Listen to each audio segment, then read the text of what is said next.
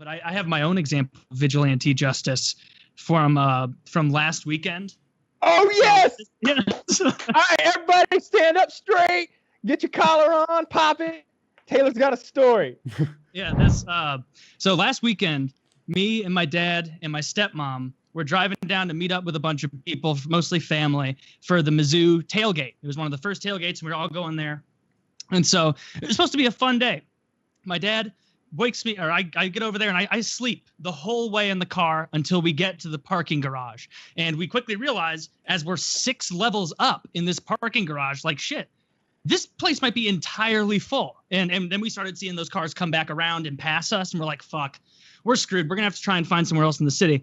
And then as we're taking one of those turns, we look straight ahead, and we see a tall, lanky college student and a recycling bin with like those 4 circles that you can put plastic cups and stuff into. And he was just standing right in the middle of the spot.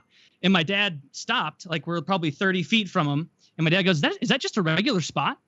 Like, Taylor, is that just a normal spot? And I kind of like looked around. I'm like, yeah, that's just a normal spot. And he goes, well, get out and move that kid. And I was like, okay. And so I opened the door in the back and I lean out and I'm like, hey, is that a handicap spot? Like, I was trying to be polite as a way of saying, like, hey, we're clearly interested in being in this spot that you're just standing in because you're disobeying the conduct of society right now. And he goes, no, it's not a handicapped. And I was like, oh, okay, we're going to park there. And he goes, I can't, I'm saving it. And I'm like, nah, that's not how this works. And my dad said, he goes, Taylor, go move that kid in that trash can. And so I got out of the car. This guy's probably 3 inches taller than me, 4 inches taller than me, but very lean. I'm twice as broad as him. And I walk over to him and I'm like, dude, we're taking this spot. Like, that's the way this is going to go. It's going to happen. You can't just reserve spots like this. And he's like, I'm a pledge at a fraternity. I'm going to be in so much trouble if they don't let me save this spot. Please just don't take this spot. And I'm like, dude, I don't care. I don't fucking care. And I started dragging away the recycling bin away out of the spot. And he grabbed the other side of it and like gave it a little tug. And I quickly was like, no. And I put it over to the side. And he's still standing there. And I'm like, dude, please move. We're going to park here. Like, that's the way it's going to go. And he's like, oh, I bet you feel like you're a big guy right now, bullying someone who's, a freshman in college. And I'm like, dude, I don't want to be doing this. I don't want this to happen. I don't want to be in this position. This is uncomfortable as shit. There are people, mind you, this is before a giant football game in an SEC school. So we are not alone in this parking garage. Lots of people walking around as this is happening. And the guy, I give him like a very gentle, like push of the arm, not a shove, just like trying to usher him out, like a crowd out of the way to let my dad pull in safely. And he bucks up and he gets all, I'm not moving. You're this is ridiculous. I'm going to be in so much trouble. He kept yelling that. I'm going to be in so much trouble if you take this spot from me. I have to reserve it for my frat. And I was like, no, you don't get to just reserve spots in public places. That's not how this works. And so I bear grabbed the guy around him and I pulled him to the side of the spot.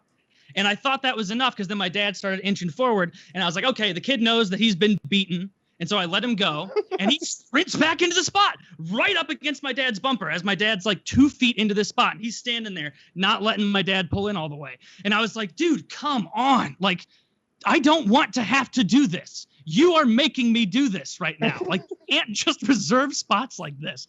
And so I went over, I picked him up again as he struggled minimally.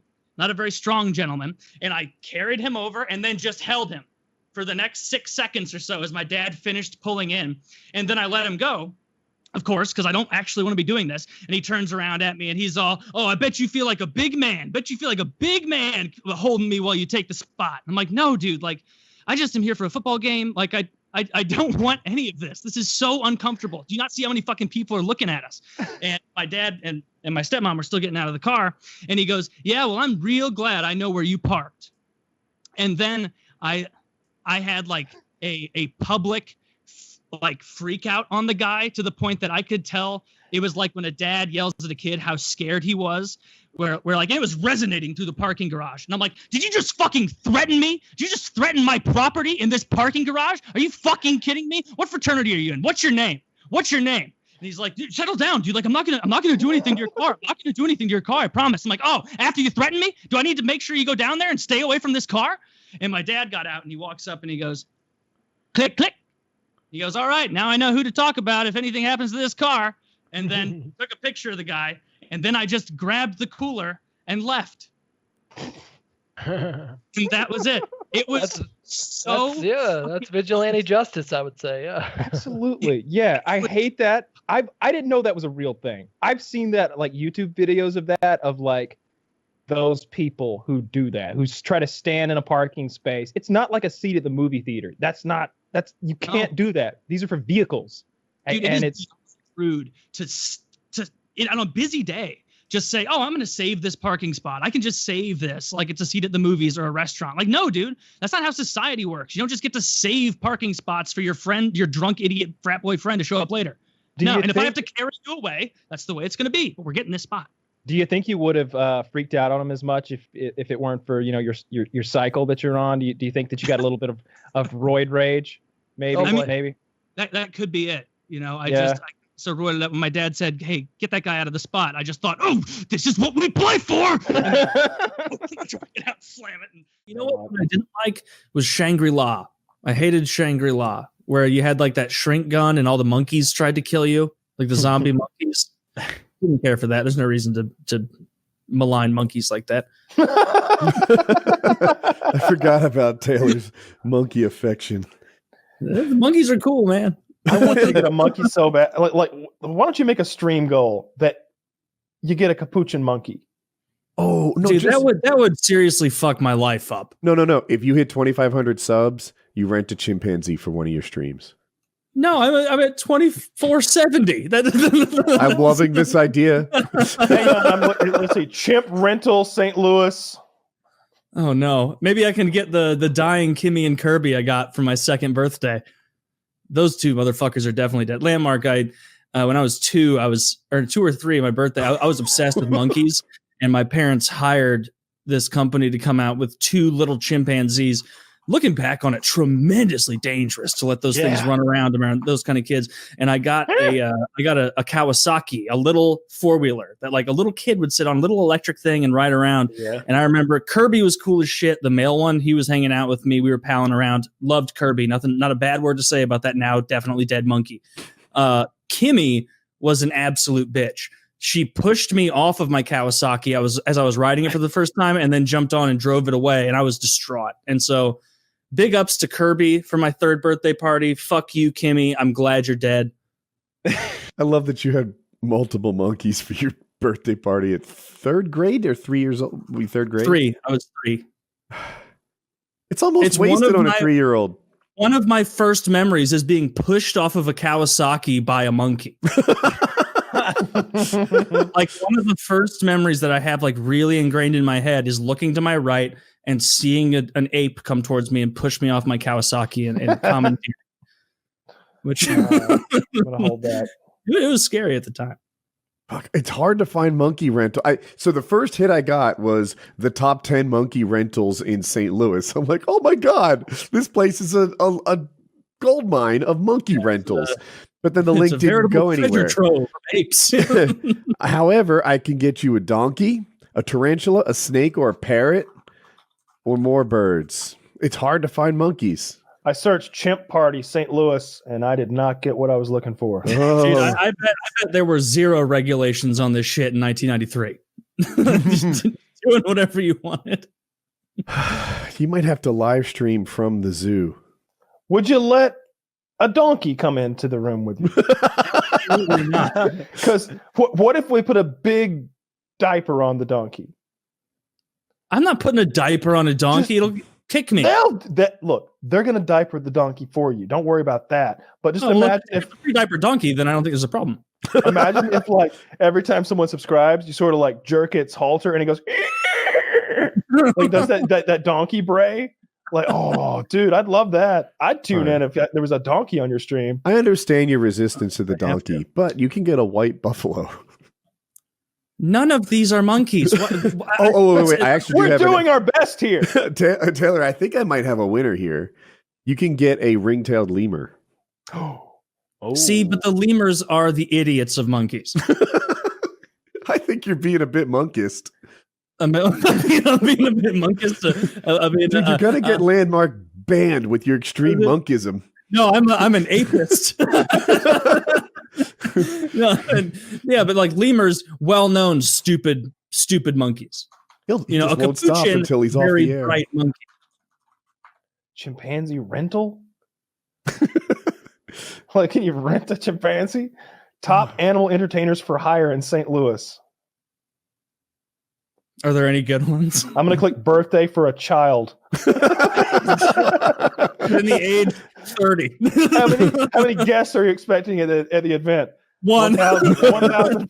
1,500 people. No, they're all coming digitally. It'll just be me. Do you know the address? Yes. Well, I'm not going to give it to you. Come on, give me to the chimps. Dude, just send the chimp to Woody's house and he'll ship it to me. That's the way It'll to just go. burn in the fire. Oh, this place has a sloth. This place has a sloth. We're getting close. Is a sloth related to a koala bear? Am I right about that? I think I don't koalas want are a sloth. marsupials. It's the kangaroo that's related to the sloth. No, it's the kangaroo that's related to the koala. Oh, I meant No, I the said it koala's not backwards. And not a the opossum. marsupial. Is the koala a marsupial? I Yes. think it might be. Really? Yes. Man, the things you learn online. I didn't know what I was doing at the time. It was more of just like it was just a very mellow old horse, I'm pretty sure. Where it was like, even if this buck, thing freaks out, it's not going to be too horrible on him. I was only like maybe 10 when that happened. But yeah, I don't know. Just I wasn't enthused. And it was coming off. My adrenaline was already so high because I just won the sheep riding contest at the rodeo. Wait, you won a sheep riding contest as a kid? Yeah. This is a lifetime accomplishment. I won it. Well, I mean, like the adults were riding bulls. But and you're so an award-winning sheep rider. I won $5. Yeah, I won. Me and a bunch of all the other kids were at a. I don't remember. It might have been like the Cape Girardeau Fair or something in southern Missouri, where Cape Girardeau, where Gone Girl is filmed, like around that area. And my grandparents entered me in the sheep riding contest, and I was like, this is gonna be a fucking blast, because at that age, How old like were you at this point? Between 8 and 10, I gotta say. Like, Did you maybe have a honestly, the more I'm puberty thinking edge about at that age, like I'm picturing No. you there, like you're 11, fully bearded. no, I 6'1". wasn't 11. I was like, but somewhere between 8 and 10. But at that age, I was bigger than most kids, just kind of taller. And I was like, and it was like the age bracket was like fucking like 6 to 11 or something. So it was like on the higher end of that, at like 8, 9, or 10 or something. And I got on there and I would watch the kid before me, because they didn't use the same sheep every time, because the sheep would get exhausted. Obviously, it's just a fucking sheep. And so the guy before me took his sheep, and it just went like, all you're supposed to do is latch on, like you're a tick, like dig your hands into that thick wool and latch on. And then they let the sheep go, and they just, that. I didn't know that's what they sounded like. If you haven't heard a sheep up close, you probably think they say ba. No, they go, like they're about to vomit, like they're all hungover, about to vomit. That's what they sound like. And this sheep was so lackadaisical. It just kind of trotted around, making a lot of noise. And I was like, oh, in the bag. Eventually the kid just kind of like toppled off. I got a sheep, and I could hear my sheep coming, because I'm pretty sure they're like, all right, this kid's bigger than most of the other kids. Let's give him, old Softy over there, they ironically named, who knows. And this thing came out, and like, I didn't know that sheep's bucked, but I got on there, and this thing started freaking the fuck out. It did not consent to being a member of the sheep riding competition. And I rode it for as long as I could. And eventually it kind of became clear that like my weight was really doing a number on the exhaustion of the sheep, until eventually it was like, one of the rodeo clowns had to come over like at the end of a roller coaster almost, when like the sheep had given its all and I was still latched on. He's like, all right, buddy, you're good. And then they called me up at the end with the second place person, and they're like, Taylor, you win a blue ribbon for riding the sheep the longest, and $5. And I got $5. I had my new cowboy digs on. I looked great. And then I was riding that high, and then I went back out, and some albeit cute, like 11-year-old girl or something was like, you want to ride my horse with me? And I was like, yeah, I want to ride your horse with you. Like, and so I hopped up there, and then and that's all that we did. She just trotted the horse around, and then I got around, and I'm like, all right, All right, But you I'm not gonna shared a spend my saddle $5. with the You girl. know, I gotta ask, like, how Yeah, did well, you not? How did the Taylor trajectory not end in rodeo? Yeah. Right. Like it seems like you had this formative You were a time at like 11, prodigy. where you're the hero of the crowd and you get the girl and ride away into the sunset on a goddamn horse, and yet you are not standing there today wearing a goddamn cowboy hat and Yeah. spurs. I bet my I grandpa expect you to be like guaranteed- George Strait, like Amarillo by morning. Like you should be singing in fucking bars. Like what's going on here? My grandpa definitely, like, if I would have taken that, he would have been the only person in my life. If I said, when I grow up, I want to be a professional bull rider, he would be the one who's like, Taylor, don't you listen to any of those people in St. Louis telling you can't come down here and do what you want with your life. You ride those bulls, you have fun. I'll see you on the TV. I always watch PBR. And it's like, he fucking loves professional bull Have you riding. ever seen Urban Cowboy with John Travolta? No, I haven't. Movie, I guess. Urban Physical, Cowboy maybe? with John Travolta. Yeah, it's a movie. It's about this like he's not exactly a city slicker, but he's not really he's an urban cowboy. And what they do is they ride a mechanical bull, and the stakes are high, right? Like so, and he's John Travolta at like his prime, like he's after Saturday Night Fever, but he's just like super good looking, and he rides the horse, and it I'm shocked that or the mechanical bull. I'm shocked that you didn't take that trajectory, because it seems like I'm thinking like if I'm 11. And that happens to me, I win the rodeo, I win the sheep ride, I get the girl. My first question is like, how old do I have to be before I get to ride, a steer? And then how old do I have to be before I can actually get on the bull with the big guys, Because Yeah, I but, would like, have seen, I got to see like maybe half an hour after I finished up riding my sheep. I got to see the adults have fun with the bulls, Those are and the it was heroes. like, oh, well, not they are until you see somebody get fucked up. those are the bad ones though. Like you're the winner, you won. Yes. Like I would be you've thinking, already if I conquered saw a that, sheep. I'd be what like, what yeah. chance does a bull have? You're like, I'm top dog over here in sheep riding. Like I'm imagining that man being stomped to death over there would probably be a shit sheep rider. I bet back in the day he was the one laying in the sheep shit over there crying with the brown ribbon. The more you Like- talk like- about this, the more I think I miss my calling. Dude, I bet you get so much cowgirl pussy. Like that's totally a Oh. thing. Like I bet they're fit too. for real. Oh, Tight jeans. What have I I've been to a done? couple- They are fit. They've got those really tight jeans. Having not been to church in 10 years, like as he was given the sermon on Easter and all that, I was just like, oh yeah, I know what he's going to say next. I know the plan. I know what you're going to say. I know Do you're you gonna have come the in, you're coming in next. Yeah. He's Can coming your in. financial institution find a way into my pocket? I am tax exempt. Yeah. He was That's when he does the 360s with his hands there. Tax. The dancing around, Democrats doing would a get hand-waving thing. smashed, but I would vote for this policy if they were like, you know what? Churches are for-profit businesses. They sell bullshit for cash. You can tax that. I'd be so on board. Or And the whole just reason they make it a don't do little it is more because they're liberal like, as to well, what we- can be considered a church. Because if this little organization here could be considered a church, then keep it up. You this lying ties in to bastards. something I wrote down on my topic sheet for the Mhm. evening, is that the Satanic Church just achieved tax exemption read that. from the U.S. government. And if they can do it, why can't we? Why can't we make the case that we're preaching our own word? Do you believe that Kyle would like another car? Do you believe that Taylor wants his mortgage paid off? Do you believe it? Like, There's no early payoff penalty. That's right. No penalty. Woo! Can you feel the power? Can you feel it? feel the no early payment penalty? Can you feel it? That's because it ain't there. Can you feel my financial security improving with every dollar you drop in that plate? Can you feel it? I can feel it.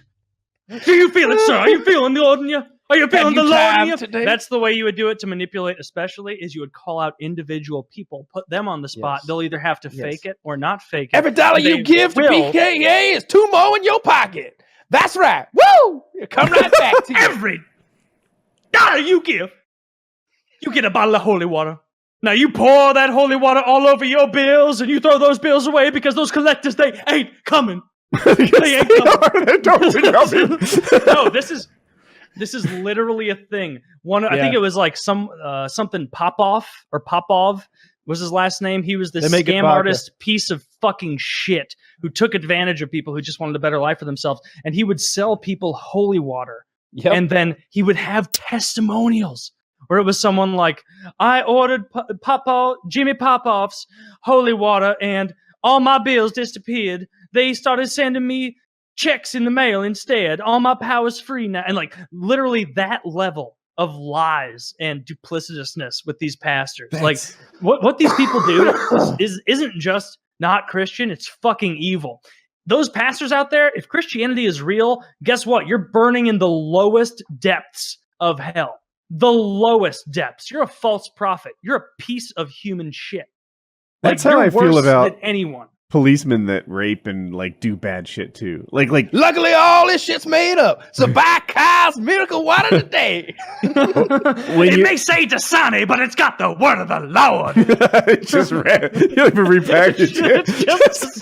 Are you cursed with pepperoni nipples so large and disgusting you can't bear to look at them? You just put a little Kyle's miracle Dasani on them big old nasty nipples and they'll shrink down and be sexy. I am not part of that. I have nothing to do with that. That's right. What is not attached to the big pepperoni nipples? Do you have a 3.5-inch dick hard?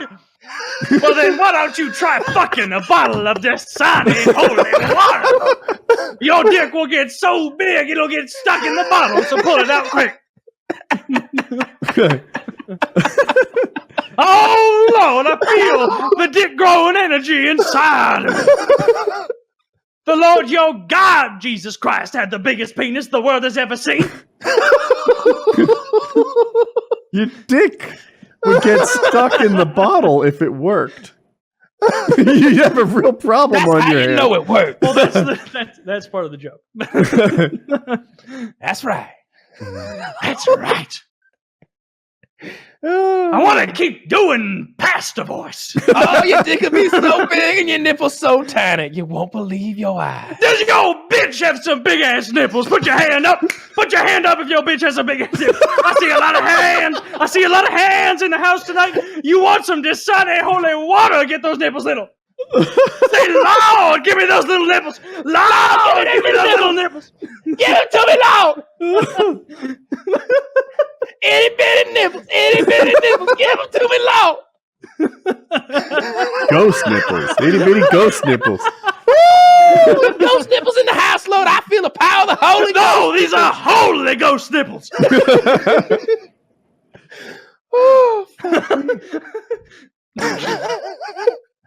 Oh, that's so dumb. I don't care if it hurts your feelings. Let's get Woody's dad on the show about our interpretation of this epistemology.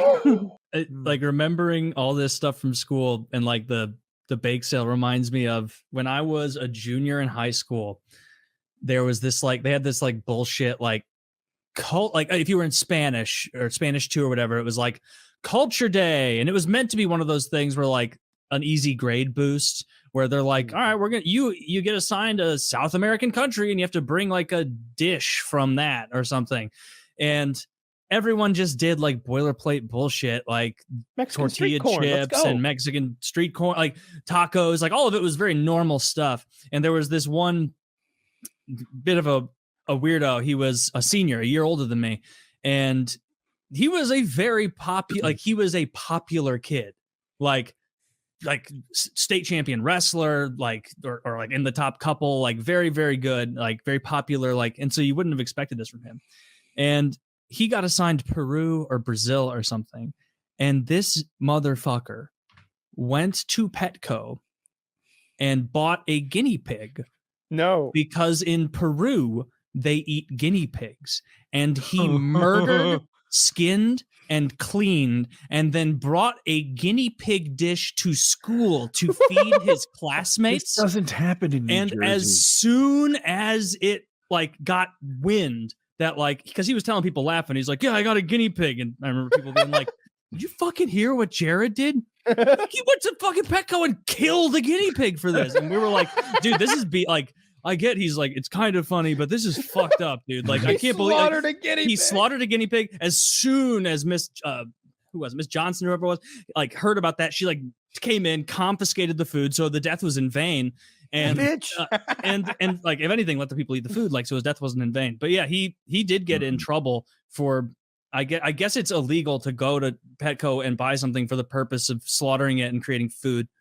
Are you gonna call the FDA? Fuck you. Yeah. What are you gonna do, dumbass? Yeah, I bought it. I wasn't gonna eat it. This is perfect. We have an attorney here. This was some bullshit some teacher told me, and I've been buying it. Yeah, of right. course it's not illegal to buy a guinea pig and eat it. We have the FBI running DNA tests on the poo bandit right now. You believe everything those fucks tell you? I'm a true fool. Yeah, I can't like. Well, you can't go to PetSmart and buy an animal to eat. Why the fuck not? Like, it could be animal cruelty. He killed it with a shovel. Okay, that one. I mean, I don't even know what's the proper method. Yeah, how did he shovel it to death? Did he smash it with a shovel? You strangle it while you look in its eyes. So when you read the proper methods, they use a bit of legalese to describe hitting something in the head hard or removing the head from the body. Yeah. Or they'll also use oftentimes CO2 is a fair way to neutralize livestock for those purposes. So if you did any of that stuff, you get around it. I know I've seen some of that paperwork, and it's like, yeah, I'm looking at pictures. We just hit him in the head. Have you guys seen this shit? This is amazing. It's a little fried guinea pig. It's the whole damn thing, but it looks like a piece of chicken. It's like they love it in Peru. I just checked. It's Peru. How do you eat it? It's called cuy. It's deep fried. Yeah. Oh. Or roasted. I did not try any. I kind of want it like Chinese food, like little pieces of meat, like in Chinese, like a stir fry. You know, some veggies and peanuts or something in there too. Yeah. He didn't leave it on the body. He made it. Oh, fuck off! That's how it looks. That is not how it looks. That has ears. That has ears. That's every picture. I'm not even joking. Bro, it has ears. That's guinea pig. Its last thought was, wait a minute. Is this fucking for real? I thought it was a joke. Okay, that one's roasted. It's not a joke. No, Taylor, this actually does not look like a joke. But like, what he did not cook it like this. He like did almost like pulled chickenish kind of looking stuff. That's why they didn't immediately know that he used. Well, of course you don't just bring the carcass in like until he bragged about it. Look, I don't want to dog on it. Peru, was it? Peru. Yeah. That they're gonna have to work on that one. It's almost as bad as eating. If you're national, I'm okay with your national dish being rat, but y'all got to figure out a better way to prepare that shit. That is fucking disgusting. It's got teeth. They've all got teeth. Would you feel better if they pulled the teeth out, Taylor? Yes, they cut the heads off and turn it into chicken and make something nice. Dude, who gets my rat head then? I'm not paying full price. Dude, I'll trade you my rat head any day of the week. Who's the scoundrel running off with my rat head? I'm over here paying 89 euro or whatever. You know that there's some like old grandfather in Peru who like swears that the teeth are the best part. Yeah. Get the heads. The same way like my grandpa who was fucking in poverty on a farm, like he still maintains that like pig feet are so delicious. Which I don't want to try that. I'm sure it's fine. Look, all that connective tissue when you cook it down is very savory. Guinea pig. That's a restaurant? Yeah. It's a restaurant in Peru advertising their guinea pig. Can't even bother to like Photoshop the hat well. No, it's like one of those Andes mountain caps. Like, oh man. Dude, there is a very specific but somehow difficult to articulate aesthetic to South American photoshopped ads. Do you know what I mean? There's something about it. If I were playing GeoGuessr and there was a South American ad, it's because they're still really into I gold. can tell you tried medium. Yeah, you tried medium. That shit is so gross. You should not eat guinea pigs. I wouldn't mind eating that at all. Go down to Peru and you can just get it. It's all over the place. It's apparently very good. That's what everybody says. I bet it's good for you. It is good, but as long as there's not like come on, take the fucking teeth out of there. Well, you don't eat the teeth. Then get rid of them. Look, what if someone said that about crab? Like, Jesus, get it out of that fucking big cockroach first and put it on a platter for me. All right, check in, mate. You're right. A lot of the ways I'm seeing is they shove a stick through the mouth of the guinea pig and they roast it on the stick so that you just like that's how I would Like an ear of figure you corn. eat it. Yeah. Yeah, you eat like an ear of corn. I got spine. You know that like dudes are like, how many you want? 2 or 3. You know that's the conversation. It's like chili dogs there. They're like, Obviously, how many? you wouldn't just eat one if you're gonna eat it. And I bet there's a restaurant that has their own little spin where it's like, we cook the little ones. You get a sack full. That's how we get them. Like instead of Crystal or Jack in the Box, they sell you It's like the veal version. They just hold the little jalapeno rat poppers, but it's the little pink rats that they have just been, hold like, a pregnant fried up. guinea pig over a vat of grease and squeeze. All right, well, I Just hate that idea. like 55, We've gone too milliseconds far of now. life before you fall in. Well, I don't want to eat. I think I'd eat it. I think I'd be okay with it. I don't mind. I'm up for most things. Would you eat I don't. that Filipino thing, balut, where they let the duck. chick that's start gross, to develop man. in the egg? It's a duck embryo. Or duck. Yes. Yeah. Yeah. That's disgusting.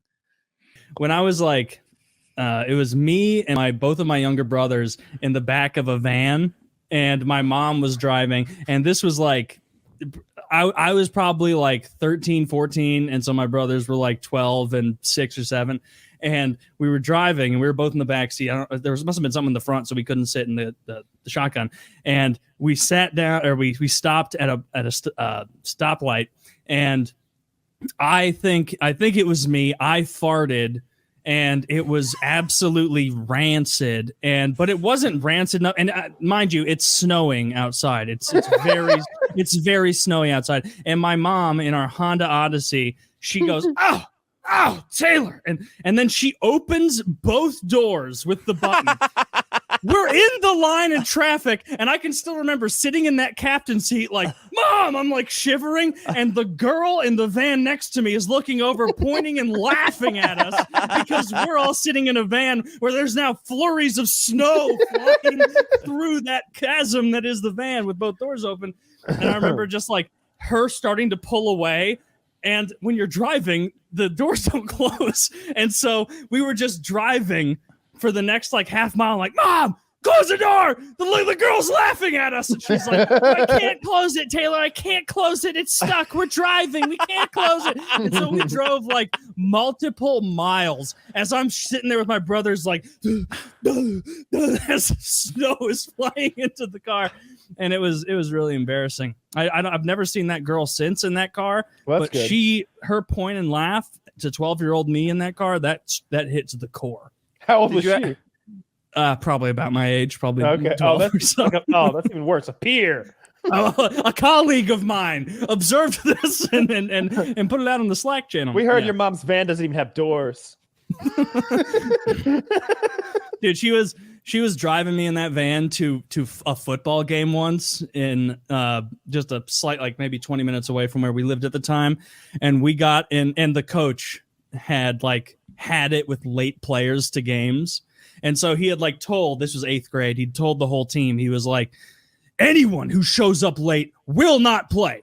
I'm over it. Show up when the game starts." Because it was 8th grade, the parents didn't give a shit.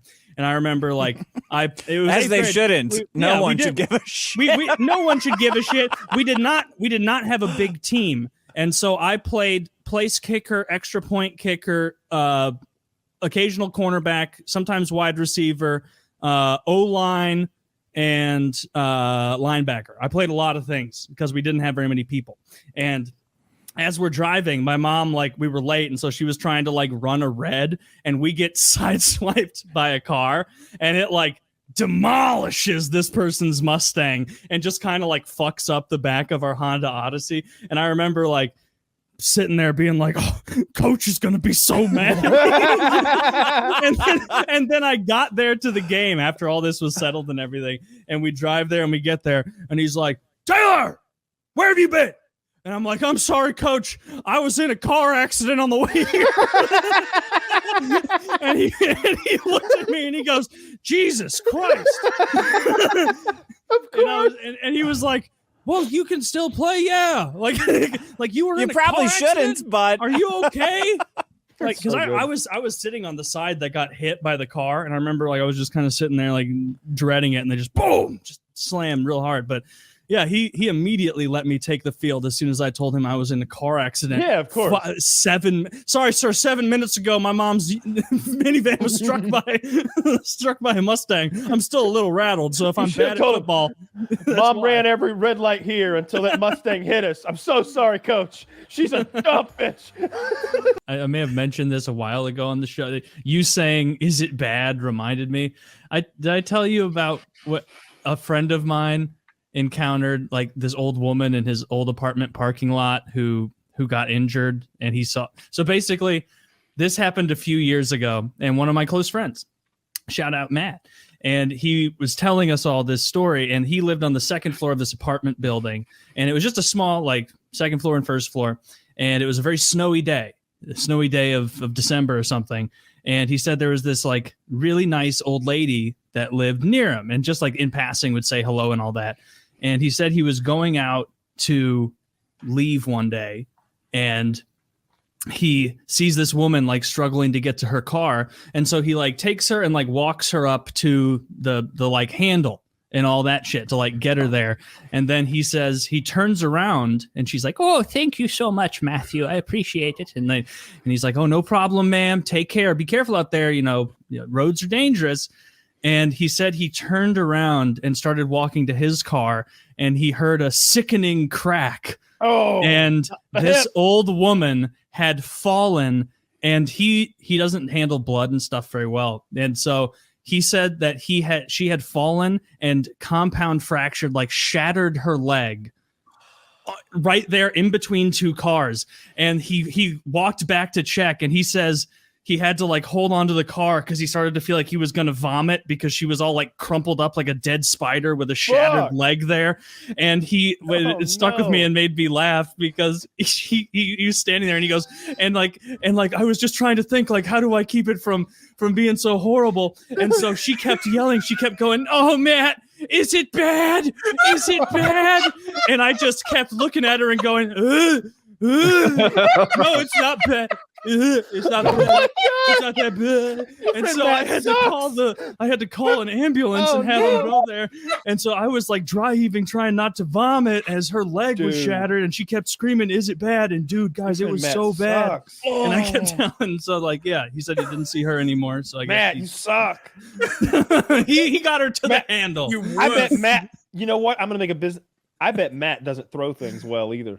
Well, I'll have to check with him. If you had Matt throw you a baseball at the beginning of your friendship, you'd have weeded out someone who's not. That'd have been a grounder. I bought this is in the past, but when I was 16, I was still. I'm 25. I'm still in the midst of this. My Lord of the Rings obsession. That they made 500 replica Witch King helmets. The Witch King. The Witch King was the Lord of the Nazgul. If you don't know who they are, you know, they had. The side of you haven't seen before, Chili. I could list some of the Nazgul right now, but they had this. The Witch King had this giant helm that you'll see in the movies the Witch King of Angmar. The Witch King of Angmar. Yes. Oh, okay. The Witch King of Angmar, and he had this giant helmet, and I bought it, and it was something that I had it bought for me rather. And when you put it on, it was heavy. Like, it was fucking heavy. It was something that only a mighty man could wear while he was fighting. And I went to college, didn't think about it. I just thought, when I go home, my Witch King of Angmar helm will still be on its display case above my bed, because that's where it was. When I slept in my big bed, I had a queen size bed, and it had a big like kind of armoire style thing around it, and it had a big shelf behind the bed, and I had my Witch King of Angmar head right there. And I was like, all right, I don't need to bring that to college. I don't want to turn off the girls right away. I'll slowly introduce them to my Lord of the Rings obsession. I can just imagine you like bringing the girl back to your dorm room, and be like you like put it on and be like, I'm the Witch King. She's like, I think I should grab my pepper spray really discreetly right now. But that was basically it. I had that helmet. I went to college. I came back. I didn't. If it happened before this, I didn't notice it. But I came back that winter break, my freshman year. And I went into my room and I looked up there, and I didn't really think of anything of it. I wasn't looking for it. and slept a couple nights before I realized, like, man, like, Where's the I Witch had King? something over here. I had a Witch King helmet. Yeah, where the hell is my Witch King of Angmar helmet? I'm like the Witch And so I Queen. went and asked my younger brother and was like, where is my Witch King helmet? You dick. You know where it is, asshole. And he was like, oh, yeah, my friend was playing with that. I don't know where it is. Maybe in your closet. And I was like, maybe in my closet. Okay. So I go back. I check my closet. I find my Witch King of Angmar, one of 500. This isn't one of those bullshit like, oh, we'll make a new one like and call it one of 500 every 2 months to trick idiots into buying it. This was an actual one of 500 because there are very few people willing to pay $700 for a Witch King helmet. And so I got it. I had it there. I went into that closet and I was honestly like distraught when I saw it sitting there, totally broken, totally ruined. All the spines that came out of it, obviously it's some kind of plaster. Yeah, the big ones are on the head. It's made of some kind of plaster, but inside it's just a metal bar holding that up, holding that little bit of plaster up. And like the 3 inches between the tip and the bottom part of every single helmet spike was broken off. So it was just a metal bar going from the helmet ring up into like a weak little pinnacle at the top. And I was honestly so fucking upset by that I don't think I talked to anyone in my family for a day or two because I was like, how could you have let this happen? You know that I love Lord of the Rings and that this was my favorite Lord of the Rings possession. Fuck the Gimli axe and all that. This is my Lord of the Rings obsession. And they let it go by the wayside and they ruined it. And oh my God, even thinking about this pisses me off because I wish I still fucking had this. This is something that could have lasted. It could have lasted. I could have given it to my grandkids and said, hey, you could put it on right now to be autistic in the future, wear this. Like Do you have it right now? Does it exist in your apartment? No, it's thrown away years ago because it was ruined to the point of no repair. Like there was no way to fix it. I mean, like the other ways we ordered was like me and Kyle walking into that place high out of our mind. I remember walking into that Applebee's and thinking I'm so high I can barely function, and then walking next to my buddy Kyle and him being even higher than me and being like, okay, I'm gonna be okay. And then we got in there and Kitty, like I've said this before about her. Kitty is a god. Kitty is a guardian. Kitty is a guardian. That's a great way to put it. She got in there and she immediately went, we will have 2 of every appetizer. Perfect. That's what everyone needed. There was no way 1 order of skins was going to get around that table. We needed 2 orders of skins for everyone to get one, and it was tremendous. That was the night that we were sitting down, and me and TmarTn were sitting next to each other. We were very, very young at the time. I was 19, he was 18 or whatever it was, and we were like, "Hey, let's give each other our phones, and we'll tweet from each other's phone." And like I was baked out of my mind. And I thought it was like really funny. And so I just tweeted from his account. I was like, I'm high out of my mind at the Logan Steakhouse, wherever the fuck we were, Applebee's. I'm high out of my mind at Applebee's.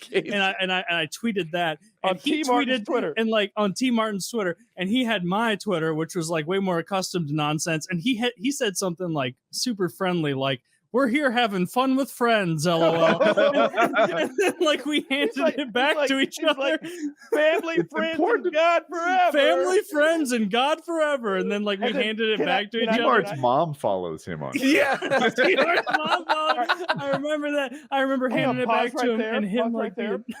So that's happening at their end of the table. All right. On my end of the table, this is dawning on us a little. News travels very slowly across the stone table. Me, Kelly, and White Boy are down here in our little group, and we look up, and I think Alex, White Boy, is the one who was like, "Is TmarTn crying?" And I went, "Shit, man." The fuck happened down there? TmarTn's fucking crying, dog. I was like, Kelly, look. TmarTn's crying. I was like, maybe there's a joke. No, those are real tears. He's crying, huh? And then like, I'm like, hey, Why's T-Mart? I don't know who was next to me. I wish I could remember because they were both to my left. But like, word got down to us that Taylor had gotten a hold of T Martin's Twitter. He said it would be a funny idea, and I went funny with it, and then he didn't go funny with it, and then I handed him his phone back, and he saw what I tweeted from his account, and he was like, "Oh my god, my mom follows this." Dude, he was like, chill out, man. And like, I saw my account. He was like 15 or something. No, he was 17. All right, because we're the same age, but it doesn't matter. He was like the most business centric of all of us. So he was like, I'm never gonna be able to lease a home. Like you would just ruin his like homeland ownership vibe. Yeah, it was so good. That was funny as fuck. I'd like to get him back on the show. Yeah, I think he doesn't want to. I think he would. Yeah. But I don't know. It can't hurt to ask, you know? T-Mart, shout out to T-Mart. I'm sorry about doing that with your phone. I thought it would be funny at the time. Should have gave me your phone. And in retrospect, it was funny both at the time and now. I bet right now. I'm not sorry. So I'm not sorry too much. And like I'm gonna go ahead and say, like not to throw anybody under the bus or anything, because like it's just people react the way they react, and like Taylor fucked up in that moment. It was like super shitty what Taylor did. I thought it was funny and like a silly little thing. But it's funny that it all played out that way. I was if I were to tweet this from my account, I wouldn't care. It wouldn't bother me. Like I thought I was being silly. What was great is Woody let Taylor know that it was a real shitty thing that he had done. Woody did. He did let me know, and I remember being like, I just thought I was memeing, man. Like, I thought I was being a silly jokester. That's kind of my MO. A real rapscallion, Taylor, you know? somehow, a real no good Nick. Somehow Taylor ended up down there with Woody and Kitty. Not that they're not fun, but they're not stoned. and so like I was now probably more judgmental at the time than I am today. Fuck it. No, we were. It doesn't matter. Look, guys, everybody's water under the bridge. You know, we're all doing great. I don't give a shit what anybody. You guys got podcasts. T Martin's got lawsuits. We're all here. Wait, he does? No, I was making a CSGO lot of joke. Yeah. Battle those. I've got a couple things I'm interested in. One of which is a conspiracy theory that I looked into this week, and I couldn't get enough of because it was so important that, well, I'll just get into it. So this conspiracy purports that Long John Silver's, the fast food seafood restaurant, has never been about seafood. It's been a marijuana laundering drug business the entire time. You have my attention. So buckle up. This is important. First of all, ask yourself, have you ever seen a very crowded Long John Silver's? I have. You haven't. You're lying. There's never been. There used to be a Long John Silver's around here. It was the only fast food place that I was like, oh, I can go there because there's no line. I'm in a hurry because I prefer Captain D's. No, everyone does. It's easier to go to the moon than to fake a crowded Long John Silver's, I've heard. Yeah. See, so with that in mind, there's never been a huge line at a Long John Silver's ever. So, and I've got the whole epic written out. So the history is that Long John Silver started in 1969 in Lexington, Kentucky, from a man named Jim Patterson, and he wanted to have a seafood restaurant, a popular seafood restaurant. That's what he wanted to do, and he wanted to do it fast food because no one had kind of stormed, that no one had done that yet. And so he's like, all right, 1969, fucking, we're starting our seafood fast food restaurant in Lexington, Kentucky. Never quite takes off. Meanwhile, there was a moonshining family only a few miles away that had made a fuck ton of money during Prohibition. But after Prohibition ended, they were struggling, and they were kind of, their ganghold on the area, ganghold, who knows how big it was in Lexington or in the surrounding areas. Big. It was, maybe, they were starting to lose their hold because income wasn't coming in as quickly. The guy's name was Johnny Boone. And Johnny Boone was the descendant of those moonshiners, the child of them, and he wanted to get his criminal enterprise back up. And so he decided, I'm going to get into marijuana. And so he started the Cornbread Mafia out of Lexington, Kentucky, which was all about bringing weed in, selling it, and making a bunch of money. And they did that for years. And eventually it got to the point where it's like, well, we can't launder this through little, locally owned gas stations and shit or laundromats anymore. It's not going to work. We need to find someone we can launder this through. Who do they find? Jim Patterson, the owner of Long John Silver's. They go, Jim, we got a lot of money. We know that your little seafood restaurant is struggling. How about we help you expand a little bit? And so for the next 20 years, Long John Silver's is expanding across the country. None of them have ever been busy. None of them are serving fish. It's all Johnny Boone's weed money coming in, laundering through Long John Silver's, and then they get it back. And so they both agreed to it. Jim Patterson is exploding. Long John Silver's is expanding all over the place. Meanwhile, everybody's saying, it's not a very busy place. Food's not very good. That's what people are saying. Ask anyone. And and so the pot is making so much money, and Long John Silver's is spreading so quickly that Johnny Boone becomes the godfather of grass in the South in the 80s. And so in the mid-80s, the FBI starts looking into Long John Silver's and into Johnny Boone. And they catch Johnny Boone between 87 and 91. That's when the investigation was, and 91 is when they finally nabbed him up. And so they nab him up, they put him in prison, but the cornbread mafia doesn't want to stop. They're rolling. They've got lots of pot money. They've got so much pot money that they sponsored commercials for local politicians going against heroin, because heroin was getting big at the time, and they wanted the public perception of heroin to be heroin's evil, heroin's bad, heroin will give you AIDS, because the 80s AIDS scare, and associating anything with AIDS in the 80s was a death sentence. And so they were associating heroin with AIDS as much as possible, and that did successfully for a little while in certain regions slow down heroin consumption. And what did that do? Boost up marijuana consumption. And that helps the cornbread mafia a lot. And so the crux of this is that Long John Silver's has never, ever been popular. They've never independently turned a profit, and it was the cornbread mafia, initially led by Johnny Boone, that is responsible for the few remaining Long John Silver's. And look this up. Look at how many locations they've closed. You know why? In the last couple of decades, why they've closed so legalization many is because marijuana legalization and the dissolving of much of the cornbread mafia. So all of these things, I'm not saying to believe it. I'm just saying everything I just said is absolute fact. Yeah, none of that's true. No, that's true. I read it online. The thing about the restaurant not being crowded is true, and that's the foundation of all of it. Well, the real problem is that fried fish isn't very healthy, and that's not what people are after. And there's a competitor called Captain D's, which is just superior. I don't know if you've ever had the deviled crab at Captain D's, but I think my 6 generation long weed smuggling laundering train is a little more Occam's razor. I want to talk more about this deviled crab because my mouth's watering just thinking about it. It's delicious. Fast food crab. Had great seafood today. You should have. I want more. I want more. I'm going back tomorrow. I'm going back fucking tomorrow and getting some more of that. Where did you go today?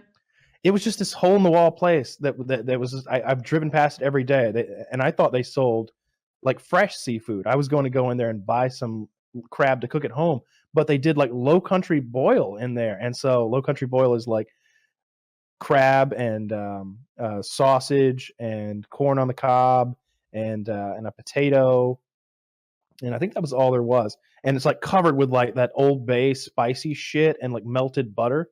It was incredible. I'm getting a double order tomorrow. Today I just got like one cluster of crab, one potato, one piece of corn, and half a sausage. Tomorrow, double all of that. I had a real uncomfortable thing happen to me today that I know has probably happened to somebody before, but it's never happened to me. Is I was in an office building taking a shit. It was like a big building where there's like lots of different bathrooms. It wasn't like I went into one area where there's just one stall. It was like a public bathroom, and I went to take a shit, and so I was in there, and there was nobody in there. So of course I took the handicapped space, and as I'm in the middle, actually no, I'm wrapping up. I hear the door open, and I hear the sound of wheels, and I'm like, must be a janitor or something. You know how they'll walk in sometimes and like wheel their shit in and be like, oh, somebody's using it, and then they'll leave. And then I noticed after another second, I'm like, that sounds like sounds like an electric janitor scooter or something. What could that possibly be? And I was sitting in there, and then like I saw the sound got closer, and I saw the shadow of wheels underneath where I was shitting. Oh no. And I was like, oh, I don't even know what to do. Like, I can't leave here in an empty bathroom and be like, no, I was just shitting where you need to. Sorry, I didn't want to be in the other one. Is and there so, a window like, in the stall that you can climb No, out? no, I could see It's an underneath office building. where his wheels were. And so I looked under there, and then I started hearing like a struggling noise. He had started opening the stall adjacent to me, the small one, for non-crippled folks. And so he opened that, and I was like, at this point, it's been about like 15, like I've been done shitting for like a minute, and I'm waiting for him to get all the way in there. And so I can like try and make an escape. And he gets like what I think is all the way in, because I look under and I see like, okay, there are shoes there. They're standing, so I don't know what the deal with that is. Like this guy, you know. And so I start to open my outward door. Can't open it because his chair is there. And now I'm looking through a gap at his chair, and all I can see is him standing in the stall, struggling like a crippled person would, trying to get it worked out. And I literally, before he could turn back around, I slinked my body like through the gap and like quick walked out of there and was just like, sorry, and left. Slinking I couldn't through even, double proved you were not crippled. It didn't belong in that stand. It did. I did not belong in there, but I couldn't even face the poor guy. Like I You just didn't had to even yell wash. like a meek, I'm sorry. As I didn't even wash my hands. I literally left and was like, I'll deal with E. coli. Hopefully that's not my own shit. That would be a wake up call. But I felt so bad. Usually uncomfortable situations make me kind of laugh. But no, that was. So here's a lesson to take home: is those aren't just comfy spaces for you to poop. They actually make those for people who need more space to poop. Who knew that? Is this going though? to stop me? Is this going to stop me in the future? No, because I like my power grip. Like I like being able to really force it. You take a wide stance. I take a wide stance. I put both my feet up on top of the toilet bowl like this, and then I just shit down into it. A lot of splatter, a lot of spray. But that's the way people like a pooped in the gargoyle. wild. Did you know that? That's true. That Yeah. you're meant to squat. And so really we make fun of China and India for being, a couple thousand years behind, and we should. But because our way is better. But it is technically the way you're supposed to poop. I know Woody has asked before, like, hey guys, go rate the podcast on iTunes because it helps us out and it helps the show and everything. And that's definitely true. A couple days ago, someone I work with who is like probably early 60s or something was like something came up and they're like, oh, and you do your podcast, like at the end of a meeting kind of thing. And they were like, can you do that podcast thing? I was like, yeah, I do the podcast. I've done it for so long. And they do the thing that I dread in my professional life, which is pull their phone out and go, help me find it. And I'm like, all right, go to iTunes and enter in Painkiller already, because I don't want to show them the YouTube version. Painkiller, like an aspirin. Yeah, like I and so he took it out and he searched it up and he found Painkiller already on iTunes. And apparently there are a few new reviews that people have left there. And one of them says, and he was reading it out loud, he's like, I'm so thankful to Woody and Kyle that despite Taylor's developmental disorders, they're willing to employ him on the show. He's reading this. There's still other people in the room who I work with. Not like every day, but people I have connections. I email every so often, like that kind of thing. And he's like, why are they saying that? Like, you're on the show with them, right? And I'm like, yeah, it was a meme cropped up that I'm mentally retarded. And so that explains that. And I was expecting him to like not get it entirely. He busted a gut about the prospect of a bunch of people on the internet saying that I was mentally retarded and writing it into iTunes reviews. So thanks, guys. Thanks for that. More reviews like that needed. Pump up our iTunes rating. It always helps. So So thanks, fellas. I could have gone one of two ways, and it went the good way. So yeah, whenever they're like, help me find it. And I'm like, no, my podcast isn't for good people like you. We tell bad jokes about bad people. And no, bad jokes about good people sometimes. Yeah, like solid people. Like my grandparents refuse to look for it. They don't know what it's called. And I love that about them. Yes. Grandma says, I just don't, I know what the kind of, I can only assume the kind of things you're saying on there. And I don't want to hear my grandson saying those things. It's like, Grandma, I love you. Just continue to not know what the internet is. However, if your grandparents saw how you talked about them on the show, they would feel warm inside.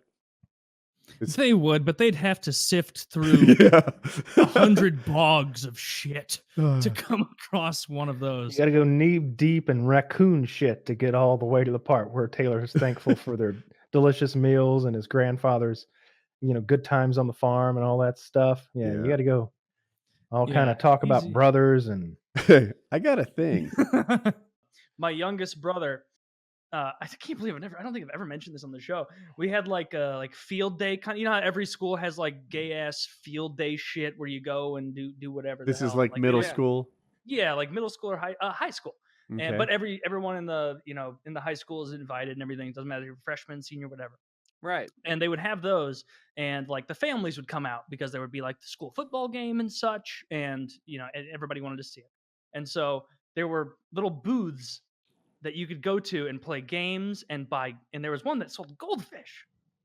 And I told my youngest brother at one of those, I was maybe 18 at the time. He was probably 9 or something. And I was like, hey, you should eat one of those goldfish. And so he swallowed, I bought him the goldfish, and then he swallowed it whole. He put it in his mouth and just sucked the whole goldfish down. I got a huge kick out of it. All my friends got a huge kick out of that. Later in the day, where I'm talking to one of my friends' parents who had an even younger daughter, maybe 6 years old. And he was like, fucking Susie bought a goldfish. We don't even have anything. I don't want to go to Petco and buy a goldfish setup. That's ridiculous. Why did my wife let her buy this? And I was like, I've got a solution. And so I called my youngest brother over. I was like, hey, come over here. And I was like, hey, Susie, can you let him see your goldfish bag for a minute? And I'd already told him what to do. How old are you? I'm maybe 17. Okay. And so he takes the goldfish bag, tears it open. Water starts to pour out. They're horrified already. They're horrified. Little girl's probably trying to grab for it, but I was fixated on what he was doing. He reaches in, grabs the goldfish, and goes,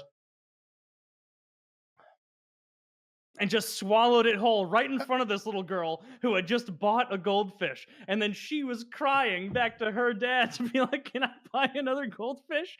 And he said no. I bet he was low-key happy you solved his problem. Wait, are you telling me your brother ate an actual live goldfish? Twice. That was the second one that he'd eaten that day, and he ate a third later because he'd realized that it got him attention. Because people were like, hey, like my friends, I told them that story, and they were like, hey, they came to my little brother and were like, hey, here's another goldfish. Will you eat this? And so he was like, yeah. he ate a third one. He ate 3 live. My youngest brother at a field day ate a bunch of live goldfish because I coaxed him into it and swallowed them all whole. And, oh my God. And he ended up being fine. So and he ended up being fine and full. That's it. See, I have a good one where I was transitively an asshole, so I wasn't immediately affiliated with it. So we had this teacher in high school who was like legitimately going blind. Like he couldn't see light yellow. He couldn't see yellow very well at all. We would deftly play catch with tennis balls in his class while he was talking to us, and as long as they were brand new, catch it, throw it to someone else. He didn't know what was going on. We put a doll in a seat one day for a kid that was out, and it was like one of those like blow up, like it was not blow up. It was like a straw doll for like one of those field day things they were doing, and they put it there. And at one point, he was like, Jared, care to comment? And it was like, nope, guess not. It's just like we kept going on with the class, and that one just came back to me. This is the other one. Is we were supposed to do this. He made us turn in our essays had to be longer in that class because he couldn't read like the 12-point font as well. Really nice guy, but he made us do a big presentation on a piece of poster board, and it was like about some history shit, like maybe a Renaissance era, and we did it. We did everything correctly. We all did it as a group. I thought that it was going to go off without a hitch, just a regular presentation, boring. And the like troublemaker in our group, who was selected to be the presenter, because there was only one person presenting and the other two people did the work. So it was like, all right, I can do this shit. You just don't fuck it up when you get up there. He had written in highlighter in the background of all the details of it so that all the kids could see it, just wrote, "You are a on the poster board in highlighter. And so he got up there and like my name's on this project. And so like, he got up there, like standing up there and like me and my other mate are just like, oh, Jesus Christ, we're so fucked. We're so fucked. This is going to work. And he gave the whole presentation. Everybody's laughing. The teacher's just like, now the Baroque era isn't that funny. And it's like, has no idea. But so I wasn't immediately associated with that, but it was really asshole-ish. Yeah, it's pretty bad. Wow. Yeah, you're really taking advantage of Blind people man playing tricks. teacher. That's a great Yeah, he had to story. quit a Next couple level like- stuff right there. It sounds Went like you're fine. just perpendicular to assholishness, so I'll give you a pass on that one. I'll tell you this: my grandpa's older than Trump, and he never has to drink a drink with two hands, and he would beat the shit out of Trump. No, I no believe comment. everything you And say. his Yeah, foreign this is policy probably all is true. second to Yeah, and he's never made a mistake in relations with China. That's true. That's true. not one in all his Chinese dealings. I'm gonna have to talk to my grandpa about running for office. He's a man of the people. Papa, I need to talk to you about something.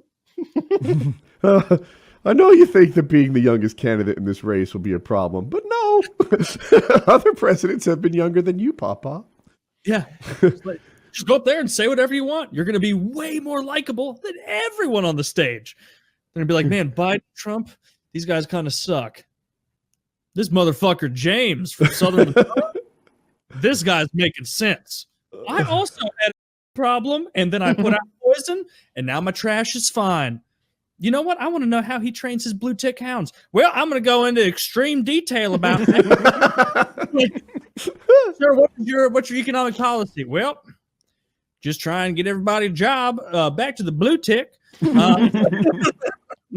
Does he have blue tick hounds? That they're for. He did at one point have a blue tick hound, and he's had many hounds over the years that he's What does he trained. do with them? Hunts. What does he hunt with them? Fucking everything, whatever season it is. Does he go coon hunting? Yeah, he goes coon hunting. You ever do that? I never actually went with him to go coon hunting. It's pretty No. sad. Is it? Why? Well, they chase the raccoons that are rather intelligent through the woods until they climb into a tree for, safety, because that's what they do. And the dogs, that their job is to tree them. And so the dogs all circle the bottom of the tree and like growl up at the raccoon to terrify it. And then the hunter comes along with a flashlight and a pistol. And your goal isn't to kill the raccoon, it's to wound it severely enough that it falls from the tree. Oh. That way the dogs can fight it. Oh, Wait. That's sad. And my grandpa didn't have running water until his 20s, and so he doesn't really give a shit. Well, about that the- excuses it. Yeah. Mm-hmm. Well, I've told you the stuff he does. He went out with my youngest brother when he was like 6, and saw a squirrel on. He was teaching my younger brother to shoot on just a little 22. He took all of us and did this, and he was like, "You see that right up there? Yep, shoulder it. You got it, just like we practice. Get it right there." And he's like helping him to aim at a squirrel. His little 22, learning to shoot. My youngest brother shoots it and just good shot apparently, twitches and falls dead. And then my grandpa's just there you go, that's the first one of many, giving those way too hard farmer back of the back pats. His hands are just giant and thick and strong. Hands the size of my head, just slapping way too hard. The Congratulations. size of what? My grandpa's a big fan, and my youngest brother just apparently broke down weeping over how much he struggled over the death of that poor little chipmunk or squirrel, not a chipmunk. Mm-hmm. And that's what you need. You need a grandpa that's gonna. I've said this before. He fucked with me when I was 3 because he's real good with his hands, and he made a real nice looking duck out of Play-Doh. And he did that because I was spending all day that day. I was like maybe 3 years old trying to make something that looked like a bird that I saw at one of the ponds out of Play-Doh. And it sucked because I was 3. And then he took time to make a real nice one. And he goes, "Here you go, Taylor. There's duck for you." And I was just like looking at it, studying it, like, wow, cool. Man, someday I'm gonna be able to do this. And then he brings his giant Southern Missouri farmer fist down as I'm like 2 inches from it looking at it. And he just goes, "Quack!" And it scared me so much. I apparently was inconsolable for like half an hour over that. I'm 3, and he was busting a gut, just laughing so hard over it. My grandpa's a troll. He's a very funny man. And So all he wants now, he doesn't give a shit about politics. He doesn't give a shit about what's going on in the world. He just wants to watch professional bull riding in peace. That's all he wants. He's not a NASCAR man. He's a professional bull riding man. Where every time I'll go into that room where he's sitting there after dinner just digesting, I'll be like, "Hey, who's this?" He's like, "Fucking trash." How does he feel about the Brazilians in the bull riding? Is he cool with it? Does he root for him, against him? Doesn't care? He likes he likes whoever's doing really well. He doesn't give a shit about the race thing. He'll even say, like, it's interesting you brought that up. He's like, "Yeah, these Brazilians, they're real fucking good. Real fucking good. This feller Jose, he come in, he rode the Titan. Shit. 11 seconds. You know what the second most time?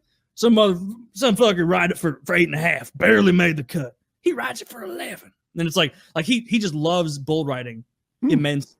Yeah, So when I brought it up, it was a national thing to me. There's the Texas good old boys, and there's sort of a culture there, and then these Brazilians come in, and they're tough as nails, like really just fearless bull riders. I guess they're all fearless, but he likes whoever can ride the toughest bull the longest, and that's who is.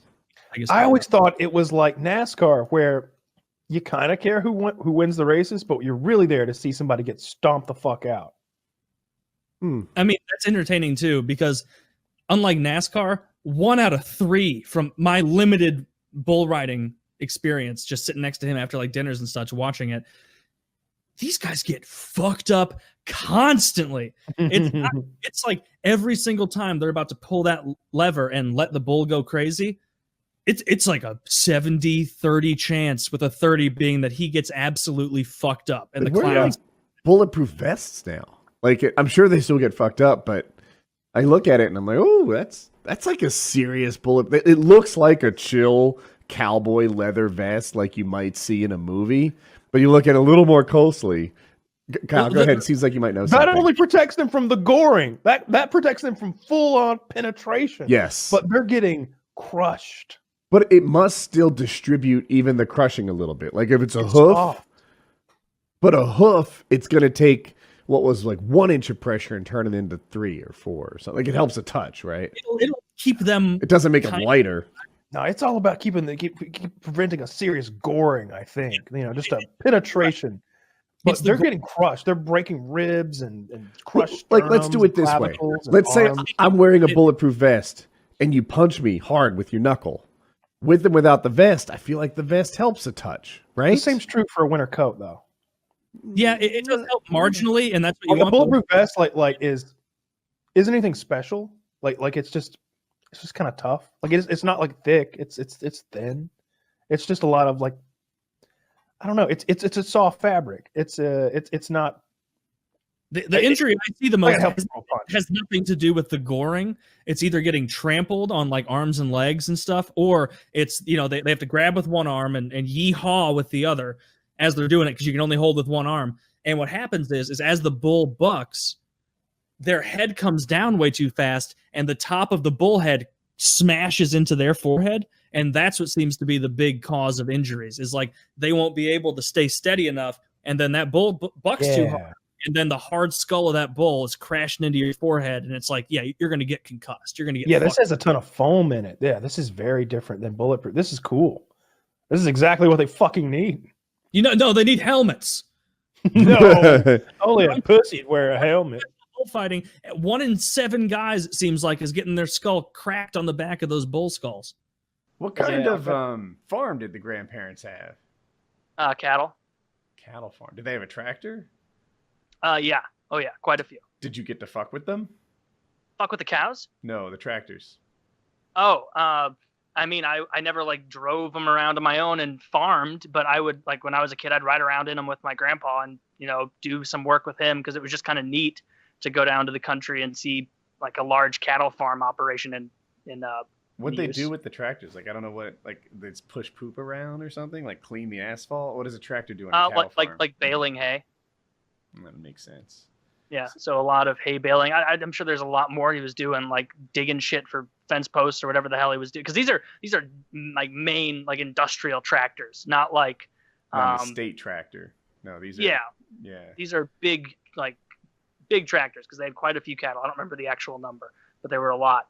And that was just neat. I really liked cows as a kid because it was cool to go up to an animal that's so huge and also either afraid of you or completely indifferent. And it was neat to like be able to go touch her and be like, this thing's like the biggest animal I've ever been close to, and it doesn't give a shit. Like and I don't know. You can touch them? Oh yeah, like I just walk right up to I just walk around and touch them. I went to a cattle farm as an adult. Call me like 32, and someone said they'd pay me $100 if I could ride a cow. And I'm like, I'll give you 1,000. Yeah, well, I didn't try and ride them. Like, so, dude, I couldn't even touch them, right? Let alone getting on their back. I think I've told this story before. I'm like, going by, not looking, I'm darting closer, and I was unable to fool a cow. I was outsmarted every time, and they're quicker over short distances than you might guess. And yes, they definitely are. Well, the way to touch them is you wait until they're all by the trough, and then when they're eating, you could be, a well-known cattle serial killer, and they won't move. Like if they're eating, they'll go walk right up to you. You can walk right up to them and touch them. Like as long as it's not like really skittish and there's a little one near. Are well-known cattle serial killers. Oh yeah, that's a good point. Yeah, we were all serial killers. Yeah, I would always feed them with like we call it sweet feed and like a bucket, and they would come like you shake it in the bucket, and they're really smart. So they'll come to that sound. That's how we like corralled them all together when we took those pictures of Wings like hanging out with cows and stuff. We just like, poured the sweet feed out and got them to come. I never had the thing that some little kids had where like when they see the animals they don't want to eat them anymore. I can still remember like the question I'd ask is like point at different cows and be like, when's that one gonna get eaten? My grandpa would be like, well, that's just a little one. It'll probably be a little while before we do anything with that one. And it was like, when's that one gonna get eaten? Well, that's one of my bulls. We're not gonna eat that one. I'll probably sell them off in a few years. And it was just like, I don't know. It was neat seeing like this is the food I like to eat wandering around me. That would have been the opposite. I've milked cows before. That was cool to see how that works. Once my father had a client, and I don't know exactly what the deal was because I was just a kid, but I think that the client wasn't like an amazing success. So we would go over and get free dinner. I think in part of a way to like pay the bill, and he had a restaurant / petting farm. Like petting zoo, and like so inside unlikely bedfellows. That's the funny part. Like in hindsight, I'm like, this is so unsanitary. Yeah, it's like, disgusting. And they'd be like, dude, you should come on Tuesday night. He's gonna shear the sheep. So like the owner of the restaurant would shear the sheep, and I don't know what shearing a sheep is like. If this amount of blood is customary, but I suspect he's bad at it. And there should be no blood, none. Oh, there was blood. There was an. I don't even want to hear about that. As a child, I was concerned and like, man, I think he was just like you're supposed to shave it and leave like maybe a touch. He just like, and the thing when he finished had cuts and wounds all over him, like his back and his belly and shit. Yeah, that's shitty. This is like a pre-dinner show. No wonder he couldn't afford his bills. Yeah. So, and he had sheared, but my favorite was. Well, I'm going to serve dinner, and then we're going to have a learn to shear. Yeah. So I stored it. He had baby calves, like and we'd feed them with like a bottle. They had like a bottle, but it was bigger than a human baby bottle. And they would also suck your thumb, the calves, and their tongues were much bigger than you might guess. It's like 8 times a human tongue or something. And when they suck your thumb, you can't help, in my opinion, to fall in love with this calf. Like you just hope it's never food to become somebody's pet. Sounds like it might have sucked more than your thumb. Yeah. Very skilled tongues, those bovines. But yeah, he had that. He had a few arcade machines, a petting zoo, and it was one of my favorite restaurants. But they didn't have root beer. I helped a calf. Or, go ahead. I was just gonna say, you'd order root beer, and they'd say, "Well, we have birch beer." Like that's the same. No, birch beer. I would try it. I don't know what that is. Really? Oh, birch beer is a poor man's root beer, I suppose. I don't know. They're not the same thing at all. Oh. Anyway, I while we're still on cows, because it's enthralling. I don't know if I've ever mentioned this on PK. I've never had one suck any part of me, but I have helped one give. I've helped a cow give birth. I was a cattle OBGYN for a day. Have I ever said that? You have not. Okay, so basically, I was probably 16 or 17, and I was down at my grandparents' farm, and my grandpa was like, "Hey, come help me with some shit." And I was like, "Okay." And so we went up to one of the farms, or one of the barns where a bunch of the cattle were, and he's like, "That one over there, 3760 or whatever, because they have the tags, is gonna give birth. So I'm gonna walk it through this thing, lock its head in the I don't know the name of it, lock its head in these like two almost like prison bars, but like if you know when Bender grabs what? It's a chute and a head gate. A head gate. So what it looks like basically is if you've ever watched Futurama where you see Bender kind of grab two prison bars and bend them so they're slightly out, it's kind of like that. Just enough space that you can sneak the cow's head through there, and then you close them around the neck. So it's not squeezing it or touching it, but they can't pull back out through. It's kind of like a Chinese finger trap. Yeah, like a Chinese finger trap a bit. And so he goes through the chute, gets in the gate, and my grandpa was like, "All right, I'm going to do something from the front here." Or he had to administer some medicine or something near the head. And he was like, "You can't do this because if it thrashes or something," or I don't know what the danger was, but he said, "You go behind it." And so the legs were coming out first. I guess that's not the way it's supposed to happen. It's supposed to come out legs last, maybe. And so it was just like a cow vag about 5 feet off the ground, and then like 4 crisscrossed little cow feet in there. And in my head, I'm picturing like, there is no fucking way we're pulling this thing out of this cow vag. Like there's just physics, you know? And so wrap a chain around all of the legs sticking out of the vagina and tighten that up, a literal chain wrapped around it. And then I was standing there, and my grandpa's like, "All right, when I give the word, you're going to pull." And I'm like, how hard do I pull? Like just a gentle pull so I don't ruin this cow's like vagina, or just like a big pull? He's like, "You're going to have to give it a real good pull." And I was like, "Okay." And so he's like, "Right now." And so I just go as hard as I could, pulling this cow. I can see it coming out. I can see the ooze, the afterbirth, just all of it just oozing out like a little bit as it's coming. And I pull, and I kind of pictured it would be almost like the legs would come out and it would like drip down, and then like another piece, and it'd come out, and then it would just kind of like fall like the remaining 2 feet and just go plop. No, yank it out, and it was like all at once this thing came out of the cow, all of it 5 feet in the air, and then boom, just collapses. And I thought for a second, I'm like, "Oh fuck, there's no way that thing, like, it just began life with a 5-foot fall with all of its legs tied up. Like, that's not a fun way to begin it." And as soon as I undid the chain, like, it kind of got like licked by its mother, get all that afterbirth shit off, and it was walking relatively soon.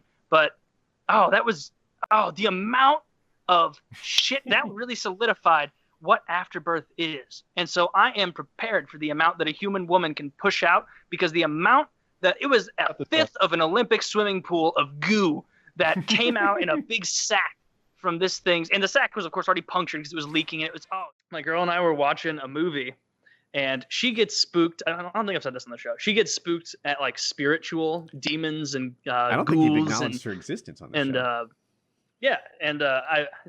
We were watching this spooky. We're in a scary movie kind of fix right now because she gets very scared by them, and it's kind of funny to me. I only get scared by like the serial killer, or like really spooky, like someone might kidnap me and torture me or something. And she was getting scared by The Conjuring or something like that, something supernatural. And she was like wanting to get up and go to the bathroom. And she's like, "Will you walk me to the bathroom?" And I'm like, "It's 15 yards that way. You go to the bathroom. I'll pause the movie." And she's like, "I'm scared. I don't want to go. There could be demons or something." And I'm like, "Demons aren't real. We've talked about this. None of them are real. There are no goblins. There are no ghouls. Nothing's going to happen." And she's like, "Yes, there are. They're totally real. I know they're real." And I was like, "No, they're not. Watch. Satan, come into my heart. Come into my soul. Use me as a vessel. Use me for your will, Lord Satan. I invite you in all earnest. Please invite my soul. And I did something like that. And she was like, stop doing that. Stop inviting Satan. I'm like, it's going to be fine. It's coming in. Like, I just invited him. You know, come on in, Satan. There's room for one more. Like, I bet if you come in, I'm going to be so successful, apparently. I'll be great looking. Like, come on, let's have some fun here. You haven't traipsed around Earth for a while. What a better body. So she did not. A little high on yourself. You're like Satan. She was not as high on the comedy of that as I was.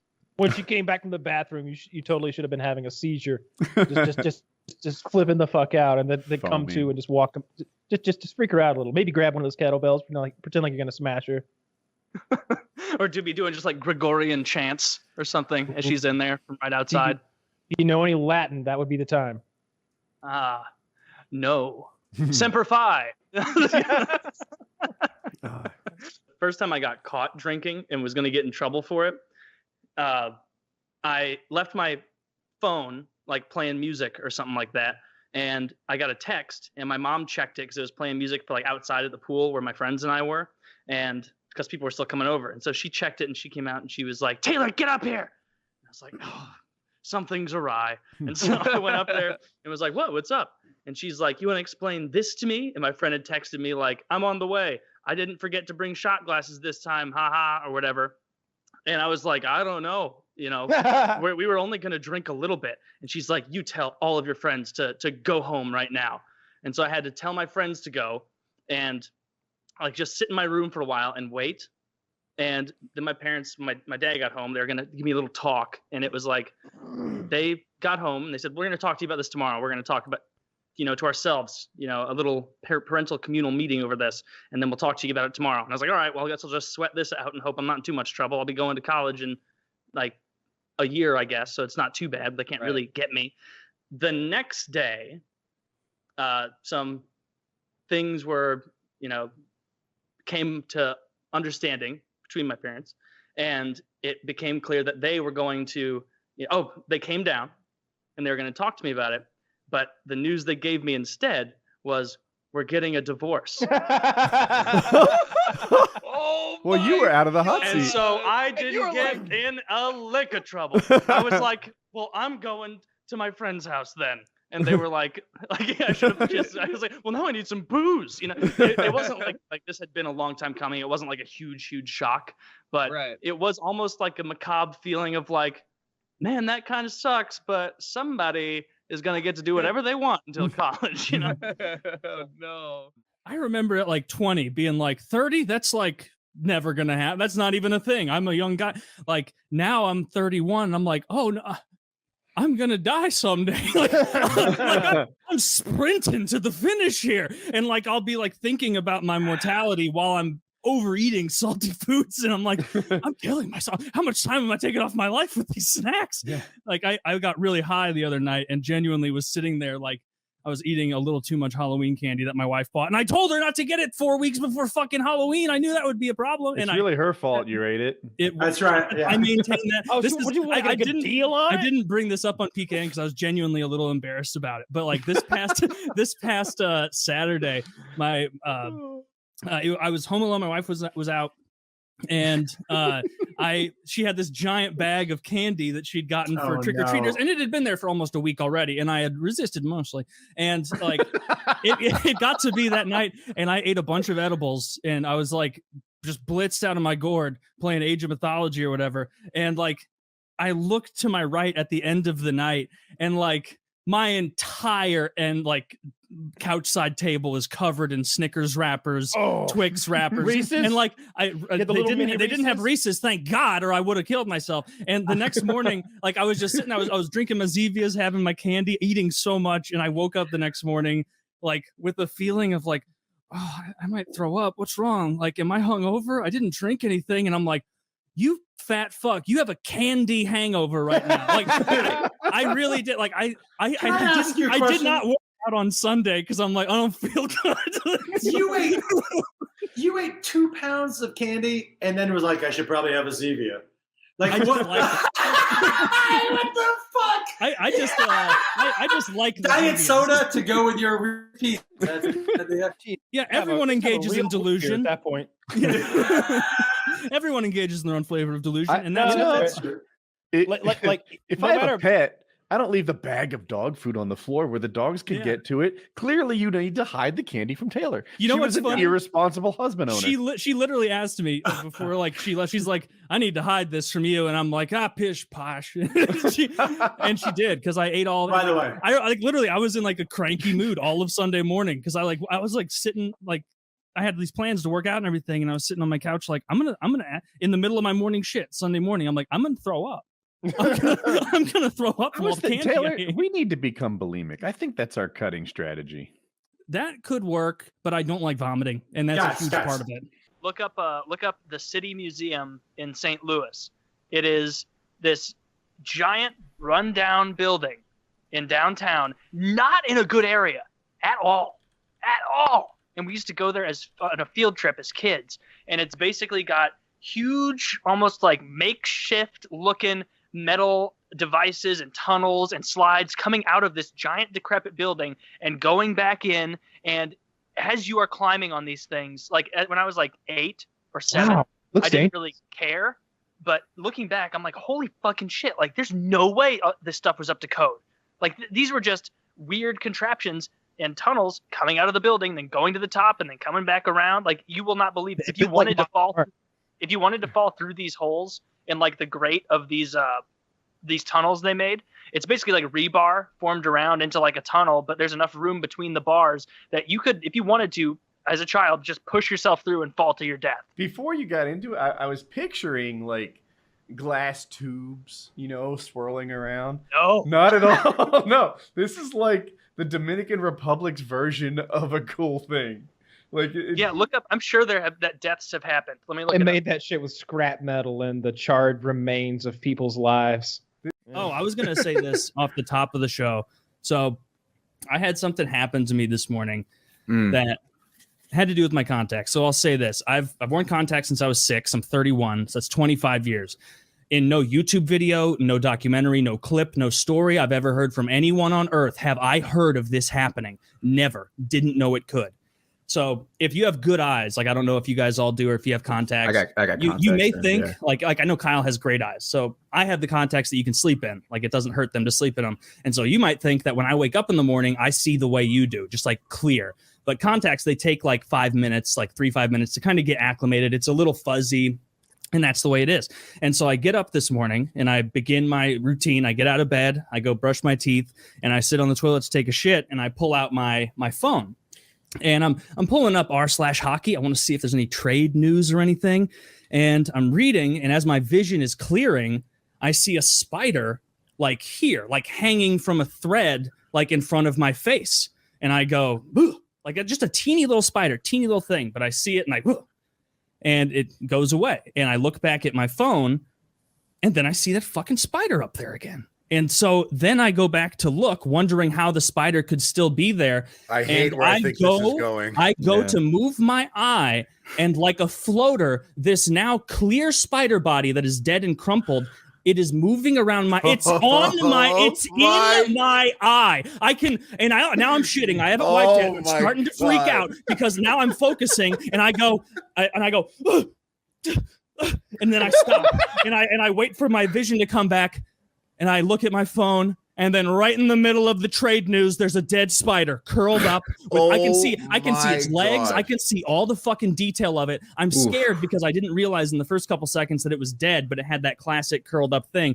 Yeah. And so I take out my contact. I've never done this in my life. I used my finger and like a Zamboni on my eye and just rubbed and pushed and moved around. And it was a horrible morning to wake up with a spider in my eye. It was in my eye. I've never heard of that. That's never happened. I've never heard of that either. That's terrifying. What happened? Like, is that you think like you were sleeping? You were sleeping and it nestled into your eye and you kind of like closed your eye really tight on it while sleeping or something. It was so little. It was a little baby spider. I bet that it was trying to get a drink from my eyes and that it drowned on my contact. Your eye was a body of water.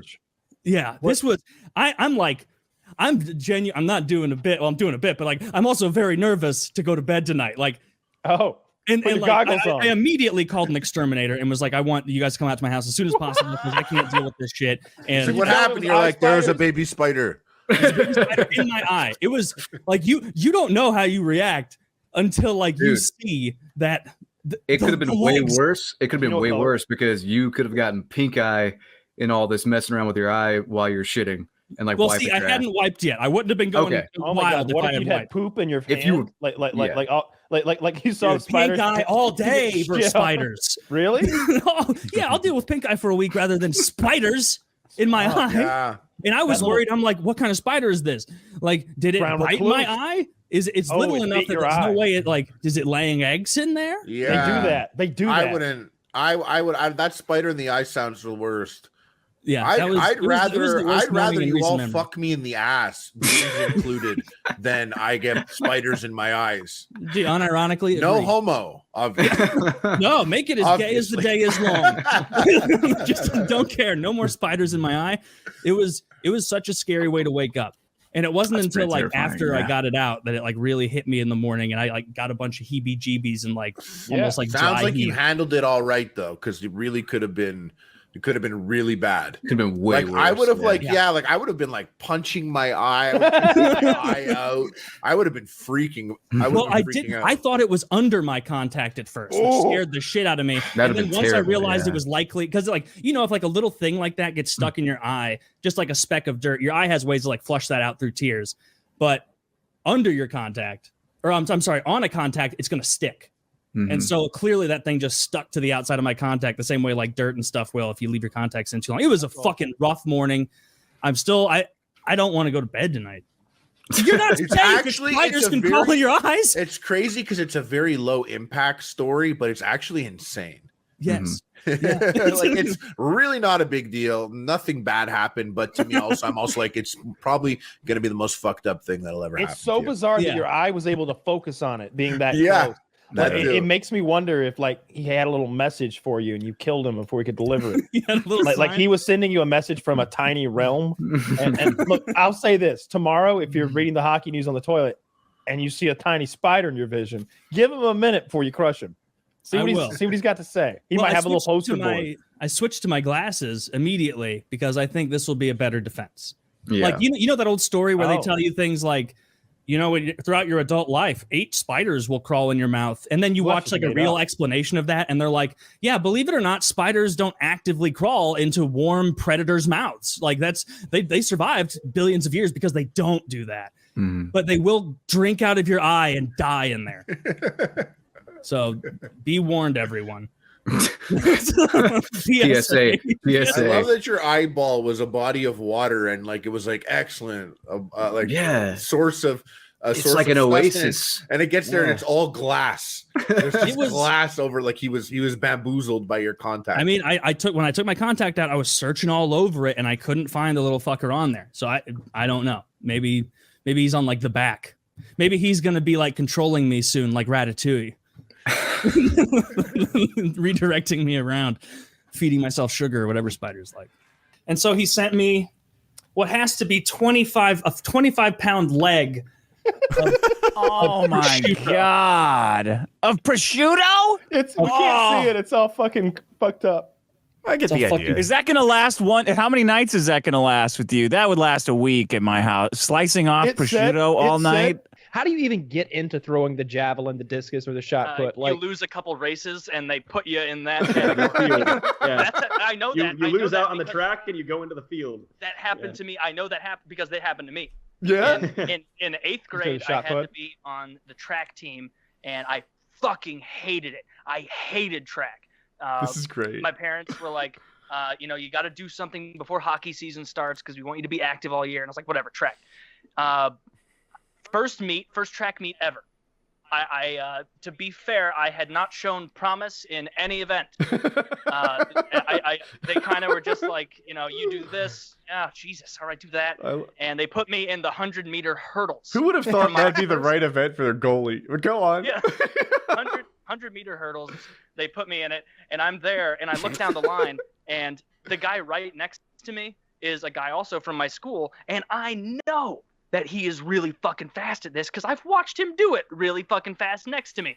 And what I do, there was only like, I don't know, like 6 hurdles or however many there are in a 100-meter. I ran, got the first one off a bullshit jump, to be fair. This leg, right leg went over it, left leg kind of like went a swoop. You know, did a little swoop around the side. I get to the next one. Is that illegal or just bad form? It's just horrible form, and Okay. I'm pretty sure it's illegal. But I was like 14, so nobody was calling me on it. I get to the next one. I make it over. I tap it a little bit. I give it a little bit of a shake, kind of. Meanwhile, I already have an excellent view of who's going to win the race because right in front of me, they're 3 hurdles ahead. The third hurdle I jump like almost half-assed. Like, what am I doing? Making an asshole of myself. Everyone was so fucking far ahead of me, and I jumped, knocked it over, and I shit you not, I didn't even finish the race. I just went to the side and just jogged it up to the end. Didn't jump over anymore. Just kind of like wave into the stands of all like the 8th grade girls who were there waiting for their event. They're like, hey, I'm over here. Talk to Coach Kirk, who was over there, and he's like, how about you seem like a shot put kind of guy. And I'm like, well, I'm certainly not a running type of guy. And he was like, okay. And honestly, going to the shot put event after that was like wandering into like a special bus scenario where this was not like, unlike the running of the hurdles, this wasn't the cream of the crop. No one here knew how to shot put or discus or javelin. These were all the people that couldn't run. And I performed well amongst that group. No, but I was there were girls there, so, so I really tore it up. We had even thinking about that is embarrassing. I can picture everybody looking at me. I went to when I was little, a Billy Graham thing, probably like 1st or 2nd grade. Like Billy Graham, the evangelist who would go around and have like revivals where he'd like show up in Atlanta or St. Louis or Memphis or wherever and be like, every Christian come on down to the fucking Rams stadium or whatever, the fucking Falcon stadium, and we're gonna revive and get everybody up, and everybody's gonna be excited, we're gonna talk about God. And it was like there were TV cameras, like, and so basically like we were sitting up in the seats the way we would for like a Rams game, and way up there, the entire bottom area where the field is, like the expensive seats are there, but most of it's just kind of open space. And there's a big stage there, and Billy Graham's up there preaching, and I'm not at all paying attention. I got 2 hot dogs that night, though. Ooh. And I was hanging out doing that, and then at the end, he does this thing where he's like, and anyone today who would love to accept the Lord into your heart, come on down and accept the Lord as your God. And so, like, none of the people I was there with were doing it, and I noticed the TV cameras down there. And so my hand shot up, and I was like, I want to go. And so my mom was like, oh, that's so great. And so I just started walking down with her. And then when we're walking hand in hand, and like after I get down there, if my memory's correct, because like I did believe in God and all this stuff at the time. And I went down there, and there's like hundreds of deacons or whatever the fuck, like grabbing people's hands in prayer and like clasping with them and pray with me, and help me be Christ-like, whatever the fuck. And we get down there as I'm seeing all of these earnest things, like people who really are earnestly wanting to be Christians. I like felt so guilty that I told my mom, I'm like, Mom, I just wanted to be on TV. Oh. And she didn't get mad. She just made me pray with that guy, and then I got to go back up and have my second hot dog. Were you on TV? No. Oh. No, I was not on TV. It was a total bust. Not at all worth it. And it did clearly the cure didn't take. So, I wish young Taylor shot a devilish look at the camera. Like, I don't know what it would take, but that'd be perfect. What was it at the time? All the kids did, they like made the blood sign with their fingers. Remember that? A blood sign? What does that look like? I don't remember how to do it, but like you spell out blood with your fingers. It's a street game. Oh, I have seen that. I don't remember, but I can't do it. Have you guys ever done something like benevolent or nice, like more than common courtesy, and just by happenstance you get like you get something out of it where like you look really good? Because most of the time when you do nice things, nobody notices, and you can't bring it up, or people will think you're, which is true. Yes, only because you are. It's true. That is. But I had like the most perfect like little thing happen. Like this past weekend, I was hanging out with some friends and a couple of girls at a bar, and it was getting late, and I was like, all right, I think I'm gonna head home. And so I was heading home, walking back to my place, and I passed this homeless guy. He was like, sir, I ain't asking you for money. I just want some food, man. I'm so hungry. And I was like, you know what? Let's get some food, man. And so I started walking with this homeless guy. We were chatting. And I took him to a corner place and just like told him, get whatever you want. You want a couple sandwiches or chips or, a hot meal, whatever. And so I just let him pick it out. They started making it. I bought it for him. And as I was leaving with him, he had his shit. And he was like being all thankful, like thanking me, being super nice, like kind of following me back towards where I was going. Like I was being very polite. We passed some of the girls that I was hanging out with earlier that night, just by random chance, and it made me look like the best Samaritan ever, because here I am with food that I bought for this homeless guy after I was like, God, I'm getting tired. I got to go home and go to bed just like 20 minutes before. And they're like, oh my God, did you buy that guy like some food or something? I never did do that. Happen? Or can we tie this back to the previous conversation where they're not really thinking about you? No, this happened. This actually happened. The second part though, they did notice. Okay. They did notice because like they were like, I was walking by with and it worked even better because I didn't notice them standing on the sidewalk. I got like 2 feet past them with Mr. Black, now hunger satiated homeless guy. And Rufus. They go, yeah, Rufus, DJ was his name. Oh. And they're like, Taylor, are you? And then we had a little talk again, and there you go. I looked fucking great. Like, I'm going to start doing nice things so much more on the off chance that it gets me laid. Like it's just fake nice things to do, like have someone cosplay as a homeless man. I'm going to hire DJ. Maybe you hire DJ. Here's what DJ can do for you. You hire DJ to come in and accost some woman, like get all crazy in her face, like give me $1, give me $1. You're gonna die tonight, bitch. and then you swoop in like, hey, get out of here, you leave her alone, or I'll kick your ass. Marty McFly in this scenario? Yeah, exactly. You and Rufus could have a real nice thing going on. Rufus gets all the hot sandwiches he wants, and you get all the hot pussy you want. He probably lives down there on the street under your window somewhere. You could just be like up in your window, like, Rufus, the blonde. And while he's accosting her, you're running down the stairs to go like save the day, dude. Oh man, I could hire a whole mini cabal of the homeless, and because I don't want to use the same intimidating looking. His name's not fucking Rufus. It's DJ. It's DJ Rufus.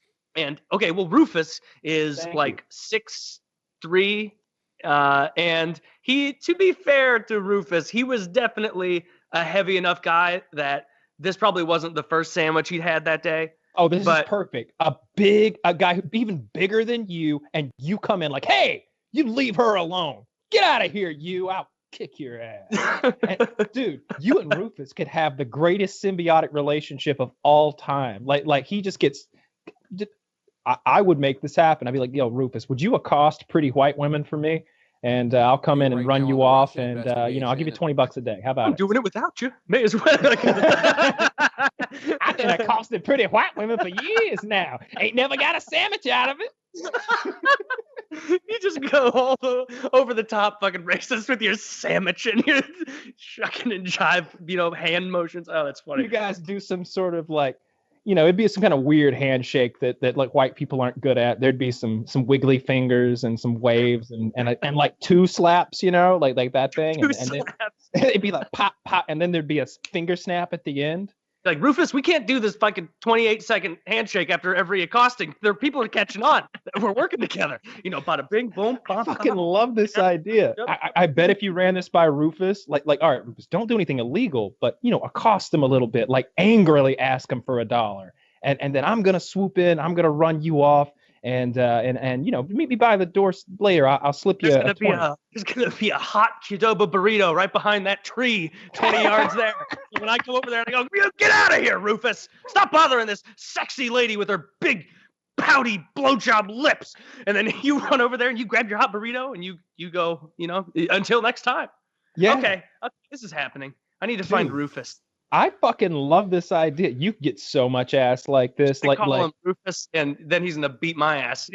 No, dude, you can call him fucking Mr. Bojangles. You give him a Qdoba burrito. He's a very, very sweet homeless guy from our one encounter together. Yeah, they're all sweet until you start giving them Qdoba. Then they'll do whatever you want. Yeah, yeah. You could be like, Rufus, just beat her to death if she doesn't. And the ones who don't like respond to your. If you come and save the day and they're like, thanks, and just walk away, you'd be like, get her, Rufus. like she wasn't convinced enough. Like, get Rufus to go over there and start whipping her ass a little bit, and then you come in. Then maybe she's a little more grateful. Like you escalate. You escalate things. Maybe he injures her just a little, just that much, just enough to need to have to come back to my place for a little bit of very poorly administered medical care. Like I'll just put a little bit of Neosporin on whatever it is, and there then you go. Just start making your move. I like it. Like, hope you don't have any other infections. Yeah. Like you maybe you buy him some steel toe boots with the implication that he kicks women in the knee with them. Okay. She's all limpy. You need to help her along. I don't want to take him to the hospital though. How about just not him? You're gonna take her because to your place, and then you nurse her back to health. You take me to the hospital. My leg's broken. That homeless guy kicked me. And you can be like, that she's dependent upon you, right? Right. Ooh. I'm nurturing that dependence because she knows if she goes back outside, Rufus is there with half a burrito in his hand. Step one: demonstrate value, right? Yeah. If she tries to leave, you like look out the window, give Rufus the old wink. And then he starts like screaming and like yelling up at the window. And she's like, maybe I'll stay here for a while. Yeah, I'll walk you home in a couple hours, but I gotta work on my my medical thesis. So let me get back in here. By the way, let me bandage that up for you. You pretend like you're a medical student in this terrible scenario. That would be even better. See, that's how you get her back upstairs. Oh, I'm a medical student. I've got my bag upstairs. I could take a look at that knee for you that Rufus kicked with those.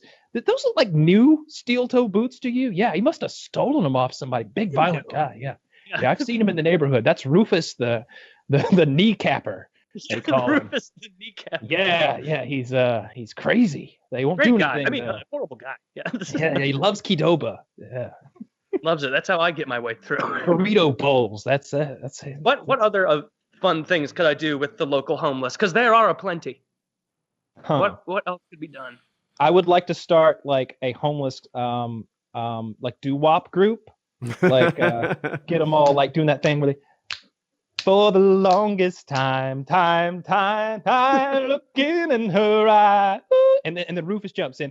Ooh, and when I find you, I will be right behind you. And then they all sing as a chorus. I haven't been there for the longest time. And then they're just down by the window. You could serenade ladies with your the longest for the longest time. Yeah, Rufus is that low note for you. Okay. No. No, I'm not going to do that one. Who is honestly buying that big homeless man a brand new pair of steel-toed boots is going to be a better idea than trying to teach him to sing, because I don't know how to sing. And I can't imagine that that's going to scare any ladies into my arms. Unless it's like really late at night and she's walking down an alley alone and she just hears the whoa. And then it just looks around and it's four large homeless gentlemen. They're all snapping their fingers in chorus and like walking. Maybe if you got them to do what's the Michael Jackson Thriller? Da, da. Oh, that would be great because homeless people look so decrepit and stuff. If they were doing the Thriller, like while the music, I can get some of the more like methy looking ones for that. Oh, do you have methy looking ones? Oh, I'm in Missouri. Yes. Of course, the Missouri capital of the Midwest. I mean, the meth capital of the Midwest. Yeah. Yeah. I can tell. Lots of the homeless people here in St. Louis are fucking crazy. Like, and you say it's funny, but yeah, they're like literally mentally ill. They're crazy. Dangerous. They could be schizophrenic. We have multiple hammer-related murders here every year. There's a homeless guy out there, Rufus, perhaps, who's going around with a claw hammer, beating the shit out of other homeless people. And every once in a while, you'll see it in the Dispatch. Hammer murder at 4th and Broadway. And it's like, oh, again? Yeah, they got rid of the asylums. I don't know what to call them as a budget thing. I think it was like under Nut House. Reagan, but I'm not positive about that at some Like point. police sirens go off 3 times an episode Really? for me, and I just mute it every time. Another hammering. Another hammering. Another murder. So, how rough is the neighborhood out there, Taylor? The inside of your place looks nice. Oh, it is nice. Like and it's not even that like where I live is. I mean, I live technically in the city, but it's more just like a safe area of St. Louis is like a very, very dangerous part of like Seattle or Portland or Kansas City or Raleigh or something like comparatively. Or any American city, really. Or most, like every time they make or like Baghdad. I'm so tired of like how St. Louis is only ever in the news for bad things. Like I saw another like we have a NPR wonderful parking lot by the library. Have you seen the Don't go to the library late at night. You know? Why don't they run stories on our parking lot? But like they showed something the other day where it was like these like graphs of the most dangerous cities by continent. And I was like, please just for once don't have us on this list. And it was like USA, fucking St. Louis right at the top. It's like, God damn it. Number 1? Because I mean, I would have thought Chicago or LA or maybe New York. Well, Chicago is so much bigger. The per capita is not as bad. Well, the way they gauge it all obviously is per capita, and per capita, St. Louis is the only American city that's in kind of like the realm of Honduras average, and that's not a group you want to be a part of. So you live in a shithole city. Oh, it's an incredibly dangerous city. I'm just going off like Trump's definition. People will come in from out of town rather, and they'll be like, "Oh, I'm going to a Cardinals game. I'm going to a Blues game or whatever." It's until 2 years ago, I'm going to a Rams game, and I'm like, "Hey, that game ends at like 11 p.m. Be careful. Park somewhere that's really populated so that you'll be walking back in a big crowd." And they're like, "Oh yeah, I bet. Trust me, I walk downtown in Portland all the time." And it's like, "I bet you do, retard. You're in for a hammering if you don't walk back the right way." Like, is it that bad? Because I feel like I'm an idiot from Portland in this scenario. Every time I hear about these like terrible parts of town or whatever, I look around and I think, it's not that bad. I went to a restaurant 3 weeks ago. There's a restaurant here called Bar Louie. There's a bunch of them, or a handful of them. And I went to one of its more popular locations, like I guess it was like 5 weeks ago now. And I was there with someone, and she and I were sitting, and she wasn't from the city area. She was from further out west where it's safer. And we were sitting, having a beer, eating, and it was 8:45 at night, not super late. And out of nowhere, a giant group of hoodlums to the right who were eating next to us start sprinting out of this restaurant right onto the street. Like it's a city area, so there's just a street and a bunch of cars parked and shit, and they run out there. And I was looking around like through the window of the restaurant, looking out towards them, like, what the hell are these guys running out there for? I look out there, and there is a big fat white bitch and a short black guy in a fist fight. And I go, oh, it's good that all these fellas are running out there. They must be trying to settle it down. No, they made a circle around the brawlers in order to make sure that neither of them could escape and that they had to keep fighting. And so they kept fighting out there. This fat white bitch, God, she took some Lozon-esque punches and kept coming back for more. This black guy decked her in the face to the point that everybody else in the restaurant was like, oh, shit, man. Oh, he ain't going to hit her again like that. Did she outweigh him? Is this a big white fat chick versus like a Cat Williams type dude? They were both probably like 5'6"-ish. She was fat. He was not. He was like skinny, but like a little bit of muscle on him. This dude, well, to be fair, she was antagonizing just as much as him. But this dude punched her in the face, knocked her onto the ground. This lady in the restaurant with me goes, call the police! Call the police! He beat her up! And so people are calling the police, trying to get the police to show up. And this continues for about 20 minutes. Are you on a first date in this scenario? No, it was someone that I was fucking, and we wanted to get food afterward. Okay. And she goes down, stands back up like almost right away, which is remarkable. The dude's like hoodlum friends pull up in some ratty ass Chevy Blazer, but instead of him running over and getting in it right away, they continue to fight. She had both of her legs scraped to fuck, her pantyhose or whatever torn to shreds. She went over to him one final time after a few punches had been thrown, and this was, keep in mind, this occurred over the course of like 25 minutes. After like the first 10 minutes, it was like the police probably aren't coming. Like they got other shit to do. And so like he was about to go get in his car with the Chevy Blazer. He gets 1 foot in there, and she comes over and she's still doing her I fuck you, you hit like a bitch or whatever. And I'm enjoying watching because it's entertaining. And he comes over, takes his foot out of the car, walks over. They're between 2 cars, like parked at the parking meters. They're right between 2 cars in that very small area. This dude gives like that sucker punch pop where he hits her so fucking hard in the jaw, she goes down, hits her head off the side of this parked Corolla or whatever the fuck, and then is just laying there on the ground, popped up again in like another minute. Good for her. She was like Pam from Archer. Like just could take a beat. and the dude gets in his car. They start to drive away, and they're like flashing a bunch of gang signs and shit. And then like 10 minutes after all of this, victory. Yeah, yeah, I beat that one. Took that, bitches. Yeah, and then like 10 minutes later, I was like, you know what? I don't think the police are coming, and they didn't. They just never showed up. Bitch got the shit kicked out of her right in front of this restaurant. 8:45 p.m. in a large metropolitan area, police never showed up because they're dealing with the hammer murderer or some shit. Like they don't have time. I knew a cop, and he said that as you get wiser and you're a veteran, you show up to fight slower and slower. And Makes sense. I was unimpressed with his attitude towards this thing. Right? There's someone that really might need his help, but he didn't give a shit. Yeah, it makes sense from the perspective of keeping him safe, but it's totally piece of shit when it's like, you know, you're not a librarian, right? You know, you're a cop. It's your job to rush there and help people. Like, yeah. Maybe one of those participants didn't want to get in that fight at all. Dude, Kyle, you talking about having that backup through the yard catastrophe reminded me. I bet probably like 7 years ago I told this on. By the way, show. I didn't say a word.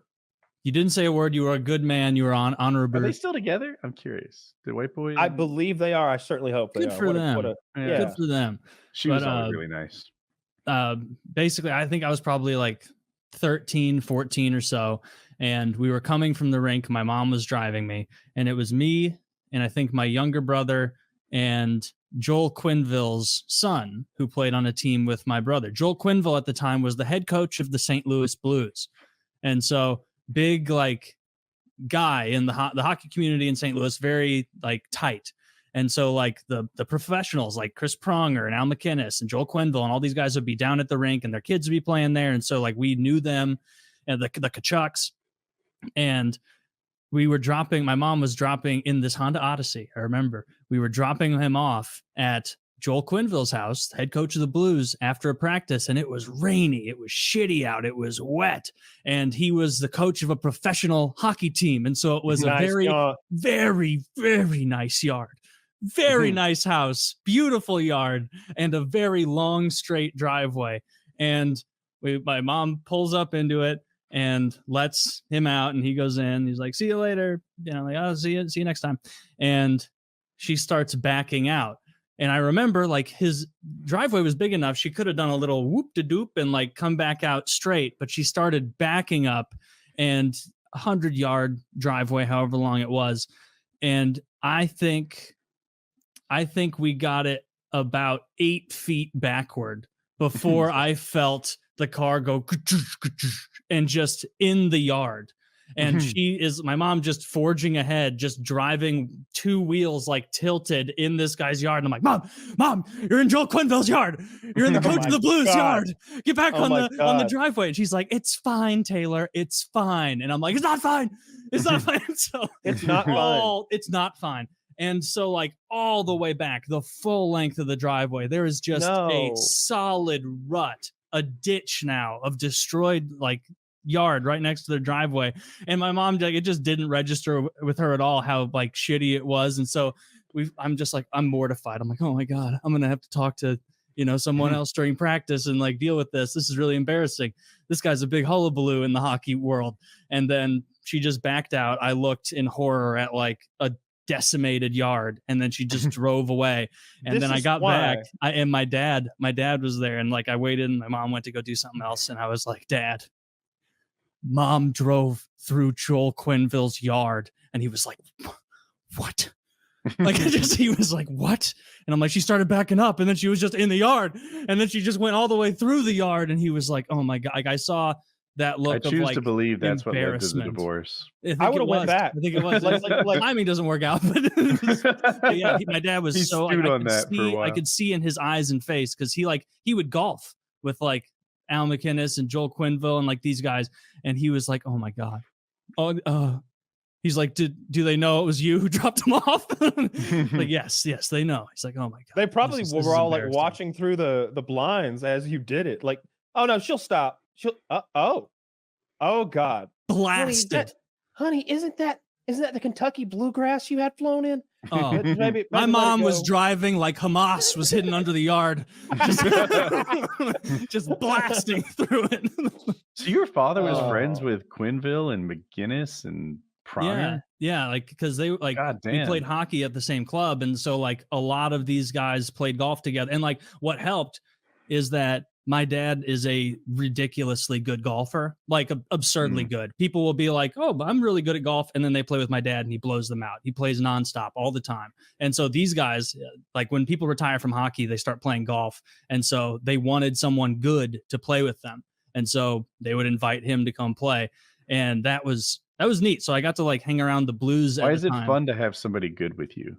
When they're playing like triples or like a group of four or something, it's good to have someone who's really solid on there, I guess. I don't even know enough. Like like in group play where like they're a group competing against other groups. I guess it was good to have them. I remember Matthew and Brady Tkachuk are both in the NHL right now, the sons of Keith Tkachuk. And I remember I met Brady and Matthew Tkachuk. They're both like 7 and 9 years younger than me or something like that. 7 and 8 years younger than me. And the Tkachuks invited us to their box to watch a Blues game when I was probably, 12. And so these kids were like 3, 4. And I remember my dad like giving me a talk like the whole way up there. He was like, you behave. We are with Blues players and we're going to their box and you will behave. And I remember being like, I do behave. Like, I don't know what I'm going to be in trouble for, but like I was on my best behavior. And like every so often I would just like, cause all the adults were talking behind me and I was sitting in those little chairs up a little closer to that mini glass that overlooks the ice. And then I would like get up every so often and go get a Coke because I wanted a soda. And like, that was my big, oh my God, it's a box, as many hot dogs and sodas as I please. And so I was doing that the whole time. And I had to end up getting multiple sodas because I would go get a Coke, I would open it and then like drink some, put it next to me. And then it was either Matthew or Brady Tkachuk, probably Matthew at the time, who was like 4 years old. He came over and he just kept knocking my soda over. Like this little kid, he just kept going, whap. And I remember in my head being like, that's Keith Tkachuk's kid, and Dad said to behave. And so I just would like, you're like, good hit, little guy. Good hit, little guy. And so I just pick up the soda and throw that one away and then open up another one. And then he'd come over like 10 minutes later and knock my soda over again. Oh, got another one. 2 points for you. Matthew. Little did I know he'd be an NHL. Hey, I'm Taylor, by the way. We should be friends for life. We should be great friends. Yeah, I'm thinking about it. I have a bunch of good like hockey stories knowing those guys. Eric Johnson was the first overall pick by the St. Louis Blues in 2006, I want to say. So I was 15, he was 18, and he was boarding with the McInneses at Al McInnes's house, and which is pretty common if you're like a young 18-year-old first-round draft pick, first overall especially, that you're going to go to the NHL right away, more likely than not. And so they'll board you with an existing NHL family with people on there so that you can kind of get acclimated. And I knew Al McInnes's son at the time. And so he and I were playing shinny hockey in Al McInnes's basement, which is like a little where those little tiny hockey necks, like yay big, made of plastic. And then those little plastic sticks with the foam ball. And basically you're on your shins, you're on your knees, and it's one-on-one and you're trying to play hockey versus each. It's so much fun. Shinny is great, and me and Al's son were playing, and because I'm a goalie, it gives me a tremendous advantage in this game because second nature, I'm always keeping myself square to the net. Whereas someone who plays forward or defense isn't going to be doing that as much. They're going to leave open scoring opportunities. And so I beat Al McInnes' son. And then I look over and Eric Johnson, first overall draft pick, comes down in the basement. He's like, what are you guys doing? At this time, Al McInnes' son is like 1 year younger than me. I'm 3 years younger than Eric Johnson. And he's like, I want to play. And he's like an 18-year-old first round draft pick in the NHL. And so he's unbelievably competitive. Unbelievably competitive. And I won. I beat Eric Johnson. Shout out you, Eric Johnson. Has a good career. Loser. Eric Johnson, loser. You're lucky we're giving you this attention. Oh, yeah, you're welcome, Eric. And so we were playing, and like at first it started off where he wasn't going that hard on me. And then he realized like, oh, this kid's like, and I'm also like a pretty big 15-year-old. And so by the end of the game, he and I are both sweaty. And he's like, when I have possession of the puck, he's like leaning on me like hard, trying to move me. And I'm like trying to bounce it off the wall to get it into the net.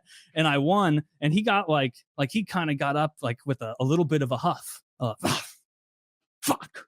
Like mad about it. And I remember for a long time, I'm 32 now. And I still remember that and being like, hell yeah. Yeah. The king of Shinny. Zero if you wanted.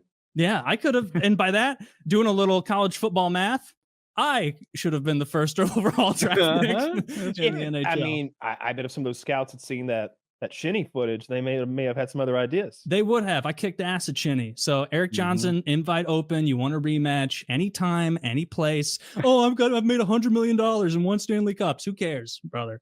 Dude, I took you down in Al McInnes' basement in 2005. Basement champion.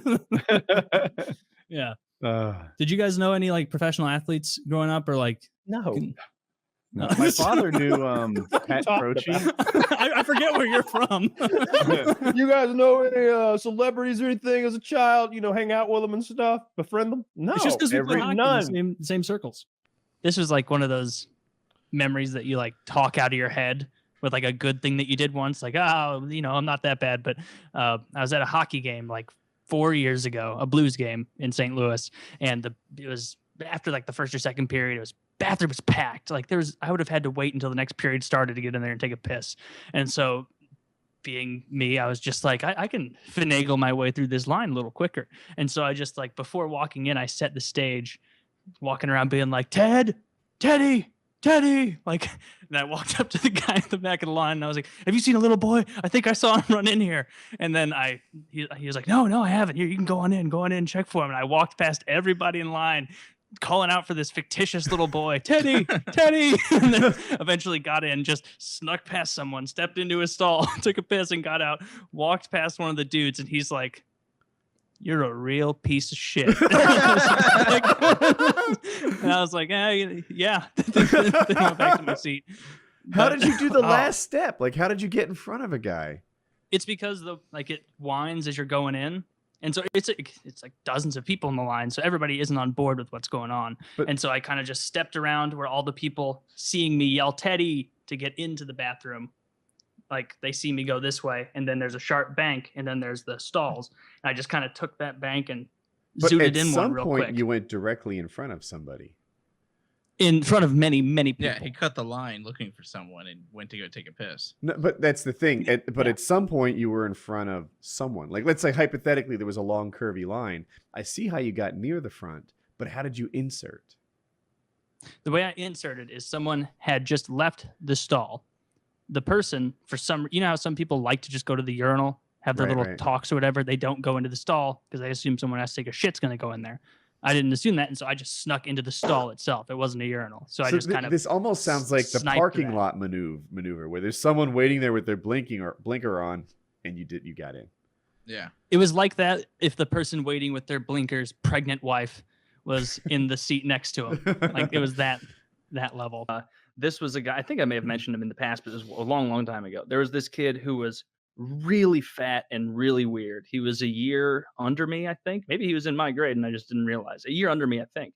And during like lunchtime, he would obviously wolf all his food down within the first 3 to 4 minutes, and then he'd have 25 minutes left of lunch to do stuff. And so he would like go like in the side of the lunchroom where it was like just not many tables being used or anything, and so he wasn't in the way, and he would do like slow motion like karate by himself over there. And just let me paint the picture of this guy. He's about 5'8", no exaggeration, 2,000 pounds. None. And he would wear, doesn't matter if it's, you know, early April and it's hot as balls outside, he'd wear a big black trench coat, black baggy pants, like those emo kind of pants with chains on them, or maybe goth is better than emo, and then like some sort of Invader Zim t-shirt and fingerless black gloves with also Invader Zim on it. And he would do fake karate by himself over there and do like all this like weird little maneuvers, and always slow motion. And not always, every once in a while he'd bust into a combo, bah, bah, bah, bah, bah, and do that kind of thing, shadow box. And this more southern kid who went to our school once was just like, he wasn't there for long, but the first year he was there, that kid was like doing his fucking thing, and he was sitting talking to us. He's like, the fuck is that kid doing? We're like, he just pretends to be a karate man, just ignore him. And he's like, nah, I'm gonna go ask him. And so he went over there, and we're like, all right, I gotta follow Josh over here to see what he does. And he's like, what are you doing over here every day doing karate by yourself? And the kid just is like, immediately clams up, gets embarrassed, shuts down. I don't even remember what he said to respond. I felt bad for him. Did your friend go over like to mock him? Was he aggressive? Was he just genuinely curious? Hey, weirdo! Yeah. Hey, goofball! What the fuck are you doing over here? What was the vibe that he brought to the question? The vibe was a mix of trying to get an answer and mocking, in a way. And if the kid had like come back with like I'm practicing to be a soldier for when XYZ happens, or I just love Invader Zim or something, like I would have been like, okay, this kid's just weird. But he like immediately clammed up and was so meek about it that I was like, oh, let's just let the kid do his karate. Yeah. And that's all that happened. We never bothered him again. And so every day we trained for months. Every day. Even now, every afternoon at lunch, we all meet up down at the park and we do our kata. Because someday the Overlord will come down and we must be prepared for him. At some point, that kid snapped by being bullied by some kid in his own grade, and they got into a fight. I didn't see it though. It was just something that got spread around the school. It was like during their gym period. Yeah. And they both got suspended. That's not the question. Who won? Oh, I think the way it was described to me, and it was so long ago, it's hard to remember. What I think it was is that the skinnier kid, like 8 years ago, was getting the upper edge on him, and then the fat kid tackled him, and threw all his training out the window, went straight for a tackle. That's the problem. He's been training striking alone for so long. His ground game was shit, and then of course the teacher comes over and breaks it up. Yeah, see, I wanted to hear. He had been training every day at lunch, and we mocked him until the day the school shooter came. And Lenny the Stinker walked up to him and used the 5-finger palm heart exploding technique on him. And the man just dropped dead. Just killed him. And we all saw the cheered. last 4 beats of the heart. Yeah. I got a really good one.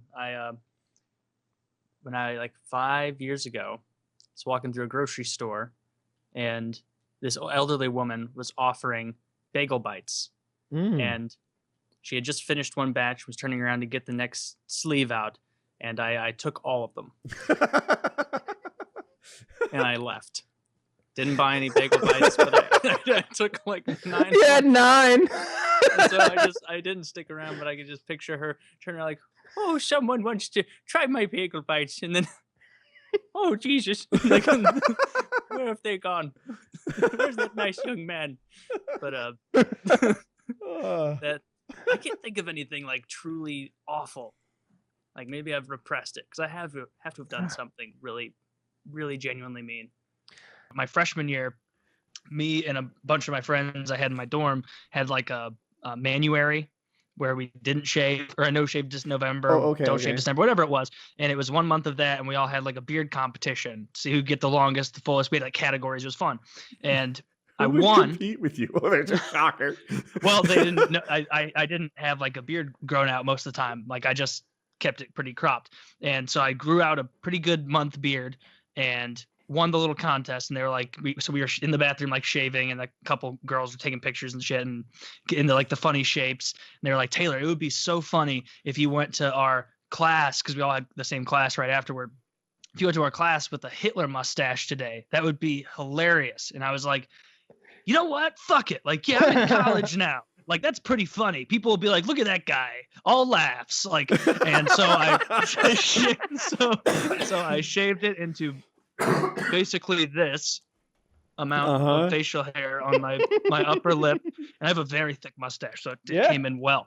And I went out like that. And I was maybe like, my dorm was maybe a half mile from this building, like a diagonal line just across the street, and you're there.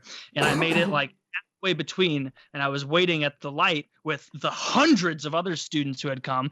By the way, I had a thing where I was like, I need to get to this class on time. I hate going in late, even if it's a big thing. And so my friends didn't come with me. They didn't mind being late. And so they were back there. And so I didn't have anybody with me to do like the nice, like, man, that's so funny. It's so funny that as a lark, you shaved that and think that you believe, but I didn't have that guy. And so I was just this guy standing there being like, well, now I cannot go back and shave it. I'm going to be late. So I'm just going to, I guess, sit in the back. I don't know. And so I just like walking across, getting eyes, more like curious than like what the fuck? Then like a couple people being like, oh, nice Hitler mustache, bro. Because of course you expect people on college campuses to yell it out. And so I just go the remaining walk, pretty much acting like, oh, do I have a nosebleed? I may have a nosebleed. Oh, let me check that out.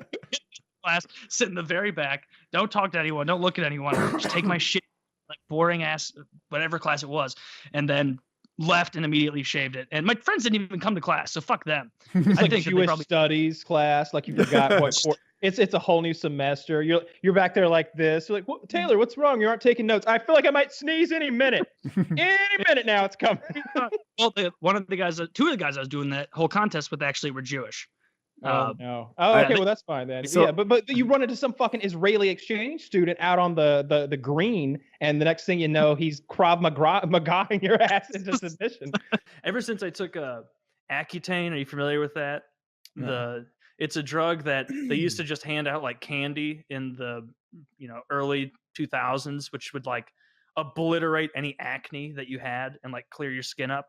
And so I got on that, and one of those, I hit every checklist of potential side effects for that thing, where it's like, oh, it might make your skin more pale, like permanently. It did that to me. You might burn easier. It did that to me. You might get chronic nosebleeds from the dryness. That happened to me for like 3 years as I was taking it. I'd just be like sitting around, like, and then just.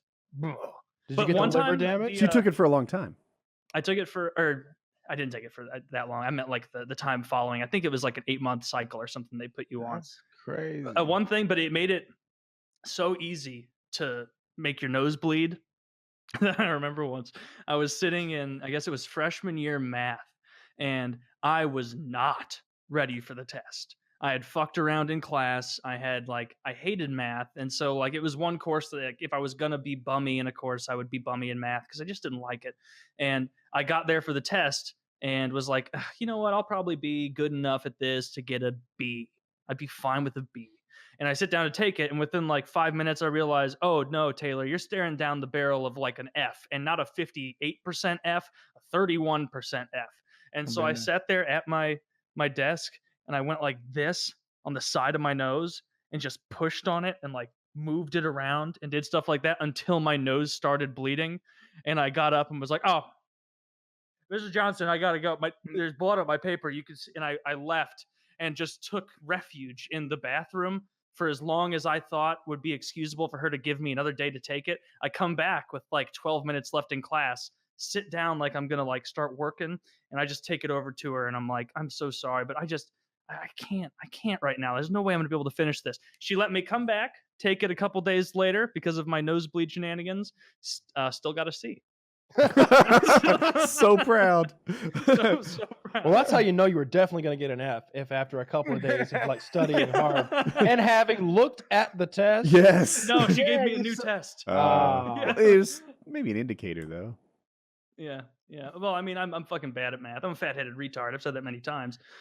When I was trying to think of like stupid little things like hobbies, and magic came to mind. Not Magic the Gathering, magic like like that kind of shit.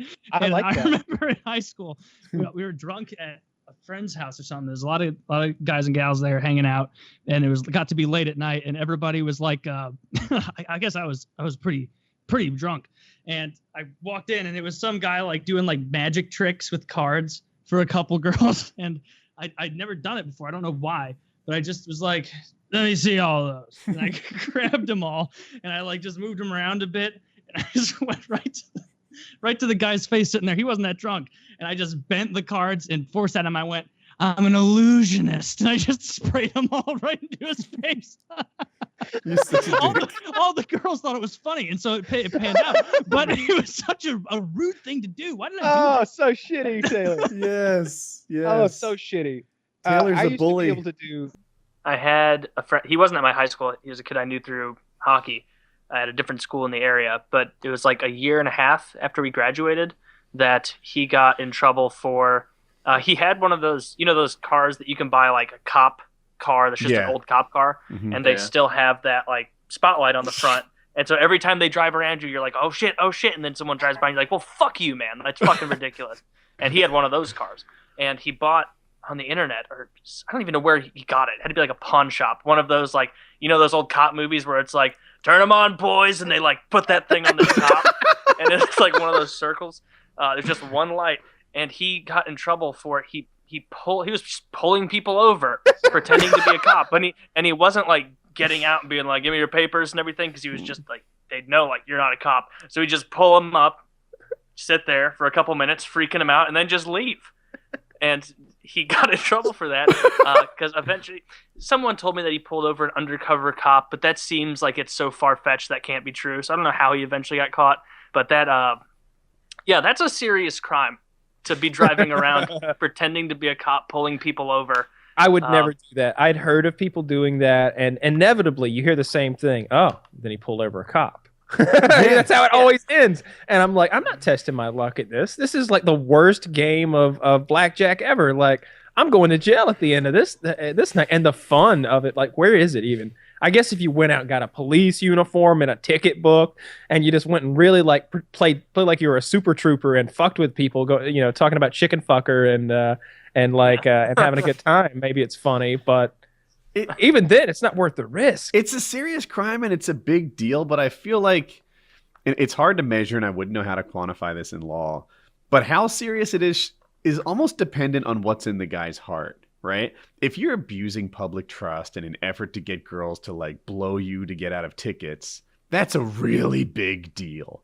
But your friend sounds like he just had an odd sense of humor and was doing it for yucks. Yeah. And there was never any chance of like serious abuse of power other than a 60-second delay. No, he wasn't a bad guy. He was just, I haven't spoken to him in years. He was just kind of an idiot, which you have to be to drive around and pull people over like that, because there's no winning. Like, best case scenario is you pull over like 8 people in a row one Saturday night and you're like, man, what a hoot. And then you go home. Like, worst case scenario is like you go to jail, and it's like, well, hope you weren't into guns or voting. Like, that's not in the tea leaves for you the rest of your life. So I had to poop in a Walmart like 2 months ago. I was like, or I guess not even that long ago, but I was buying shit for my house. Which aisle did you choose? Sporting goods. Yeah, just right in there. Nice. No, I had to poop at Walmart. So I was around getting a bunch of stuff, and I was about to start the shopping trip, and I'm like, I'm going to be rushing through stuff if I have to poop this whole time, and I'm going to forget something. I'm just going to go shit in this Walmart. And at the time I was going into the bathroom at Walmart, like, I guess the shift was changing. And so there were tons of Walmart employees like changing and around in there. And I've made clear before, I'm not one of those hold back shitters that, like, when you walk into the bathroom and there's a guy in a stall and you sit in the one next to him and you're like, this guy's trying to hold his shit until I leave. Like, what are you doing? Like, I had some bad gas, and when you're in the shower, and Kyle, you sing in the shower, when you hit that note and it resonates off the walls. I had 3 or 4 farts that hit that Walmart bathroom resonation thing to where it was like the whole place felt like there was the Titanic's foghorn going off in there. And that's actually the theme song of Walmart. That's what it is. Yeah, so I had a big loud shit in there. That guy, he was out alphaed by my shitting, and so he got up without any more poop noises from there. And I'm like, I've won this little pooping duel. I have a really good record in pooping duels. Even if the other person doesn't know that we're dueling, I know. And afterward, because there's a ton of Walmart employees in there, like when you got out of there, were you just like, what's up? Like, were you confident about it? Or were you like, I got to go shop in Target now? Oh, no, I just walked out and kept walking. Like, I don't care. Like, yeah. I don't give a shit. Like, they're not paying attention. They don't care. And if they do, what are they going to do? Not ring me up? I don't fucking care. I'm not your friend. I'm just making sure. Some people are very self-conscious about this kind of stuff. I don't know why people are. Like, it's a bathroom. That's what it's for. Make a full evacuation and get out. Yeah, but there are people who are self-conscious about everything. Oh, that you guys talking about food. I don't know where this came from. It reminded me. I went to this sports camp when I was like, I guess, 14, and it was a religious camp, but it was a sports camp, but they tied in God to it somehow, where it was like, hey, go do your sports, and because I was on the hockey section, we go play hockey. There's a football section, basketball. Everybody broke and did their shit, and then they came back and gave us some half-assed Bible study of you got to work as a team. Just like Christ in Matthew 6:10. It's like, oh, Jesus Christ. But there was this this kid, but for some reason they let a kid with Down syndrome into the camp. He wasn't running around doing anything bad, but every day at lunch, him and his handler, who helped him out go to all the different sports and whatnot that he could participate in, would sit down with them and be like, now you have to eat all of your food before we can go. You have to eat all of your food. And the kid would always be throwing a fit, not wanting to eat it. And one of the days that the handler was like, all right, you're not getting up and you're not going to play basketball until all of this food is done. And it was like a chicken patty fried and some green beans. And he came back later and the kid had eaten all of it and was holding his stomach, making noises. And you look at the chicken patty, the outside is completely crisp, like a chicken breast that's fried should be. The inside is 100% pink rare chicken that she made this kid sit there and eat over the course of half an hour. He just wanted to go play sports. He was like, no, Alex, you're going to eat your chicken or you can't play basketball. So she made this kid with Down syndrome eat a bunch of raw chicken, and he couldn't end up doing anything because I think he got salmonella. I hate her. He died of the salmonella. He passed away, reincarnated as your employee's potential kid. I'll tell the tale of what went down. So you can see it. My arm's still wrapped up. It's more right here on this inside. So basically for my birthday's coming up, and I'm really bad at telling people what I want, because if I ask for something big, I feel very guilty about it. And so usually what I do is no, I don't want anything. And then 2 weeks after my birthday, something shows up that I bought for $600, and they're like, my wife's like, what the hell? I would have bought you something. And so I was like, this time I was like, you know what? I want a hack squat leg press machine. It's $1,600. I've wanted it for a long time. It's far and away at $1,600, the most expensive thing I've bought for my gym. Triple up any of the other machines, and it's still more. All my other machines are $500 or less, and sometimes way less. This thing $1,600, and the rationale is that it's very heavy built. It's very nice. Everybody who reviews it says they love it. So I was super excited. The Titan one. Yeah, I've been looking at it too. You call it a hack squat? Yeah. So it's at a 45-degree angle. You can lay on the bottom part and press your legs up, or you can flip the top to where it's little pads, and then you can do a hack squat as well. So it's a 2-in-1. Calf, and the calf raises too, because you're on that platform. Mm-hmm. So now you don't need blocks or anything. You're just you can do everything with it. It's super handy. And so I was really excited about it. And last week on Thursday, it wasn't supposed to ship until later last week than the show. And my wife tells me, she's like, hey, I just got a notification. It's not only shipped already, it's arriving today. And I'm like, oh, it's push Christmas day. On December 19th. Yeah, exactly. I'm like, man, it's push day, but I can finish push day. And then I can go down, I can put it together maybe before the show and then fuck around with it and have some fun. And as just happenstance, I'm in here doing some work, and I go out to get a water. And as I'm walking past my front window, I look out and I see the big truck, like the guy's delivering it. I just happen to see it. And he's kind of at the base of my driveway. And I don't have a long driveway, but I've got a steep driveway. And he is clearly struggling. It's not in like a taped box. It's in like an ammo crate looking thing, like particle board with like the studs under it where you can slip in the a crate, the pallet jack. It's a crate, and it's got those metal kind of crimps on the corners to hold all the particle board together, all the plywood and everything, with the screws in it and everything. And so the guy's like, "Oh, hey, I was just going to drop it off here, but if you want, I can we can push it up into your garage." And I was like, "Sure, this will be a lot easier." And I already noticed that he was struggling because he had put the prongs of the pallet jack incorrectly. They were under the braces. And so, as you know, with the pallet jack, you're meant to stick it between the braces. So when you lower it, the pallet jack hits the ground and you slide it out seamlessly and then can stick it back in. Well, he did it wrong.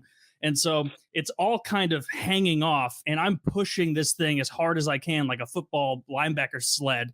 And we get it up into my garage, no problem. And I'm like, "Oh, that's awesome." And he's like, "Thanks a lot, man." I'm like, "No problem. I appreciate it."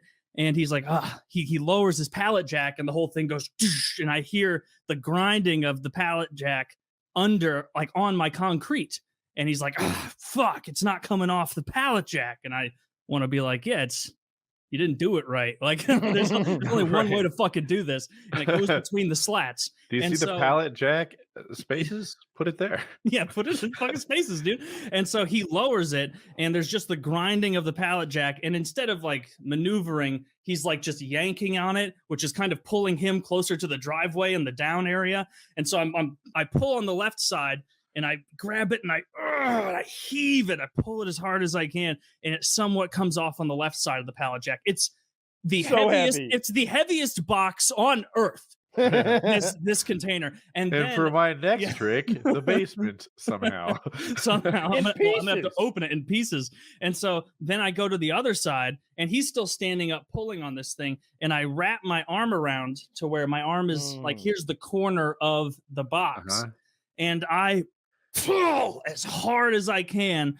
The thing clunks off onto the ground.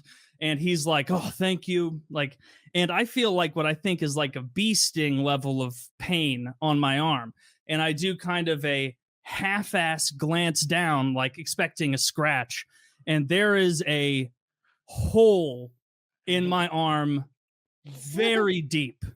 Yeah, there's my arm.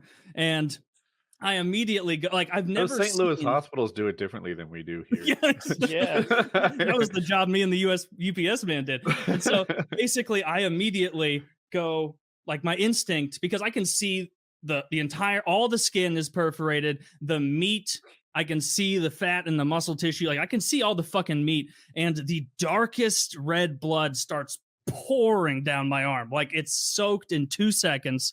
And my instinct was to like try and grab it and pinch it closed. And I was like, I need to go to the hospital.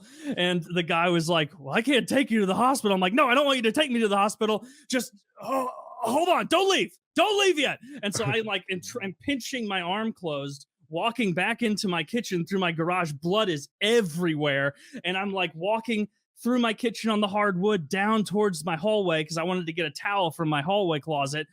But then I'm like, fuck, I'm going to ruin my carpet if I walk onto this. And so I find a clean dish towel, and I'm looking for tape, and I hear the guy, the USPS guy in the garage, he goes, "I got tape. I found it. I found tape." And I'm like, "Thanks." And so I am still futilely trying to pinch this wound closed. There's so much blood, I can't get a purchase on it, and there's no way to close it. It's so gross. I go out there and I slap the towel on, and I'm like, "Thank you so much for not leaving right away. Tape me up.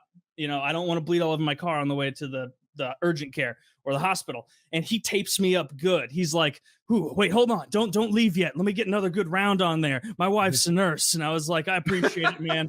And so my arm is duct taped with a dish towel on it. Hold on, let me fly this. My dad's a pilot. Yeah, exactly. And as he's like getting back into his car to like try and continue his day of deliveries, I'm like peeling out like thanks, and it's just like driving to the urgent care initially, and then I called my dad on the way there, and because he's not a doctor, but he's adjacent and works very closely with a lot of doctors, familiar with that industry and everything. And I was like, hey, don't freak out, but I just stabbed myself so bad, like it's the worst injury I've ever seen in person, is the way I put it to him. I've never in my life seen a cut more intense than this in person. And he was like, okay, so it's through the skin. And I'm like, oh, it flew so far past the skin. Like it was like the width of it, it's at about 10% of the total, like kind of width of a X-Acto knife. Okay. And make it much longer than the exposed point of an X-Acto. I'm trying to figure it out. It's a long. You could put a crayon in it. You could have stuck multiple crayons in it. How many? Okay. You probably could have, at the time of it opening, you probably could have got 5, 6 crayons in. I'd have gotten 7. I guarantee. I bet you could have, but I was. You know what? I'm patting myself on the back for my crayon unit. I've played this game before. Not cut. I called my dad and I was like, hey, I told him all that. And I'm like, should I just go to urgent care or what? And he's like, do not go to urgent care. It sounds like you got like real deal damage in your arm. Can you grip everything? Can you feel everything? And I'm like, yeah, I have full grip.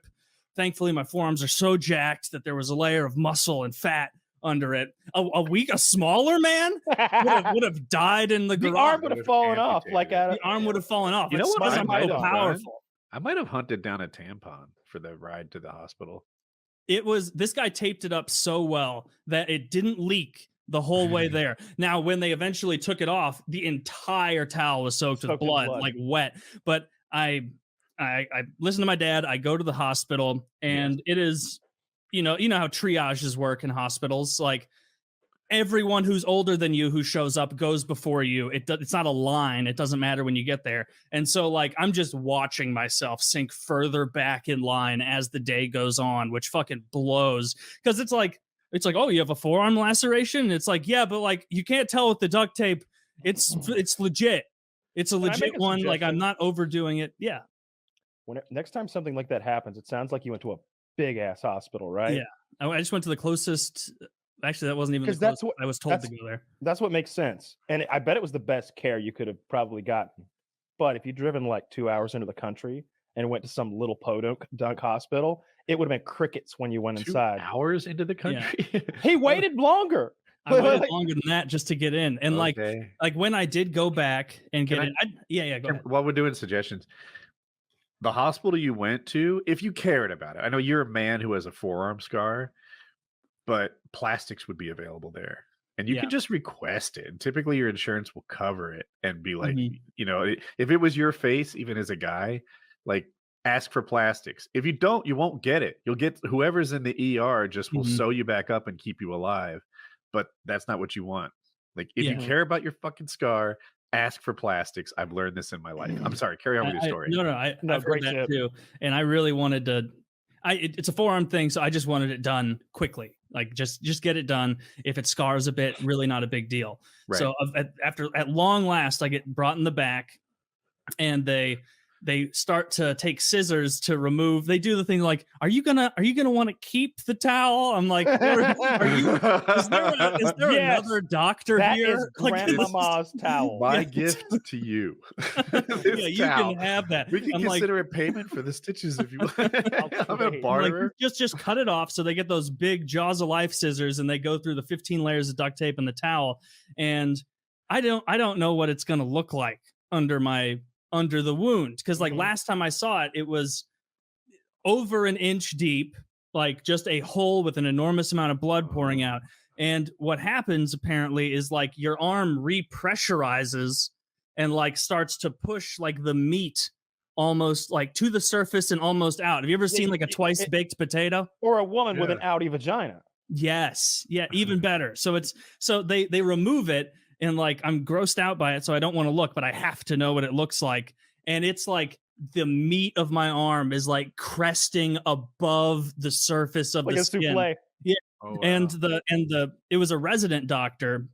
So like, I guess like the level below the real doctor who started, numbing me and stitching me up. And she looks at this and I don't know anything about stitches. I've never had stitches, but she looks at the wound, and the only bone I've broken is my nose a couple times. Kyle, have you never had stitches too? I've had so many stitches. Oh yeah, I'm in the hundreds. I'm sorry. Okay, Karen. you've had so many stitches. So I've had 20 stitches. Okay. Yeah. And so I was like, I'm curious, is this gonna hurt? Is it gonna be like totally numb? Well, it turns out they numb the shit out of you. They could like chop your arm off and you wouldn't feel it. But she looks at the amount of damage in my arm and is like, okay, not too bad. I think this is gonna be about 3 stitches. And in my mind, I was like, these, I don't know, but those must be beefy stitches or something. Like I don't. And she sewed me up.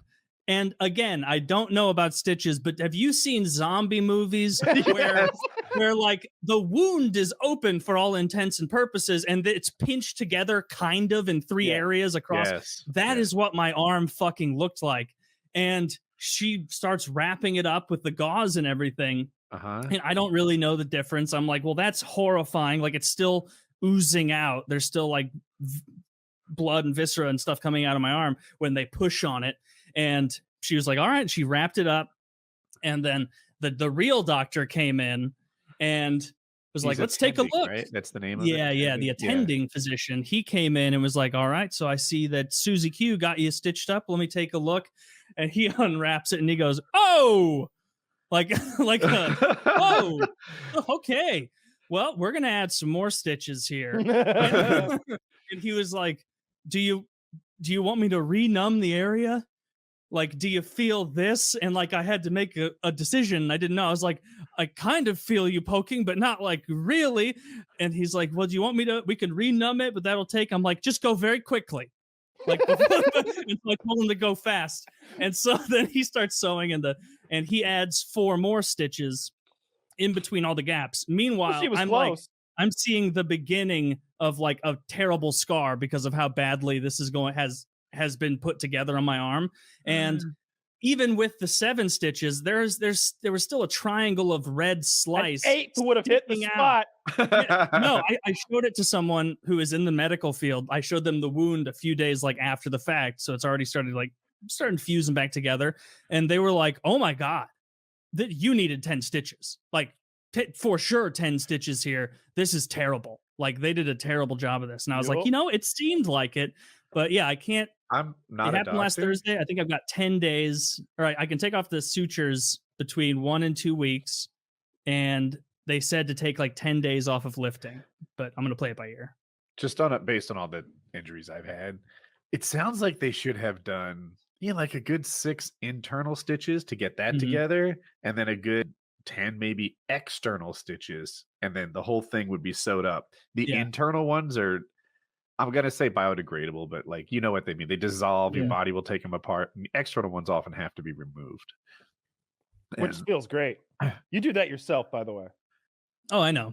Yeah, you're going to. Oh, really? It feels great. They sent me home with a suture removal kit. Yeah. This has to be like, they don't always do that. And they didn't used to do that. I think like some of my stitches were in the days when like mom stayed overnight after delivery and like, there were professionals there to like care for the baby and stuff. Now, 45 minutes after that baby pops out, they send your bitch ass home and tell you to start momming. You just limp around breastfeeding or something. That's current medical care. So the remove your own stitches thing is just par for the course. Okay.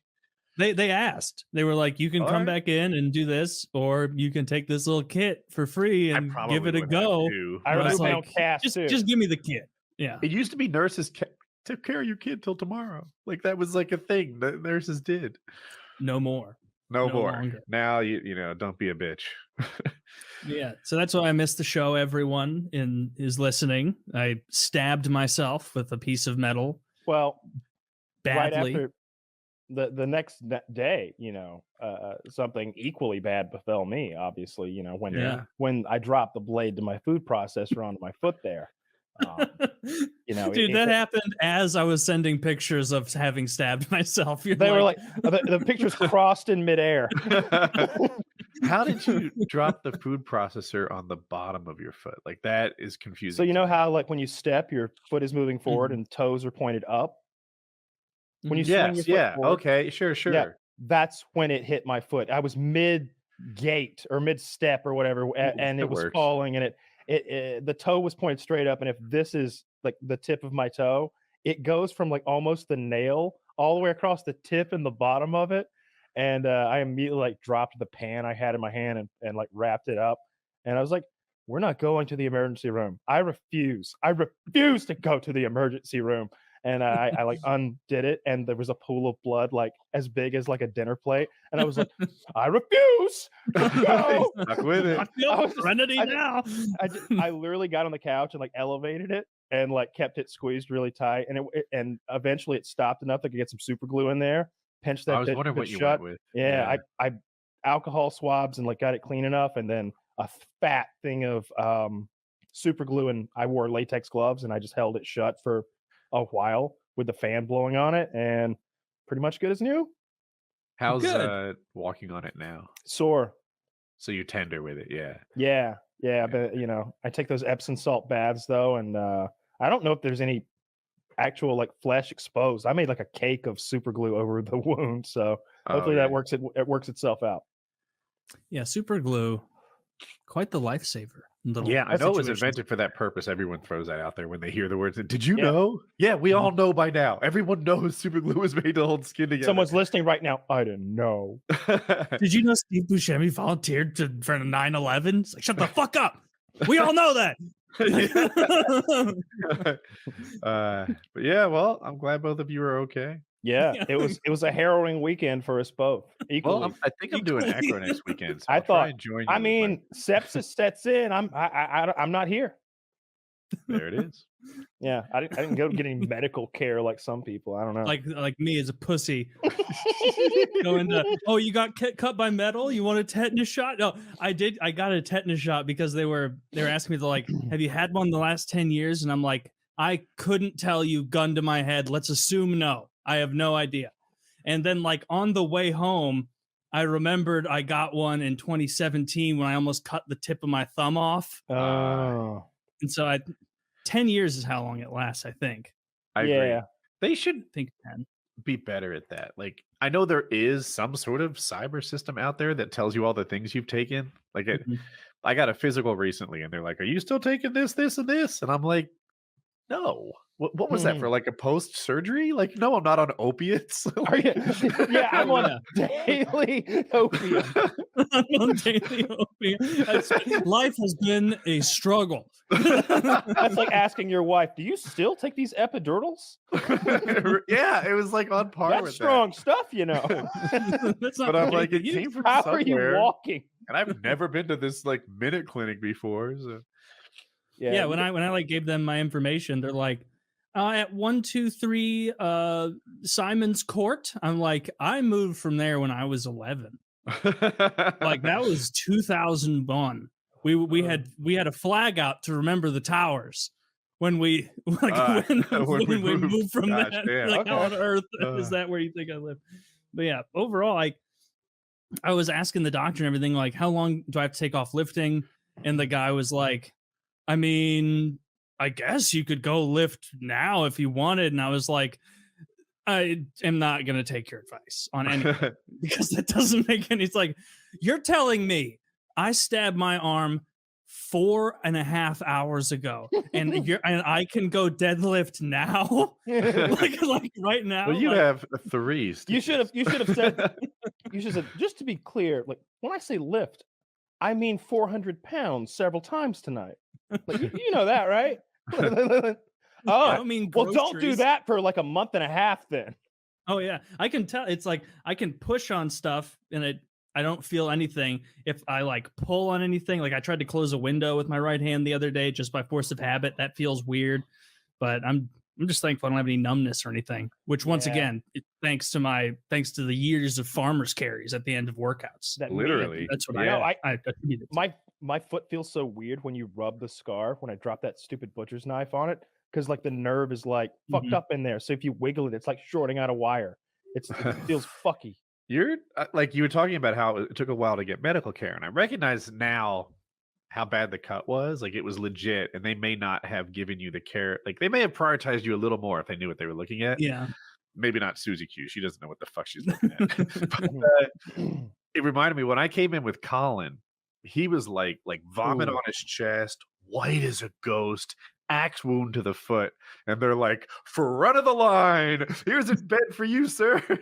Yeah, you don't always want to be front of the line. This is like it's kind of sad, but like as I was leaving the hospital, like in a pissy mood of like, this is bullshit. I can't even move the equipment for my shit out of my garage for almost 2 weeks because the pieces are too heavy. God, what a bad luck day. Missed the show, feel like shit, mad. And as I'm walking out, like the doors to leave with my wife and I, there's this guy laying on his side on a gurney, like a middle-aged guy, just like, and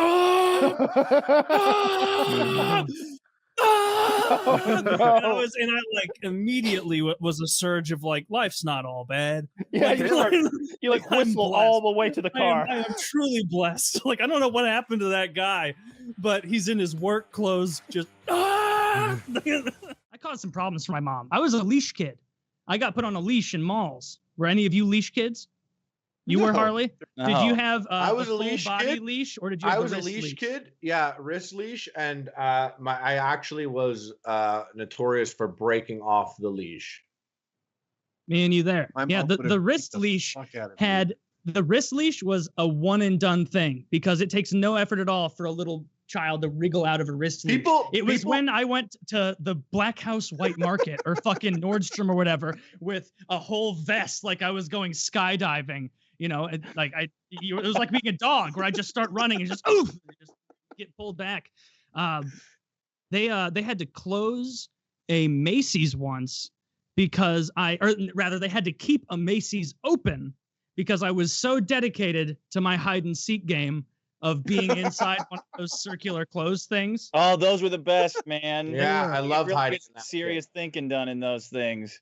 You could you could get a lot done in those. I wonder how Taylor would have fared under my mom. Like, I don't think you'd have been a runner. That you beat it. Like, she beat the hell out of someone. For that. For Like, those we of you who didn't don't know, run. Woody took some licks as a kid.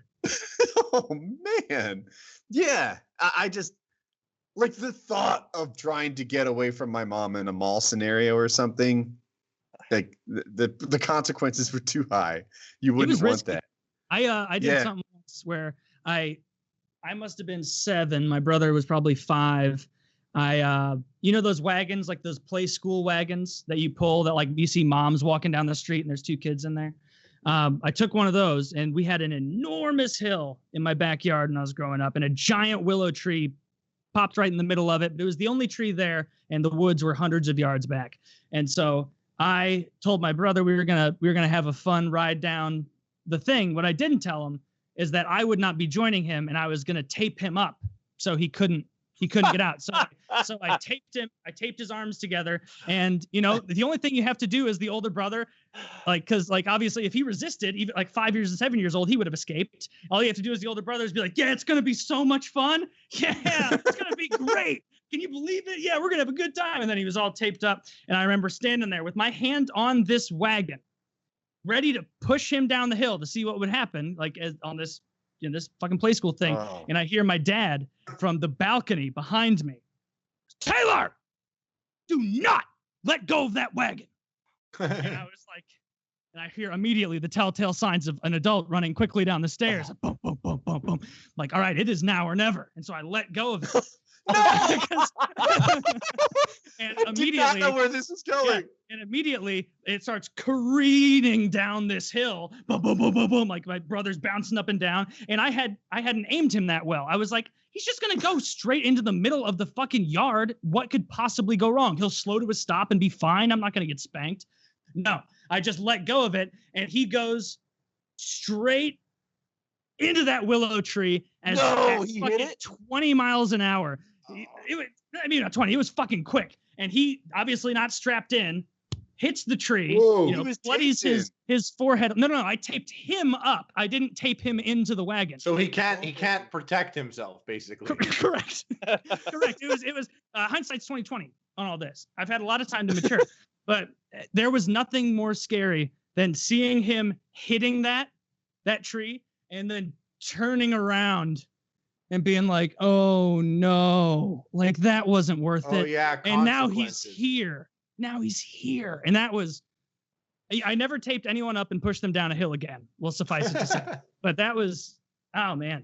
I was a kid on a leash. I'm sure I've mentioned that before. I was a leash kid in the know. mall. I didn't. Did you say that before? You had the leash. I may have mentioned it. I wasn't a regular leash kid. I was like a misbehaved one too many times, like a dog in the park, and so then I had to be taken to the mall a couple times on a leash just to reestablish those boundaries, and then you get taken off the leash again. But it was just a wrist leash because I guess my mom didn't want to go whole hog into the leash thing, because a lot of them are like basically a harness where you could be like, get back here, and the whole kid just, because you're just a child. But like what I would do, and my mom tells me it better than I do, obviously, but I'd let some slack form in the line while she was at, like, I don't know, White House Black Market or whatever fucking stupid store she dragged me to, and I just let some slack in, and she said she'd turn around and there'd just be a wrist cuff laying on the floor at the mall, and I would have ran off, and I didn't like cause mischief or anything at the time. What I liked playing hide and go seek, and in the middle of those big things of clothes, you know how there's, I don't know, 600 of those in a Macy's, and there's like 5 stores like Macy's in every mall. It was just I wouldn't listen to the announcers at the mall where they'd be like, well, Taylor, please come to KB Toys. Will you come to KB Toys? We know you want a toy. But I grew out of that phase. I don't run away from people at the mall anymore. I love hiding. You still hide in the clothes racks. Still hide in the clothes as an adult man. Just in a clown costume. Sir, we need you to get out of here. I've eaten dog food before when I was like 8. I think I might have told this story. My mom was making tuna casserole, which I fucking hate tuna casserole. I don't like any kind of casserole, really. Ever since I was a kid, it just grosses me out. And I was like 8, and my dog had a bowl in the corner. I wanted to show my mom how much I really hated her fucking casserole, and I wasn't going to stand for it anymore. God damn it. And so I snuck around the corner to where I could see her cooking it, and I just started eating dog food from the dog's bowl. Ate the entire bowl of dog food. So when I sat down, she was like, Taylor, you going to eat something? You going to have some of the casserole? I'm like, no. I already ate a whole bowl of dog food. There. Like, Taylor, that's disgusting. And my dad was laughing like, well, he already ate, Like, it's fine. He's like, are you really, you're really not going to have any casserole? I slaved over this for you, and you eat dog food instead? I can't believe that. I can't believe you just eat dog food. You're like, that's a great take a hit. Did it work? Yeah, I didn't have to eat casserole. I already fill up on dog food. But I mean, like, going forward, how did it play out? Yeah. Oh, like she really didn't make that anymore because she knew I would sneak in and eat dog food. That's how I got out. I was just like a little bit of a explain troll. that to someone. Like some third party is present. She's like, why is Taylor eating dog food? Oh, he prefers it to my cooking. Yeah, he prefers that to my casserole. Hey, why is that whole corner of your dining room all the wallpaper peeled off? Well, we used to implement timeout for Taylor, and now we don't anymore. He ruined the whole corner of the room by tearing all the wallpaper down, and so now he just has a run of the place. Like it was great. Lots of little antics. It's been worse with future relationships, hasn't it? Since then. Like Oh, many yeah. girlfriends have looked back on that, and you've been like done the same thing. You're like, it worked with mom. It probably works with the girlfriends. And Yeah, then, the first time I ate a big bowl of dog food in front of Melissa, she was a bit hesitant. But, but now she's got that fancy skillet. She'll be. Yeah, now she's got that fancy. She doesn't know yet. This is like one of those scenarios that you don't think about ever because, like, when even the thought of it pops in your head, you just It's bad. Like, just try and not think about You cringe and wish that weren't you were remembering. it. You just go. That was somebody else. That was a past Yeah, life, right? I didn't do that. Wasn't me. That wasn't me. No, I was. Okay, it was like the perfect storm of awful. I was at my girlfriend in high school's house after school, and Parents' house. parents' house. Yeah. Okay. And we were hanging out there, and every Thursday we got Qdoba in the morning. That's like This burritos. was Friday, and I had been blocked up all day. Like I hadn't shit since the previous burrito. And so I go to the bathroom. I was going to go up in the upstairs one where it was a bit safer, but privacy. she was in there and was like, oh, you just go downstairs, the one right by the entranceway to the house, that bathroom. And I was just like, all right, well, I hop in there, take just a foul abomination of a shit, and just go to flush it and have. Now, let me ask you this about the shit. Was it one of those that, as horrible as it is, it's over in like 7 seconds flat? Oh, it was a speed run. It's one of those where you have to sit quickly so you don't just shit everywhere. Yeah, you're like shuffling down. You have to sit. It comes out so quickly and so much force that like there are waves splashing over the side of the bowl. But so I go in there and take the shit, and I feel so much better immediately. Flush, about to leave, and I see that scary look, that tepid filth water moving a little closer to the top. Oh, it probably just takes a bit. Some toilets raise higher. It keeps coming. It gets to the point where like I'm like willing it, like stop, and it gets to like right on the rim of the bowl, just soupy shit water, and like an idiot, instead of just plunging it and trying to get it under control, I go, let's give it a go. We've been taught since the time we were 4. You flush to get the poop to go away, and you just do it without thinking. Did it without thinking, immediately realized the error of my ways as it just cascades down the side all over the place. Like 3 minutes later after this, when I'm like, hey, like yelling for her that their whole foyer is covered in shit. Mom gets home, and she walks in through the front door, and like, of course, I was right by there, and she was like, oh, Jesus, oh my God, and I'm just standing there beet red because I just pooped the foyer. Oh, God. It was, like, even thinking about it now, I'm cringing so hard. All right, so this is a there's something about Mary type scenario. What happened with you and this girl post you shitting in her house?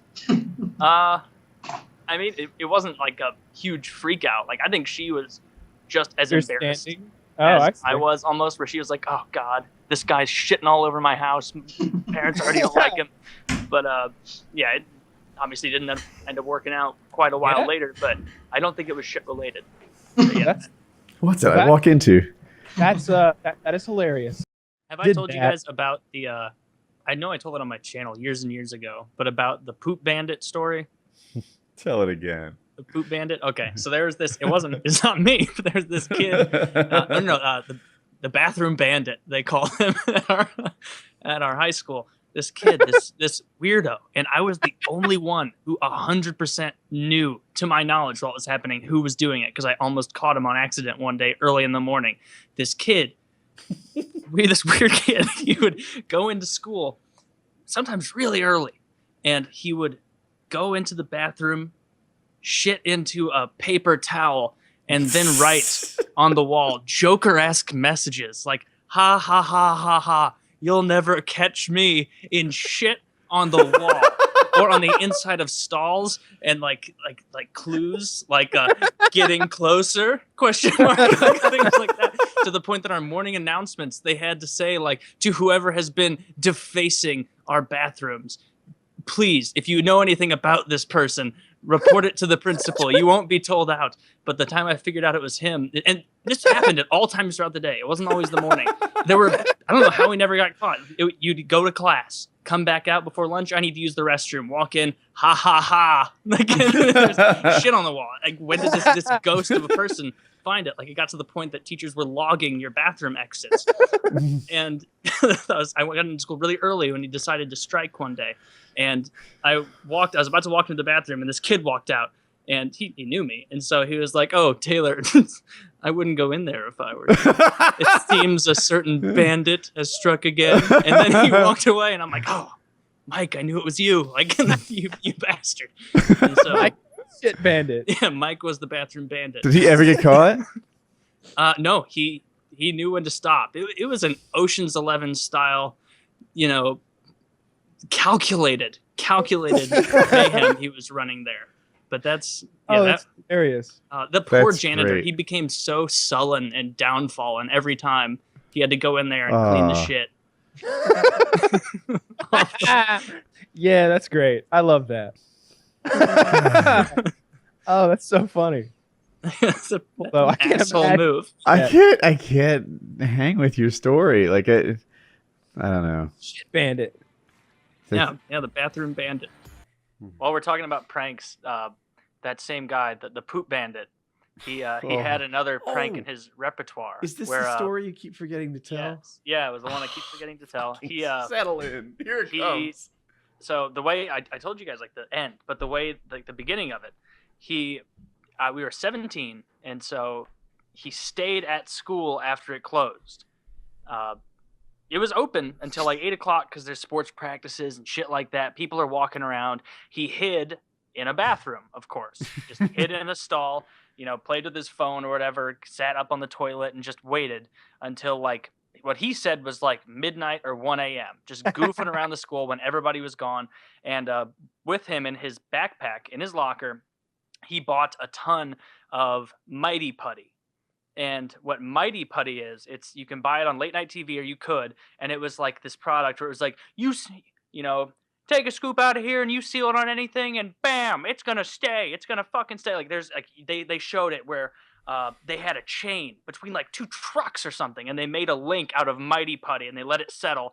And then the 2 trucks start driving and it's like, look at this Mighty Putty. It's not going to break. And it's like, I've seen that. Yeah. Shit, yeah. It's not going to fucking break. It's like JB Weld. Yes, it is so powerful. And he took his couple of tubs of Mighty Putty and the little spatula it comes with, and he went around to almost every door in the school, inner and outer, and smeared Mighty Putty into every keyhole. Every keyhole he smeared Mighty Putty and let it dry. And so the next morning when all the janitors came in to get the school ready to go, nobody could get into the school.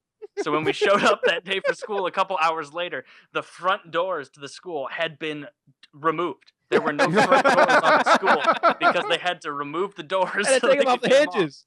Yeah, they took the doors off the hinges because they had to replace everything. He didn't just put it in the keyhole. The crack between the door and then there's a little the jam, the door jam. He would smear that whole thing too. And a couple of the teachers that he didn't like, his handler, or his wrangler, as we called her, who had to keep an eye on him as he was going around the school every day because he wasn't allowed to walk around unsupervised. He had to have a supervisor.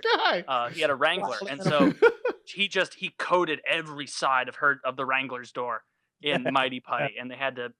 There was so much damage, and somehow they didn't put it together. I know that they knew it was him. Oh yeah, they knew it was him, but they couldn't peg him. So they had to call him in. No cameras. No, there weren't any cameras in our school at the time. After that guy came in and stole the computers and cooked his own shit in the kitchen, they put cameras in at our school to prevent any further. There are cameras now in that school. Yeah, good. There weren't at the time. They learned their lesson. I don't think ours had cameras, but they had motion detectors. So I don't know if he would have got away with it where we were. That's hilarious. That's such a good way to just ruin their shit too, because I don't think you can do anything about that if you get it in there good. No, he just really got off on upsetting people and stressing out authority. Because it's like, imagine being that principal coming in for work. He's already got in the back of his head like, God, if that kid shits in another bathroom, I'm gonna have a fucking revolt from these janitors, and they're not gonna handle it. I'm gonna have to be the one scrubbing off, ha ha ha, any closer yet and shit on the bathroom. I'm gonna scrub that off. God, I hope he just gets it under control. And then he shows up, rubbing his eyes from sleep with his coffee, and he tries to stick his key in. That's weird. I must have missed. No, fuck, just yelling, can't get into the fucking school because this rabble rouser did. He also did it. He broke the vending machines that way.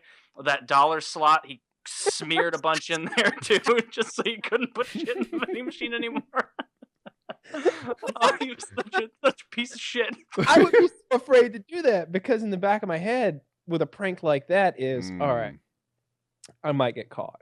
So if I do get caught, let's make sure this is something that can be chalked up to boyish hijinks or something like that. He's going all or nothing. He's like, fuck him. If you put a motherfucker, put a round up penis on the football field, and then they'll charge you for grass seed. You owe us $23.75. There was like $16,000 in damage or something. Like it could be very expensive. Oh yeah. It's so much. He did another thing that he got. I remember a big group of people got called into the office, like being interrogated because, like I didn't know till later, but it was like, well, so and so and so and so and so and so and so and so come into the office, report to the office, and it was like, well, what the fuck is this about? These are the rabble rousers. And later we found out that a teacher like went out to go leave for lunch or get something, and there were 2 like big nails leaned up against the back of her wheels, so that as soon as she backed out, both of her back tires would, not like pop, but the nail would go in and it would, puncture it and either quickly deflate or slowly deflate. And that was decided that it was a very dangerous thing, that she could be like dead on the road or something if that happened. And so there was like a cop or something there to interrogate them and ask them. Never found out it was him. I don't even know if that one was him, but yeah, that one was even worse than the Mighty Putty, I think, because that could actually get someone hurt instead of. That same kid told me he did. I never believed him for this one, but there was a teacher that was not liked by anyone. And just one day, like he left after lunch and it was like, oh, I guess he wasn't feeling well. And like a week later, the Poop Bandit, that guy told me, I don't know why I was always so privy to these things. Like we weren't good friends. Wait a minute. But You weren't the Poop Bandit, were you? I was not the Poop Bandit. No. These are really ballsy things. I'm not the Poop Bandit. But he told me, yeah, the reason that, and he talked like that. He's like, the reason Mr. Johnson left last week? I was like, no, Mike, why did he leave last week? He's like, I put 5 tabs of acid in his coffee in the teacher's lounge. And I was like, did you actually put a bunch of acid in his coffee? He's like, yeah, man, yeah. My buddy tells someone I got a bunch of it and I put it on his coffee. He was like freaking out, man. And he left. He had another teacher drive him home. And I was like, I didn't know whether to believe him or not, but that is one of the genuinely meanest things that you could do to someone, is like, as you're like teaching and you like imagine like, you point at a kid like, Jesse, shut up, up, and like your arm starts like extending towards her in a weird way. I feel like this is something that would happen to the alternate universe teacher version of Quibble Cop, right? Just someone drugs his food. Drugs you. Yeah, he's He screwed. didn't even get drugged. Like, it was funny, his stories where he was like, and then I got drugged and I didn't know what to do, and I asked him, is there drugs in this? And he said yes, so I take it. And it's like, well, then you didn't get drugs. Someone gave you free drugs. So what you're saying is you do a lot of drugs. Okay. I got a good senior trip one. So what they did is they would have like, they rented out like a YMCA kind of thing. It wasn't a YMCA, but you get the idea, like a community center, and the whole senior class would like be it was like a lock-in, and you just kind of go wild in there, whatever. They had like parents and teachers like to like make sure you didn't get too out of hand, like weren't vandalizing. And that same guy, the fucking Poop Bandit, didn't do any poop related things on this trip, but he first of all, he kept sneaking out of the lockout to sell cocaine to people in the parking lot of this YMCA. He was a reasonably big drug dealer. So senior kept sneaking out to sell cocaine to people. He was doing a ton of coke. While he was there, just like hyped up, like somehow that's why he was shitting so much. Yeah, he was just shitting. Just how he was constipated. He was suddenly shitting. He couldn't control himself. A lot of cocaine, and they had a big bouncy castle, and people were like enjoying it. Like, of course, people showed up drunk and whatnot, and they're just in there doing whatever. And he just for no reason at all, just like went up to like behind the bouncy castle, no one could see, and then just stabbed it with a knife, ruined the fun for everyone. For that thing. Then he would like run around, and they had like all these like games and things where like This guy's horrible. I know. And there was this thing where it was this another balloon kind of game, and it was 2 lanes, big lanes that you could run through, and you would strap on this vest, and it had almost like that thing that heroin users used to tie off, attached to your back, and the balloon in the back. And the vest was made of Velcro, and you'd try and run as far as you could, and then when you stopped, it would shoot you back, and you'd stick to the Velcro thing. And I guess, like, after people had, like, got a little bored of that and went on and be like, oh, we'll come back to this later, he just went over and just cut those 2 things for no reason. Just all he did, the entire lock-in, was go around and cut and break things. And they had, like, prize baskets, and they're like, how did this prize basket end up in the toilet in the men's room? Did everybody know it was him? How many people knew he was guilty? At this point, we'd already graduated, and so he just went balls out. Just, I'm wrecking stuff, and it doesn't matter. And this, I mean, it was either this kid or another kid another kind of like goofy fuck up. But when we all got diplomas where it was like, you graduated and blah blah blah, and like, great for you. His said, thank you for participating at X school. Like, just thanks for coming. Like, he didn't actually graduate. But he just went around and Did they say that on stage? Please tell me they're like, and congratulations to Jackass for participating.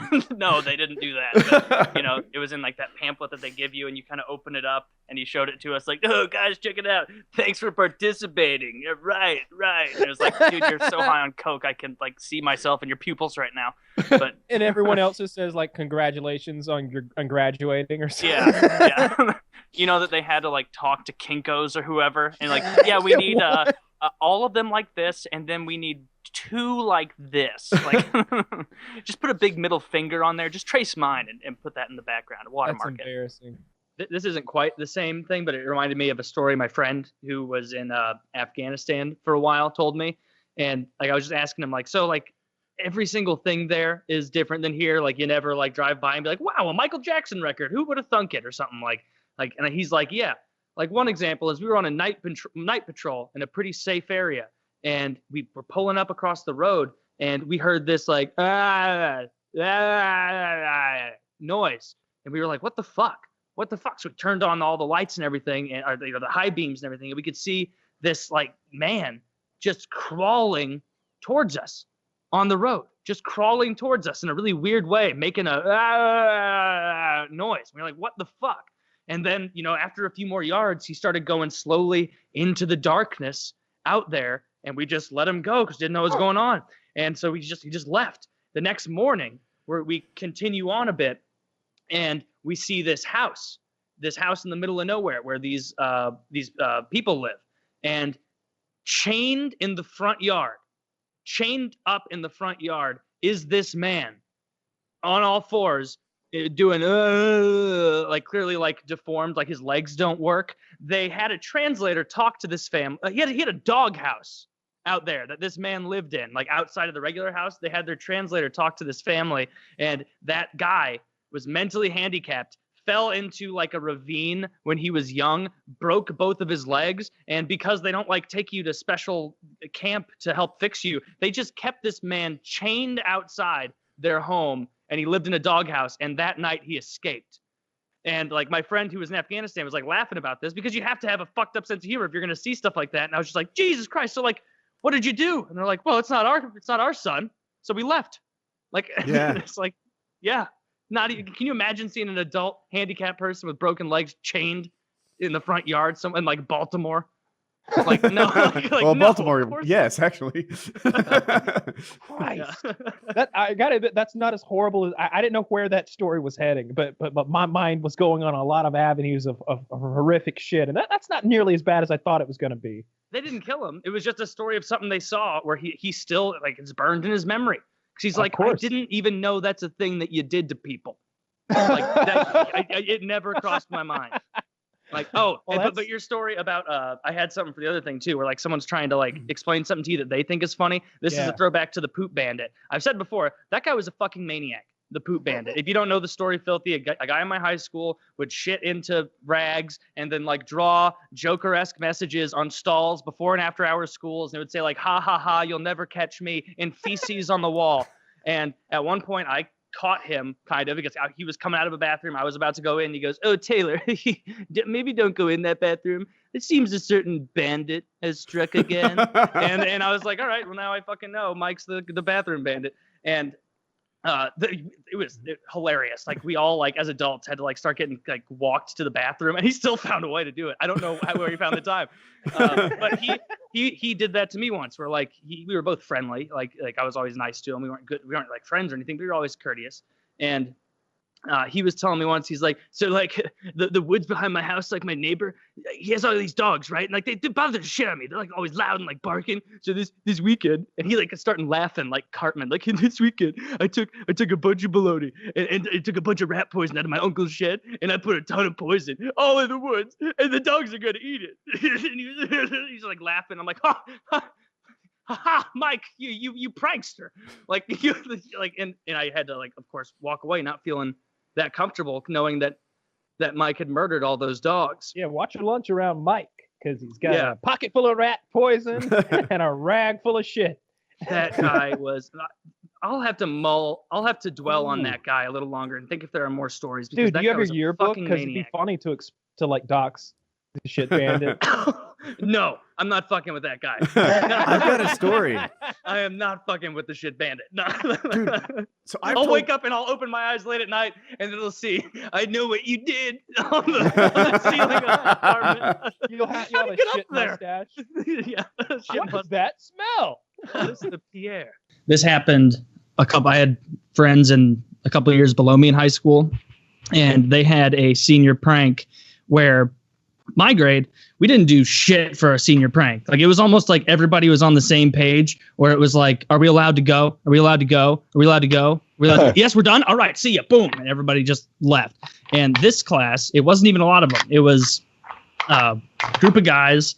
They went into the school at, the same time that one fucking Instagram guy's working out, and went into the library and stacked up all of the chairs on top of the tables and knocked a bunch of books down, and then like put all the books in the wrong places and did stuff that was like, and I mean, when you're using the fucking Dewey Decimal System, that takes a while to get those things fixed. And so again, like they like took out some of those cards and like fucked with them, and just were rabble rousers, like piled up a ton of that. No, that's not what they did. They didn't put the chairs on top of the table. They piled up every single library table and chairs in front of the only entrance to the library, like it was a, Walking Dead scenario, to try and, blockade it. And this old ass librarian came in and that morning, and she was so distraught that she just like collapsed weeping over the state of this library. And it was not at all the tone that the prank was going for. And so instead of it being like, oh, you rapscallions, it was like a, and like all the teachers are comforting this lady. And they got in a lot of trouble, and they had to volunteer in the library for like a couple weeks after they graduated, which doesn't seem like you are even allowed to do that, because that's just stealing labor from children, right? Like, or not children technically, but whatever. I thought that was a little bit mean spirited, but most of them were good. Did you guys have to predict how she was going to react? Did what? As Taylor was laying out what they did, I'm like, that's not even a prank. That's just vandalism. Like it didn't strike me as funny. I wouldn't have predicted that people would be like, good one. Like, from what was relayed to me of the group that was there, like 8-9 guys, some of them were more in the pranky mood of like, let's pile all this stuff up and it's going to take forever for him to move the tables back. And the other people were in the fuck this bitch, I'm outie, mode, where they're just like ruining the Dewey Decimal System and hiding books behind other books and that thing. But it wasn't a great library before, so and messing up the order must have been so shitty. Because when I was in high school, I had a group of friends, and we would go to this place called Sky Zone. I don't know if that was like all over the place or it was just like a regional thing, but it was basically floors and walls, not like straight up walls, but like the angled kind, and then the floor of trampolines. There's all trampolines, and you could go into like the free jumping area and like fuck around and do like crazy flips and whatnot. But we never did that. They had a dodgeball course there, a couple of them, and it was like the same thing. Tons of trampolines on the ground, and then like trampolines on the side, so you could like jump up and do like flips off the wall while you're dodging and throwing. It was really, really cool and fun. And we used to go there, me and a group of like 4 other friends, and we'd go and play like pub matches, I guess, is the equivalent of that. We'd go and play any takers, and we would thrash people. We didn't lose ever playing against in our pub matches. Like it got to the point where like we all pumped each other up enough, like we'd like leave there and go to Steak and Shake or something nearby and be like, yeah, we're pretty fucking good at this. Did you see they had a tournament? Did you see they have a tournament for this stuff? Dude, let's enter the tournament. It's only like $15 a person, and we'll play in the tournament, and who knows, maybe we'll do decently well. Maybe we're not going to win, but we'll do okay, I'm sure. Like, we beat everybody, and it's the same kind of thing as like holding out hope you will win. Yeah, like there are clips of like there was this guy from like a few years ago named John Scott in the NHL, who's like 6'10" or something retarded and was just an enforcer. And next to NHL players when he was playing, he looked terrible.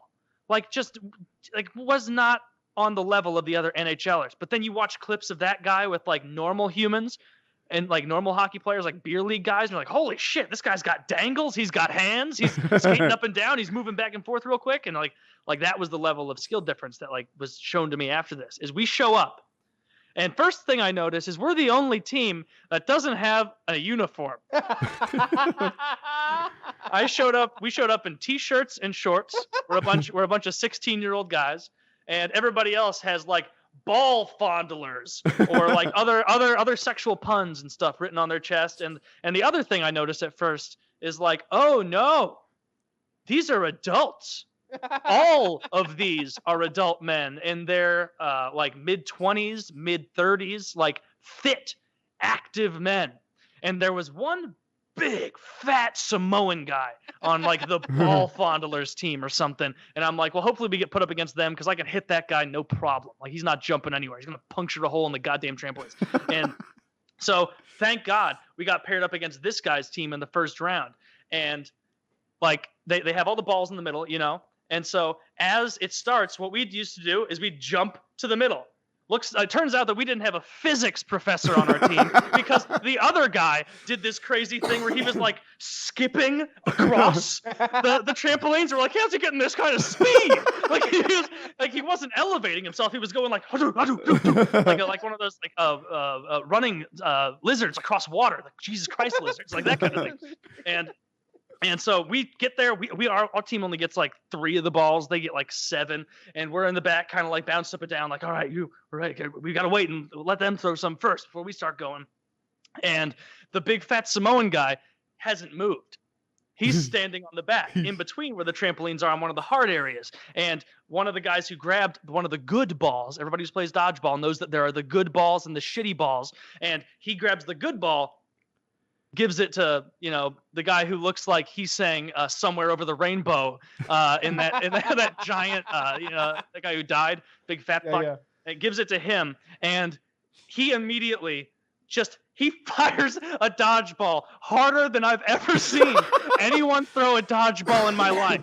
This guy's boom. There was no fucking arc. There was nothing. It was a frozen rope. Just boom. Hits my buddy, who's usually pretty good at catching, just hits him so hard it bounces back. One of their sly guys does a little skipping maneuver, grabs it again, gives it to the big guy. He boom, fires another one out, gets another one of my friends out. I'm already realizing this was a poor decision and wasted $15. We tried getting them so hard. We maybe got 2 other guys out the whole game, and we got pummeled. Like, all 6 teams or whatever were playing on like 2 of the 3 courts, and our game was over when they were like a third of the way through their real game with real men. It was terrible. By the time we got to match 3, the active conversation in our group was, how many more are left? Like, how many more times do we have to go? Do we have to go against big Samoan guy again? Because I don't want to play that way. One of my friends got hit so hard and was so discouraged. We had an extra friend there who ended up pinching in, that he goes, I'm fucking done with this. This isn't fun. And so he went up to like the balcony to watch us get our asses kicked. Douche. You know who I'm talking to if you're listening to this. Carter. But yeah, that it was not a fun experience, but it really opened my eyes to like, wow, I thought I was genuinely really, really above average, bordering on pretty good at dodgeball. And these guys demonstrated that we suck cock, and we didn't even have the wherewithal to stop at a, screen printing press for shirts area and get a clever name. So I didn't have anything like that. Dude, I've thought, I know it's in bad taste, but like, you know, when you see all the Twitch streamers, like it'll be like, for the fucking dogs of Alaska, they're being mushed too hard, and enough is enough. And like, it's something I've always wondered, like how long you can get away with it being like, yeah, we're doing a charity, it's the Taylor's Mortgage Fund, and it's a really good cause. Definitely would, as long as you made it clear that it was a joke. Taylor, you could do that right now, and no, but I'm pretty sure if you don't even have to. I'm writing down charity. I'm going to disclose. This is not what I am suggesting. I am just giving you a book of what probably could happen. I'm confident that if you came on and you said, "Hey guys, I am starting a charity for Taylor's Mortgage Fund. This is to help a disenfranchised individual that has repeatedly seen financial hardship because he cannot get a sponsorship." It's a charity called Taylor's House. And, every 100% of your donations to the Taylor's House charity go right into the program. I promise you, 100% of your donations every month. We'll go right into Taylor's house. Oh my god! All right, I got to add like the little money counter on my streams now that Wings has. It'll say for Taylor's house. That you got to get that as a hashtag, like hashtag Taylor's House. Taylor's house. Taylor, I'm telling you, you can do it and nobody would bat an eye, but I'm also telling you it is morally inept. Oh, that's okay? never You bothered cannot me. be Oh no, doing- Taylor's house should be for the benefit of fat-headed retards. You need to make shirts that say like Taylor's House Fun Walk and stuff like that. Like you're doing all sorts of stuff. But it needs raise to be money the for Taylor's habitat house. for. It needs to be like the Habitat for Humanity's like color block Just building. completely rip it off. They don't sue. I just invert one of those Live Strong bracelets, right Taylor's house. Ship those out. Yeah, this is a good ass idea. I'm gonna do a charity stream for Your Taylor's stream house. title should begin with #charity stream. #charity stream, #Taylor's house. And you should find a really inventive and humorous way to describe what the charity does while being 100% honest. You know what? I can work on that. I'll come up with something good. It provides housing for young men in the Missouri area. You know, it's a good cause. You know, it's a good cause. It's a good cause. Taylor houses people with intellectual challenging those who are willing to challenge the intellectual cabal of America. That's what it is. It's for, but even more so, it's for Taylor's house. Or my mortgage, by the way. I mean, that was kind of alarming. I truly believe you can't get away with saying it's Taylor's house and like disassociating yourself from that movement.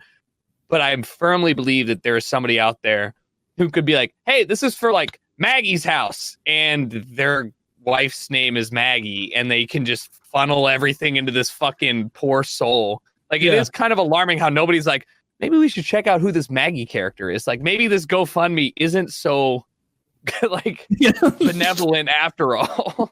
I'm gonna bank on people just trusting the Taylor's House Fund. It does a lot more than just pay for my house. It pays for the new patio I want. It pays for the gym machines in my basement. It pays for my Gatorade. It's really everything in my house. It's a halfway home, halfway meaning that we still have to build the other half, and that's why I require your funds. Yeah, it's a halfway home. Mortgage is about half paid. So it's just going to make a lot of money. I really think it is. It's money for Taylors. Yes. You're going to have a $5,000 night. I think you will. You really, I want you, I really want you. Some real schmoes to come in there who are like, well, I mean, I don't know what Taylor's Fund supports, but like, yeah, I need a write off. I need you to like really build out like 4 really shitty like infomercial level like, yeah, I've known Taylor for a while now. I think he deserves all the funds for Taylor. Keep going. I think that Taylor is just been hit with all things on life, and he needs as much money as humanly possible. We have to fund Taylor. You know what? You know what? As that song's playing, I'll be in a dog kennel. Yes! You got the eye boogers. And I'm in the corner of the kennel, shaking. This is no longer. We don't even have to. This doesn't even have to be scummy. You can now shoot a Sarah McLachlan commercial earnestly and know that it will garner donate. Like this is a bit that you should do, and it will. I wish you could hire that old man with the beard who does the African children and get him to stand right outside your house and be like, this is Taylor's house. Look inside. Do you see him sitting there shaking in a kennel? How do you have a crossover Just with like 60 cents per day? For 60 cents per day. A day. From several 100,000 of you. Taylor, this is a good-ass idea. if you don't make a Sarah McLachlan parody in the next 3 months, I retain ownership and I will. And as soon as, will do it. as soon as this idea pays off and everything comes to fruition, new charity, Taylor's Boat. Taylor's Boat. No, this Taylor guy keeps finding new projects to help humanity. I got to trying to support fund him the even more. HMS hate crime. It's a 50-foot schooner that I'd like to have. For whatever reason, he's funding the SS. Yeah. There's no name to the boat. It's just SS. I don't understand. Like lightning bolts. It's the SSSS. I feel like that's really weird. I don't. used to drive carpool in high school for a while, and I picked up a few people in my neighborhood. One was a girl, a little younger than me, a couple kids younger in the back, all middle school age, except for me and the older girl for the most part. Drove them all to school, picked them all up on the way back, and they would always start unbuckling their fucking seatbelts before I got to their house because I had like 3 houses to stop at, and I would always yell at them and be like, just keep your fucking seatbelts buckled, not because I gave a shit about their safety, but because they start like rummaging and doing all their shit, and it just pissed me off and stressed me out. And I was like, can we just get you out of here so I can fucking go home? And so I would always do seatbelt tests, and I was in my Jeep Grand Cherokee, and I would be going like 35 in the neighborhood, and then just right before we were going to get to their house, because they were anticipating me slowing down slowly and easing up, I'd just go just slam on the brakes, and they would surge forward. If they kept their seatbelts on like I would instruct every day, they would go and then they'd fall back and be like, God, Taylor, you fucking asshole. And I'd be like, just keep your seatbelt on. And one of the kids one day, I started to do it hard, like the hardest ever. I got up to like 40. It became like a game because my brother was in the back and he thought it was funny. I just slam on my brakes.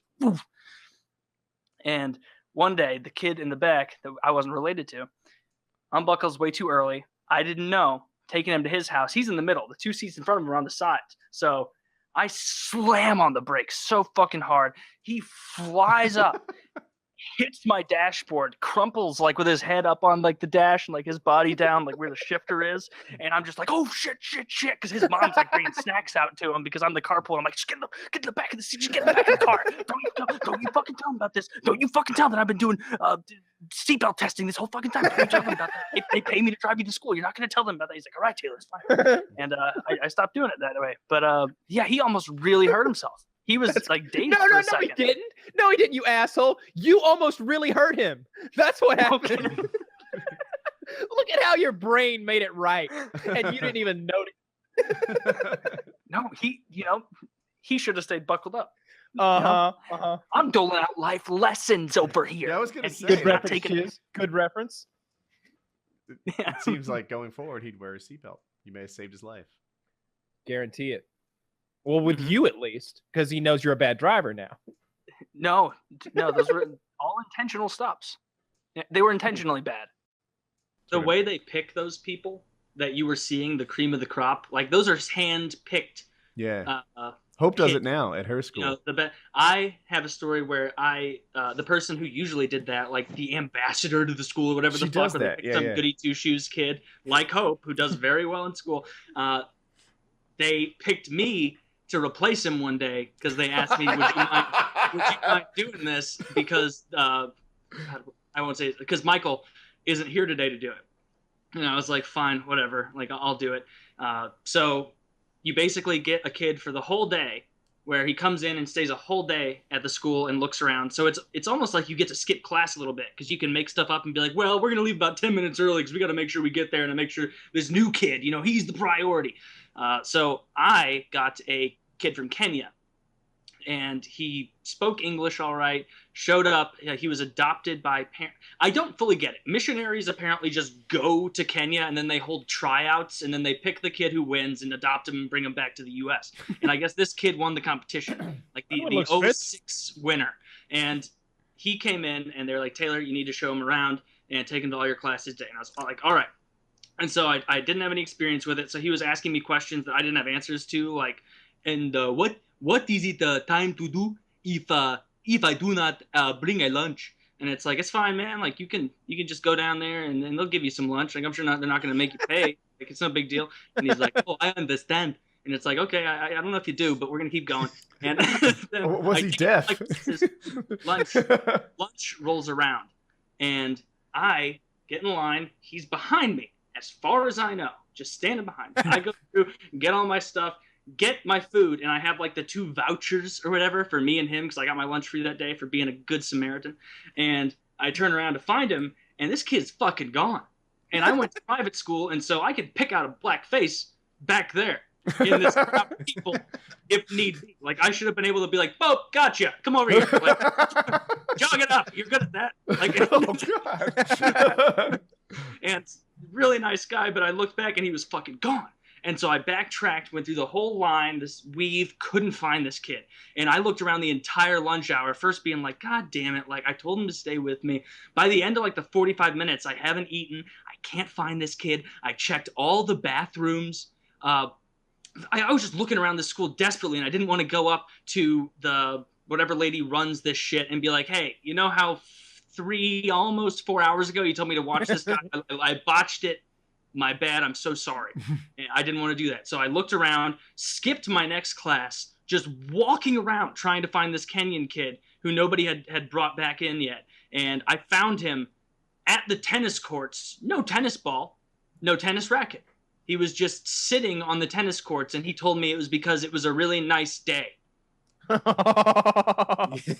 you gotta learn to appreciate the little things, you know? Yeah, but it was like, dude, like, you almost fucked me here. Like, that's the main concern for losing you, and you're just sitting out here on the tennis courts. Like, he didn't even look over and have a look of like, oh, you know, oh, you found me. It was just kind of like, oh, he's here as well. Now we're both on the tennis court.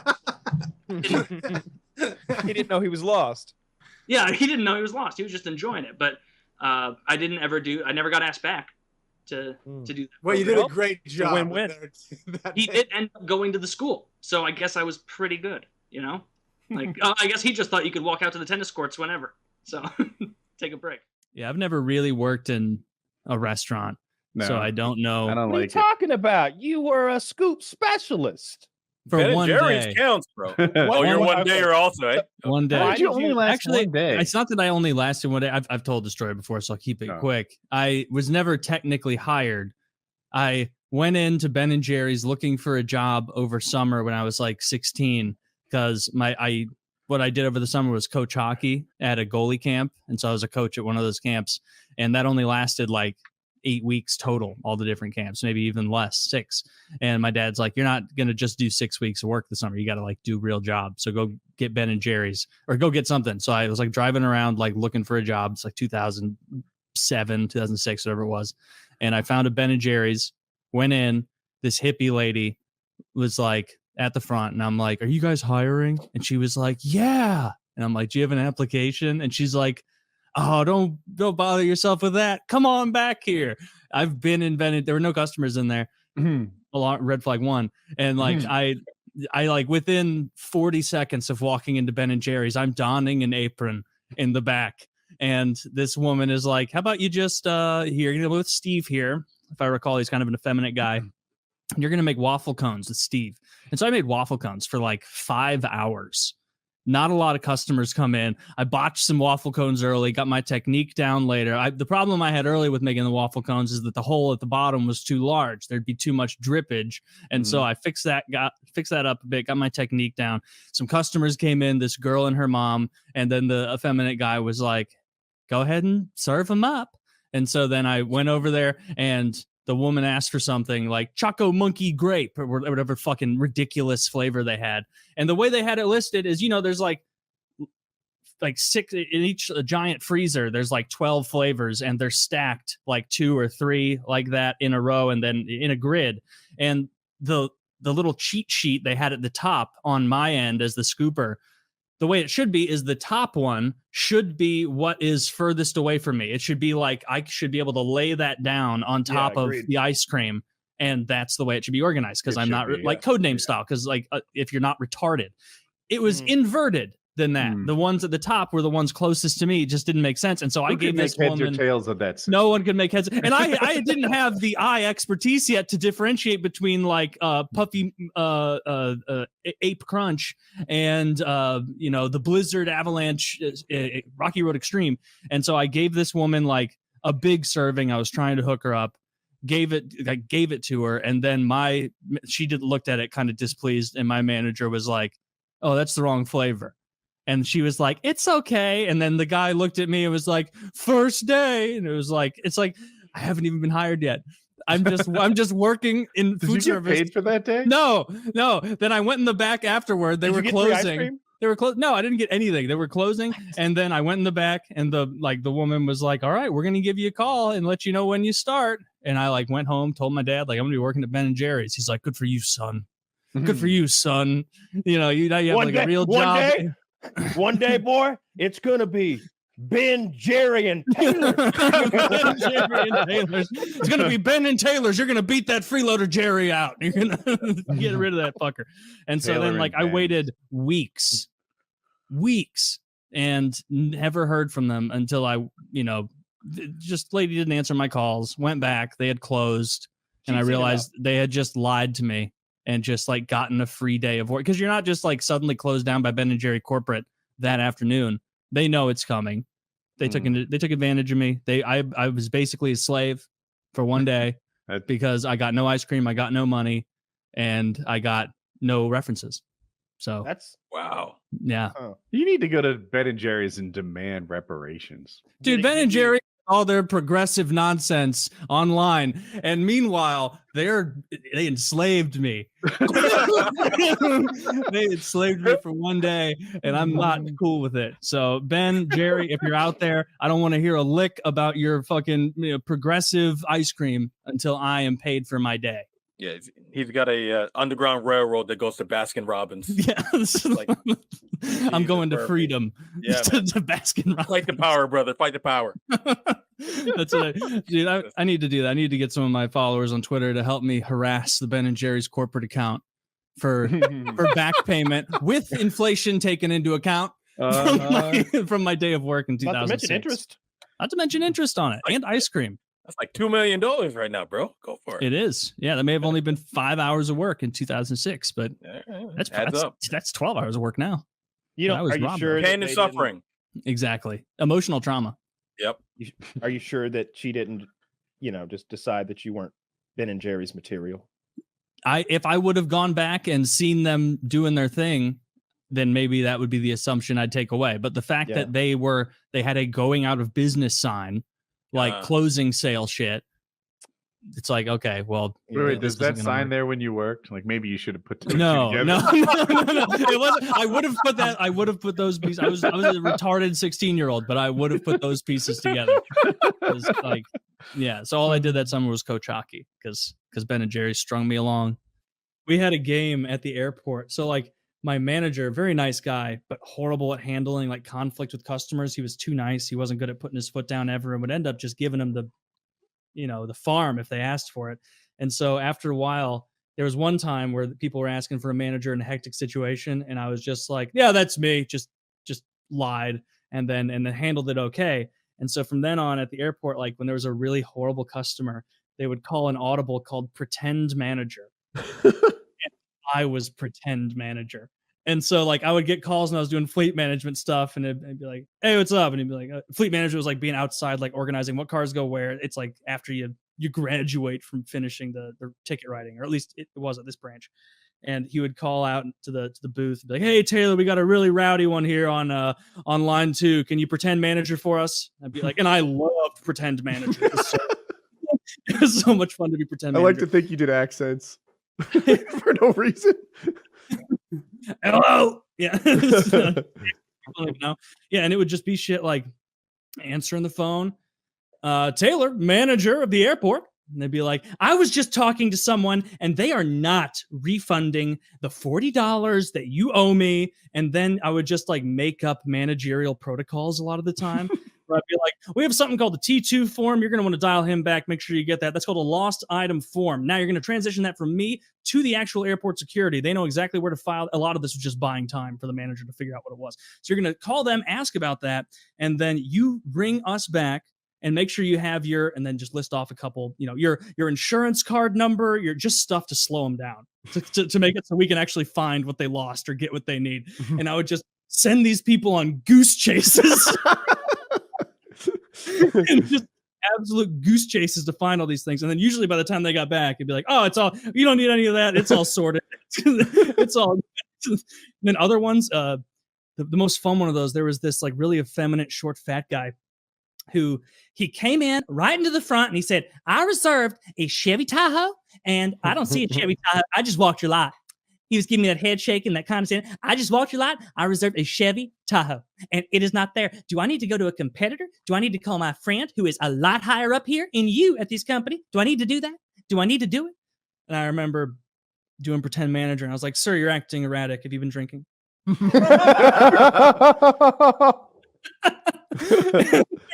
There are other people in line. He's like, the fact you would even ask that says more than enough. I'm definitely ringing him. I'm ringing him. I'm like, sir, as far as we are as a company, you know, I'm sure you know a lot of people who are high up here. And I respect that you've just come in here in a way that I no longer feel secure renting our property to you. I apologize for the inconvenience. If you'd like, I could call you a cab and get you where you need to be. It's just our property and yourself, sir, for your own safety. I don't know if we feel it's the best idea that we give you a vehicle at this time. And like keep it way tamped down so that the comparison between us is extreme, that anyone around is observing that I am the one who's right. And so, oh man, if I could go back there for Such a a day, piece of shit. I hate you. all I would do is be pretend manager. I just came here to get my Tahoe and it's not here. Sir, are you on any drugs right now? Because you're acting very erratically. And is that a blade you have? Is that a blade? He's got a knife. He's got a screaming in there. I don't know about it, but I feel like He I was- smell alcohol and pot on him. I think I smell. Is that plastic explosive? Do you have Prove I don't plastic smell it. explosives? Let me tell you why, though, he was freaking out about the Tahoe. Because I told him, you only reserved a class of car. You didn't reserve a Tahoe. We're giving you a Suburban or whatever the equivalent Wow. was.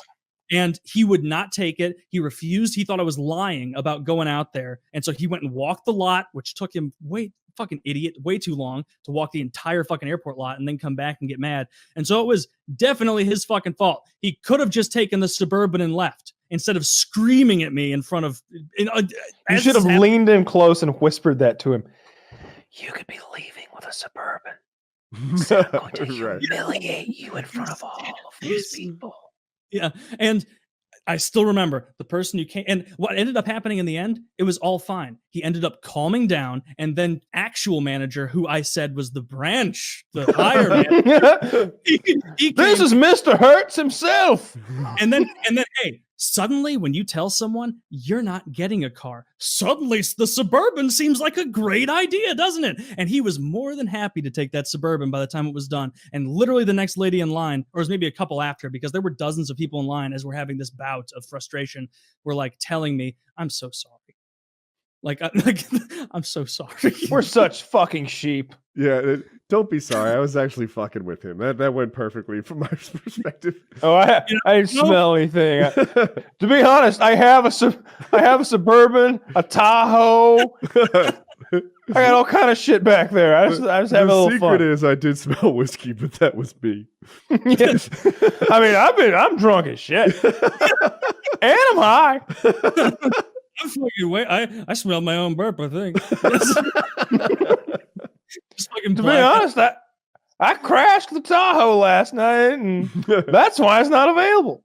I'm going to the funny ones, but for every one of the funny pretend managers, genuinely, there were 20 times that I handled an actual problem way fucking better than my managers, just because I wouldn't get all sheepish or I wouldn't get all like flustered and yell like a couple of them would. So what's wrong with sheepish though? Like, I know when I had people do customer support at Woodycraft, I had to get people off of that job or even fire a couple because they try to win at customer service. And it's like, no, winning at customer service is when the customer walks away happy. That's how this is done. Yes. You know, if you battle this guy in some sort of argument and you clearly come out on top, great. That doesn't help Woodycraft at all. That sucks. Yeah. See, the thing was, like, at least in this business, it was like, if you're too sheepish, like some sales or managers people were, like, you would get bullied into renting a car like a Tahoe for $19 a day. And then it's like, we're hemorrhaging money on this. Like, people are getting mad. And so that's like the level of sheepish I'm talking about, is managers letting themselves get absolutely stomped on. But who cares about the bottom line? I don't care. I just don't want to get yelled at by the area manager who would come. This fucking weirdo who worked there, the area manager. I remember he was so strict. You had to shave every day. And you I remember that. Yeah, yeah. And I remember there was one, me and my buddy, we worked at the insurance replacement branch at this point, and it was the redheaded stepchild of the entire area. He never came to our branch because it was a shithole. There weren't enough chairs for all the employees. We had to stand most of the time. We got so bored in the middle of that warehouse. Chair. I'm saying we got so bored in the middle of this warehouse, you know, those bays, that I ordered off Amazon a cheap hockey net and some sticks, and we would just play hockey in there sometimes when it was slow. But this guy, me and my buddy Sean, who worked there, both of us were low little underlings, and we had made it 3 weeks without shaving. It was a game for us to like play, you know, chicken and see how long we could go. And so like I'm for weeks now, no fucking tie, sleep up, beard, don't fucking care. And then there was one time where I wasn't paying attention and I was just sitting like doing something on the computer, and then the area manager comes in. He goes, "Well, hey, Taylor," and I was like, "Hello." I've got a full beard, sleeves up, shirt's dirty, no tie. I'm not Taylor. This is a disguise. Like, what are you doing? And I was like, I was doing callbacks for overdue cars. And he's like, yeah, are you? And I was like, yeah. He's like, haven't shaved in a while, have you? And this guy was such a passive aggressive fuck. He would never actually call you out. He would just make little Office Space like, right, we're going to need you to shave that by Monday. If you could do that, that'd be great. And so then I figured this bitch is never going to get onto me for anything. And so I could just do whatever I want as far as not shaving and rolling up my sleeves and not wearing a tie. And so that's what I did. So it all panned out. Other than that, I was a great employee. That's a long list of that's. Yeah. You've been going for 35 minutes. This was a deposition. Hey, pretend manager was a good bit, and I'm never backing down from pretend manager. And it was mostly helpful. I think helpful for you passing the time, but as far as fuck. Okay. When you worked your 60-hour plus a week, how many hours did you work? I never really counted like the driving time as working that much because that was so easy. But other than that, like you're fucking standing, typing tickets and doing back stuff the entire time you're doing shit. And then like managers pass stuff off, and so they'll be like, "Hey, we got a." And then sometimes, it was fun when you got to do this. They'd be like, "All right, we got a red minivan." I had to do this a couple times. There was this dirt poor trailer park in rural Idaho, and they were like, "All right, well, it's been 4 weeks since we've seen this Chevy. Who wants to go out and take a look? Who wants to go drive the trailer park and ask around, see if they know where it is?" And I would always be like, "Yes, this is so cool. I want to do that." And so I'd drive around in a trailer park, and like if anyone was standing, I'd be like, "Hey, have you seen a red, really new looking van recently?" And like it was like sleuthing. I never actually found any, but it was fun. In the words of my friend who stole all of the lizards and frogs from the science class my sophomore year, it is better to ask for forgiveness than to ask for permission. What did he do with them? He didn't do anything with them. This guy just had a bunch of lizards and frogs that he would like explain things about. Like, we're learning about amphibians. This guy right here, this is a green toad, southern Missouri, whatever the fuck. And he'd be like, "Oh, cool." And for no reason, he just stole them and let them go. He just right outside the school, there's a little like patch of trees, and he just like, "What are you gonna do with those?" "I just thought I'd let him go put the thing back, see what he says tomorrow." So it's like just released all of his animals. Well, were they his private animals or like school animals? They were just there every day, so I don't know. Like, okay, but it wasn't like he brought them in from home one day. Probably a little bit of both.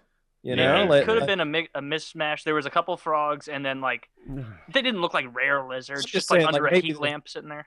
Maybe the school probably paid for the animals, but you know, your teacher is the one who feeds them, takes care of them, technically owns them. Well, not anymore. Yeah. No.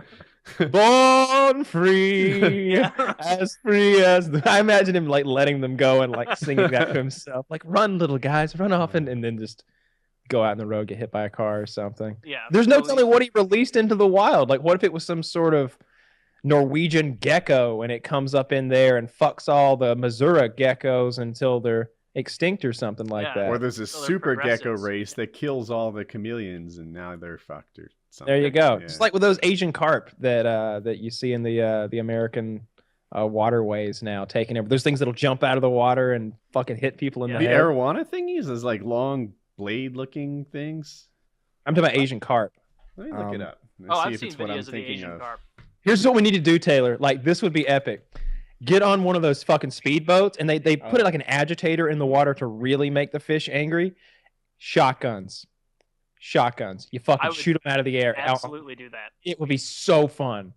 It would be so fun to do that. Just angles of fire. You shoot anything on the right side of the boat, I'll shoot anything on the left side of the boat, and just standing on the front of the boat with helmets on, with like a face guard, and just blasting fish out of the air. I want to do that so badly. Just do that, drinking heavily, go half mile down, turn around, and then just kind of with a net, just scoop up all the dismembered fish. Yeah, have a big fish fry. I would love to do that. That's Asian carp look like regular carp mostly. Well, carp is not good to eat, so we wouldn't want to do it with that.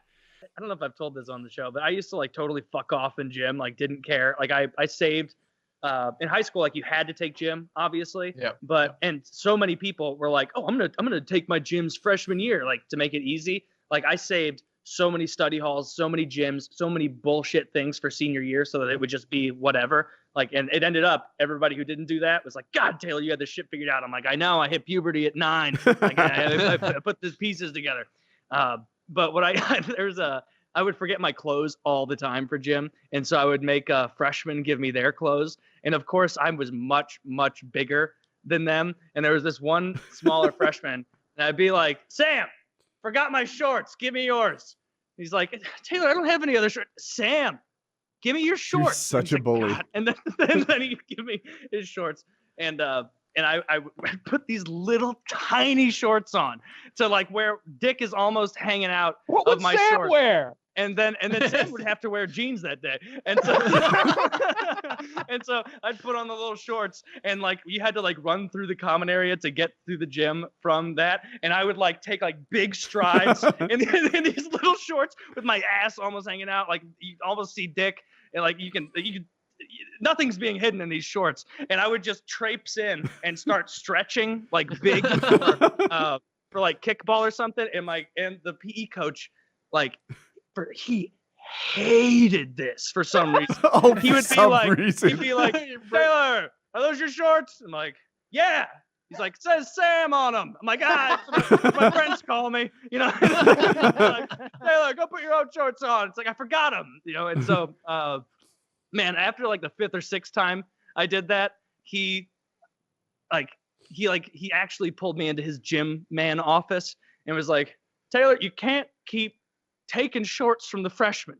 Just bring your clothes." That's the first and only time that conversation was had anywhere on this planet. It was, but I never fully took like seriously what he said for like punishments or like anything because it was gym and it's like I can play kickball. It's fucking fine. Like I can deal with the 10 points taken off for making freshmen give me their clothes. But he was a meat gazer. I think I brought that up before too, right? No. So he would the way that our shower was set up is like it was like just a big room with a bunch of shower heads. There were no dividers. It was just a big room with a bunch of shower heads, and like fucking 4 of them worked well. So you had to get in there quick. And yeah, I think that's pretty much every high school gym everywhere. Yeah, and everybody showered because it was morning PE, and you don't want to smell like asshole all day. And like as you were getting out of the shower in the hallway, like where your towels were hanging up, instead of him being like around the corner, like yelling like, "Boys, hurry up, 5 minutes till class," or whatever. He would be leaning up against the wall like this, watching us dry off. Taylor, to be fair, you only have that from when you were in class, and you just literally told us a story about how you used to steal the other kids' shorts. So he might have been watching to see what you were doing to them in the shower. No, the only thing I ever did to them in the shower was make them. There's a thing you did to them in the shower? Yeah, it was. Don't finish that. I would forget to bring shampoo, and so I would make them. There was a kid who had coconut milk shampoo, and he always, I would always get that from him, and that was good. Another thing I did is I would take a plastic chair from out there, and I would leave gym like 5 minutes early. This made me laugh so hard every time. But and I was like the only senior in the class, and so you get that seniority. And so I'd like run down to the locker room, like get naked, grab one of those plastic blue chairs that they would sit you with like the 3 slits in the back. I would put it right in the middle of this shower room, aim every single shower at me, and then just sit there in this chair. And then when like the freshmen came in, I'd be like, "I'm not done." And then I would sit there for like a few minutes until like eventually he would come around, Mr. Meat Gazer, and see all these naked freshmen and sophomores and juniors or whatever standing in the corner like, "Why's nobody showering?" And like, Taylor's got all the faucets. Oh man. Taylor, right, you're a bad person, and I'll explain. We taught my children, we raised this in them. We're like, look, there are going to be times when you're in a position of power, and it is your job to protect people smaller than weaker than you, not to abuse them. No one ever told you that? I didn't take it to heart. No, okay. No, but like it wasn't like a making people late. Like after a minute or two, it's like you get up, and of course it's a joke. It's not like nobody gets to shower because I'm in here. Give me your coconut milk shampoo. You stole their clothes. If I was and Sam their in this shampoo. position, I would feel very abused. No, the reason Sam liked it. Sam, the reason I picked Sam is because this kid, I knew him. Like he had a sibling that I was friends with, and so it was always known as like a joke of like he would never get in trouble for it. It was never like Sam showed up in jeans and it was like, oh Sam, you're getting marked off. It was always like, God damn it, Taylor's wearing teeny tiny shorts and you're wearing jeans. I know what happened. And so then Sam would be laughing about it too. Like it was more funny than other stuff. But all right. But yeah, Poor Sam. I bet Sam has some problem with this to this day. Yeah. Like he sees it. He hoards shorts now. Yes. No one fucking touches Honey, his I shorts. need to wash your shorts. No. There's a lock and a key on that, and it's like a chest of fucking shorts. Yeah, over some there. sort of Levi-based PTSD. Yeah. Yeah, he hears like little like sounds while he's in the shower, and he's like, "Oh, my coconut milk shampoo's still here." Okay, thank God. Maybe as an adult now he has one of those car wash showers where he can put all the nozzles on himself and sit there like the king that he always wanted to be. I hope he does have that now. I want that. I do think the showers with like the two nozzles for like his and her is fucking brilliant.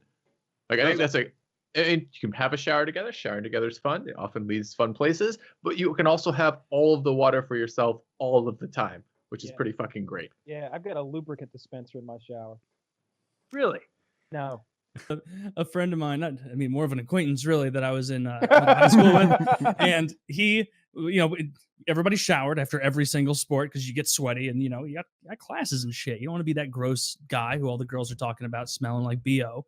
And so everybody would shower, and there's an unavoidable thing when you shower. Kyle knows this from his prison days, that you have to angle yourself toward the crowd of people because it's just a big chamber with a bunch of spigots, and you wash your hair like that, like you don't turn away. You gotta have your eyes all over. I guess you had a little more privacy than that. So there was this kid Joe that would just walk up to people, and this was not like one or two times. It made him laugh so hard to just wait until somebody turned around and was washing their hair like that, and he would run over behind him. This kid's like 5'1", little fatty, and he would go over there and he would start pissing on the back of people's like calves and thighs as he walked down. And like by the time they turn around, they're like, "Oh, what the fuck?" And he just run away. He's a little goblin of a guy. He'd be like, I'm gonna tell you right now. And I bet Woody agrees with me. Shout out to Joe from the shower. That's what we call an ass whooping. Yeah, I'm thinking if this happens to me, how am I supposed to react to this guy, right?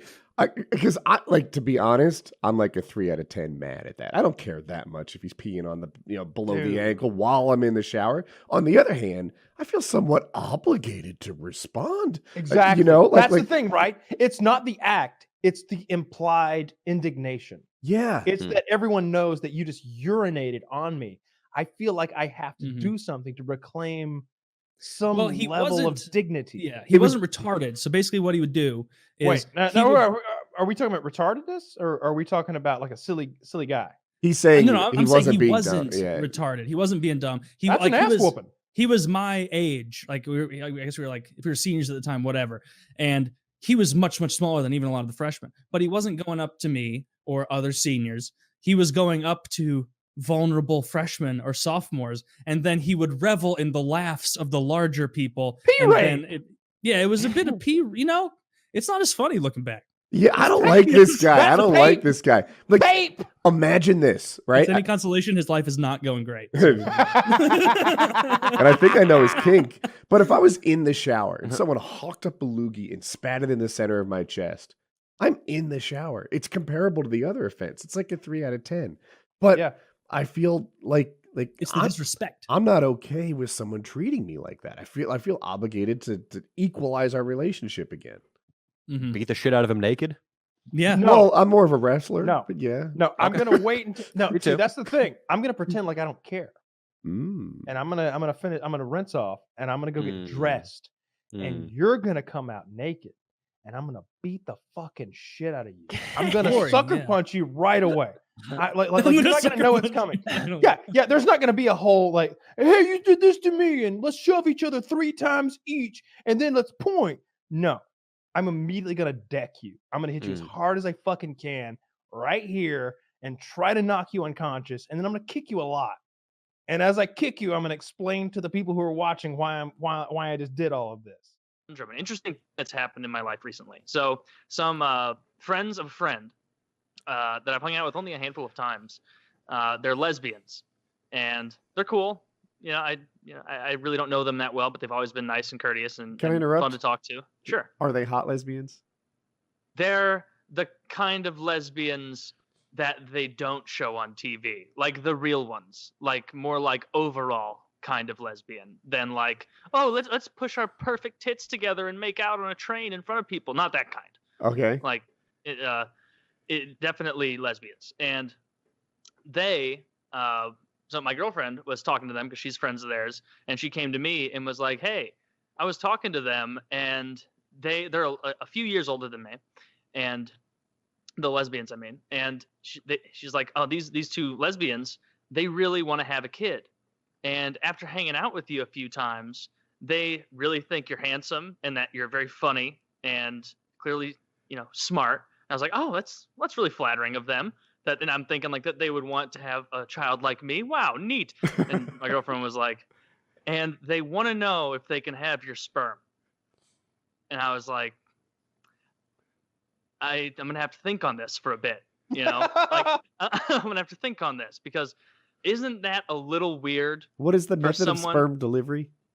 He goes. I told them the only way I'll do it is if I can blow in one of their mouths and then she spits it into the other one's pussy and I get to watch. All right, So, I was going to assume that. Yeah. The way all God's children are made, but that is a little bit of a lot to process, right? You don't think about that as anything until you get asked it. Like if you had asked me, a month ago, hey, would you be okay with giving sperm to someone? I'm like, I just have to jack off in a cup or something or whatever. Yeah, sure, okay. A month but then ago? when I'm saying like this happened recently, so like if you asked me a month ago, I'd be like, okay, whatever, yeah, sure. I didn't put any thought into it.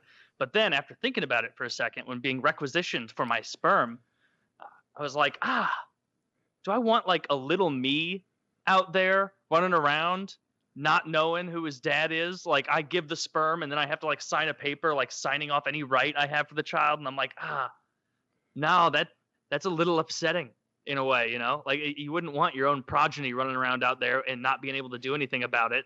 Like I don't know, I'm still a little split on it. Where are you guys coming down? They make these bullets, and when you shoot the bullet, there's a wildflower seed inside of the projectile. And so you can just spray them everywhere and know that someday soon, all of that random spray that you just shot into the forest and the gutters and the gullies and just the most horrible places in existence are going to soon be filled with wildflowers. And what does that have to do with what I said? A whole lot. I think the lesbian is a horrible gutter that you're somehow improving with your sperm. Not her in particular, but maybe I haven't seen her. I haven't seen. So this, it's all this women cool- are kind of a gutter that need a purpose. I'm picturing these I didn't- lesbians as someone who would make good firemen, right? Just based on Taylor's brief description, they can haul a wounded person out of the second floor. No. No. No. Okay. No. I didn't If I were picture that at burning all. in my place, I wouldn't be like, "Help, lesbians!" No, I'd want a big burly man to come up there and save me. But do you guys have any thoughts on that? Like giving your sperm so Yeah. someone else, like so a lesbian couple or whoever, can have kids? Like Well, it's first kind of of odd. all- Well, first of all, I have heard on Reddit of situations where a man has done this, and then like the lady came back at him for like child support anyway. That's where my and that head was went. terrifying to me. That's so fucked. I'm sure there's some paperwork you could get to prevent something like that. I didn't But even consider that. yeah, they were like, well, you're the baby's father. You're not going to provide. Well, we had a whole arrangement. The judge is like, so was it like a pinky swear arrangement or? Yeah, you're paying. Oh. Yeah. Oh no. Well, So now that I'm would be scary. definitely made my mind up. And look, I'm just speaking out of my ass on that, but I have read of those circumstances happening. I don't know state by state, or if you could get some sort of not prenuptial agreement, pre-turkey baster in her pussy agreement, like to make sure that she doesn't ever come. Because you don't know these people, and you might want to get to know them a little better, right? Like, what if they're crazy and like fucked? I definitely don't know them well enough to give them your a- seed. a child. Let's stick it. No. From henceforth, give them your seed. That's how we're going to refer to this. I like that more. Actually, yeah. See, I think that's what you have to start with. Is make sure that you really like these people if you're going to give them your seed. And I like the switch to seed. Well done. Yeah. Yes, if you're gonna give them your seed, then you definitely want to see like who are these people and ask them like, well, what the fuck happens if like she leaves you? Like then you're stuck with my baby. And then, like, what are your plans then? Like, what do they do for a living? Like they. You can't just donate I your don't even seed and know. detach from the parenthood aspect of it. Like, I keep hearing this concern about like the couple's future together and things like that. What if they get divorced? What if this? You're just providing a way for two women to be parents. Yeah, but that's it's your seed, and so it's going to be your little eggplant somewhere running around, fucking headbutting glass tables and shit like that. Yeah. Taylor's talked about Little the me. biological imperative to become parents and procreate, right? If you don't have that biological imperative, then you're weeded out of the gene pool. What's wrong with you, dude? Shouldn't you just I be know. Johnny Appleseeding it all over? You could become like a gay couple's donor. That could be a thing. This could be the start of something beautiful. I want to be the Genghis Khan of gay couples across this nation, where I'm just giving out seeds willy nilly. Hey, you need some? Yeah, but we're a little abusive to each other, but we both like Snatch. It's like, don't you had me at hello. Give them a little more seed. I'll be exhausted. But I could reform the world. There'd be a bunch of large-headed, very early puberty starting children out there. Just I want to see like the gay version of Taylor, right? I will remake Generation Z in my image. This is a brilliant idea. I don't see what could possibly go wrong. Yeah, but you do need to involve a physician in the process. You can achieve anything. What'd you rage about? Shit. What did I? Oh, I remember. I was mad. Happy Fall, y'all. Taylor talked about getting dragged to all these pumpkin patches and festivals with his girlfriend who's got, I think it was your girlfriend who's got who put the cherry on the shit holiday sundae with this ticky-tacky CVS mass-produced decorations of Happy Fall, y'all. Exactly. That was part of the rage. It was mainly I was really upset by having to go to a pumpkin patch hungover as fuck on a Saturday morning because apparently all the Walmart pumpkins aren't okay. Like you have to drive 50 minutes through East STL to get there, and it's just a shithole. And then spend like $40. When we went up to check out with the pumpkins, and we like put it on a scale, this fucking bootleg scale with that scammy 16-year-old's thumb on it, and they're like, "All right, well that's 20 pounds of pumpkins. That'll be $45." And I wanted to just say no. Like, no, I'm absolutely not paying $45 for 2 pumpkins. You fucking crook, you asshole. And they still did charge me $45 for the pumpkins. Yeah, well, you get to pay for the experience of picking your own pumpkin. It's not a fun experience. Was my point.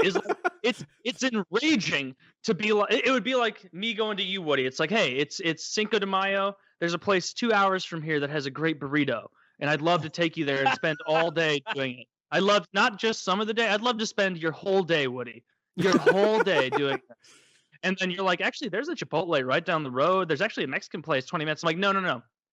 There's a place 2 hours away, and that's where I want my burrito from. And then being a good boyfriend to me, Woody, you would say, okay, let's do this. You take when you go to Blues games and stuff for me, and you watch me get aggravated at my shit tier team, I owe you this. I think the real hallmark of a quality boyfriend is to fuss and complain about it for months afterwards. Yeah.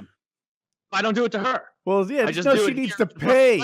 She needs to pay. How will she learn if you don't like really just drag this topic up every time she's fussy?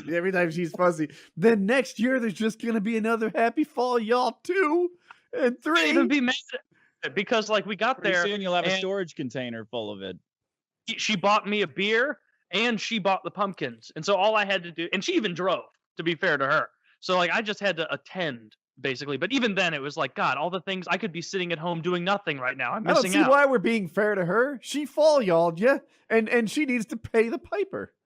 That was a good one too. Is I was talking to Dick about like decorating your home, and as I sit here now, there's a Christmas tree right there, and there are still cobwebs with spiders between my hanging kitchen lights. And I'm telling her, you got to take down the Halloween stuff, and she's like, "Well, I'm not tall enough to reach all that." And it's like, I got to take down the Halloween stuff, I guess. Who put it And up? so, but then I let her. I very graciously allowed her quite a bit of decorating autonomy, and then she snuck in with a Happy Fall Y'all pumpkin with sparkles on the side, and like I can't even articulate the the pouring away and leaving of masculinity I felt when I saw in my own home one day when she wasn't even here, walking in and seeing fucking Happy Fall Y'all over there. I literally hid it. She still doesn't know where Happy Fall Y'all is, and I'm not telling her because it's in the trash. Is it really? It's the talking. I don't want to have to interact. I'm fine with the decorations, but don't make me interact with them. Don't make me look them in the eye. See, I took Dick's advice on the show because the second I brought up the Happy Fall Y'all thing, he's like, throw that away. That you have to burn it in effigy. Save yourself from what's coming. And I immediately, like, after I finished recording, I'm like, you know what? Dick's right. Dick's right. I'm throwing this away. And I went over, threw it away. And the next time she comes over and she was like, where's the Happy Fall Y'all pumpkin? I was like, I don't know. I must have misplaced it, and oh man. I saw something really interesting today that like I'd never seen before. I was getting gas at a gas station where I'd get most of my gas, and I was filling up. I just had to process that. Sorry, Taylor. So you get your gas at what kind of store? I don't know why I included the detail. So I was getting gas. There was this woman with Down syndrome in front of me with putting gas in a car, and I was like, that's really nice of whoever's driving to let her like feel part of the gang, like getting this going. I bet she's in there buying a soda or whatever, like, or he or whoever like this person's guardian is. And so I was like, all right. And I walk in to get myself my Diet Pepsi, and I'm like, nobody in here. That's weird. And so I got my Pepsi and I walked back out, and I pull my gas thing out, and I see her. She'd already taken hers out. She's a couple steps ahead of me, and I was like, what's she doing? And then she got in the front of the car and drove away. And I was like, is this allowed? Yeah. Retarded people allowed to drive? I was like, this can't possibly be cool. Like, what?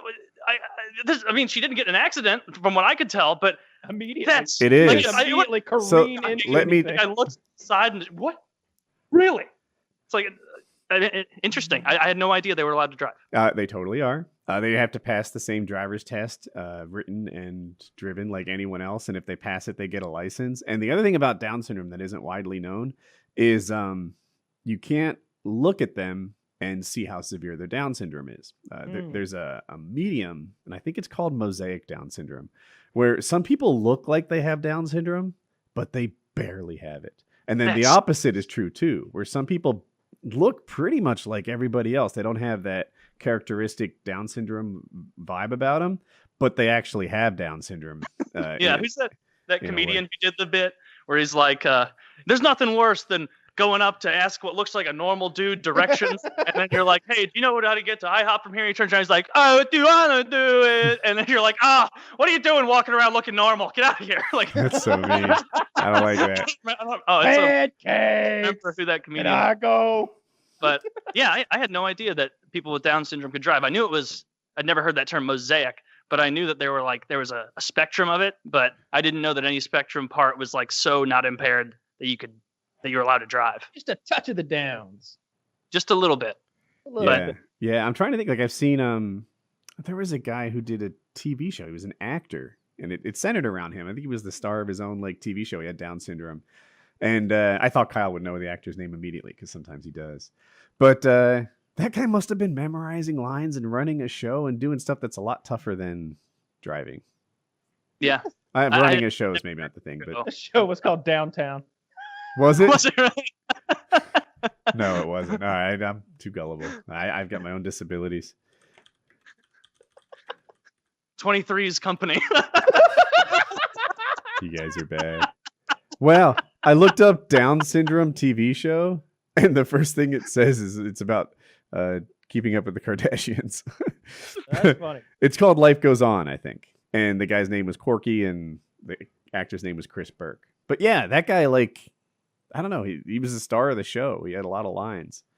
So, Mosaic. Yeah, there's there was a movie that specifically had like, The Ringer, when Johnny Knoxville basically pretends like he's retarded to win the Special Olympics, and he ends up befriending all of these people who are on the retarded, and like they're played by actors who are clearly retarded, but they're fine. I feel like they're what you described, Woody. They just got a touch of the Downs, and they know their lines. They're funny. Their timing is good. Because one of the guys in that movie has actual Down syndrome, and he has the look that he looks like he'd be severely impaired, but it was what he described that he clearly doesn't. Because he's in some old, that same dude is in some old like Jackass and Wild Boys clips where they like in the like Jackass 2.5 or whatever, where like they do stuff with him there, and he's clearly like impaired, but he's like cracking jokes like with them.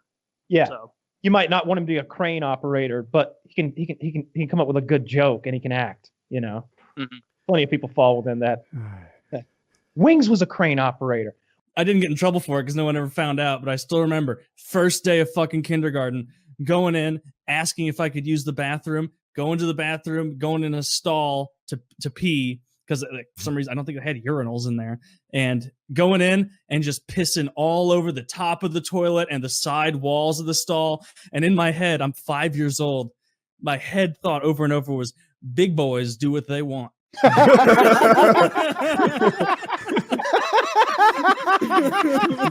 This is how big boys pee. I remember my mom just always pumping me up and being like, "Oh, you're a big boy now. You're going to kindergarten." And I was like, I took that to heart, and I was like, "Hell yeah, big boys do what they want." You were talking about shooting guns out of your pickup truck, though, and that reminded me when I lived in Idaho, a guy I worked with was really, really into guns, and he was like, "Hey, dude, let's go out shooting sometime. I know this really awesome place." And like, he's from there. He knew every area. He's like, it's really not that far, but it's secluded as shit.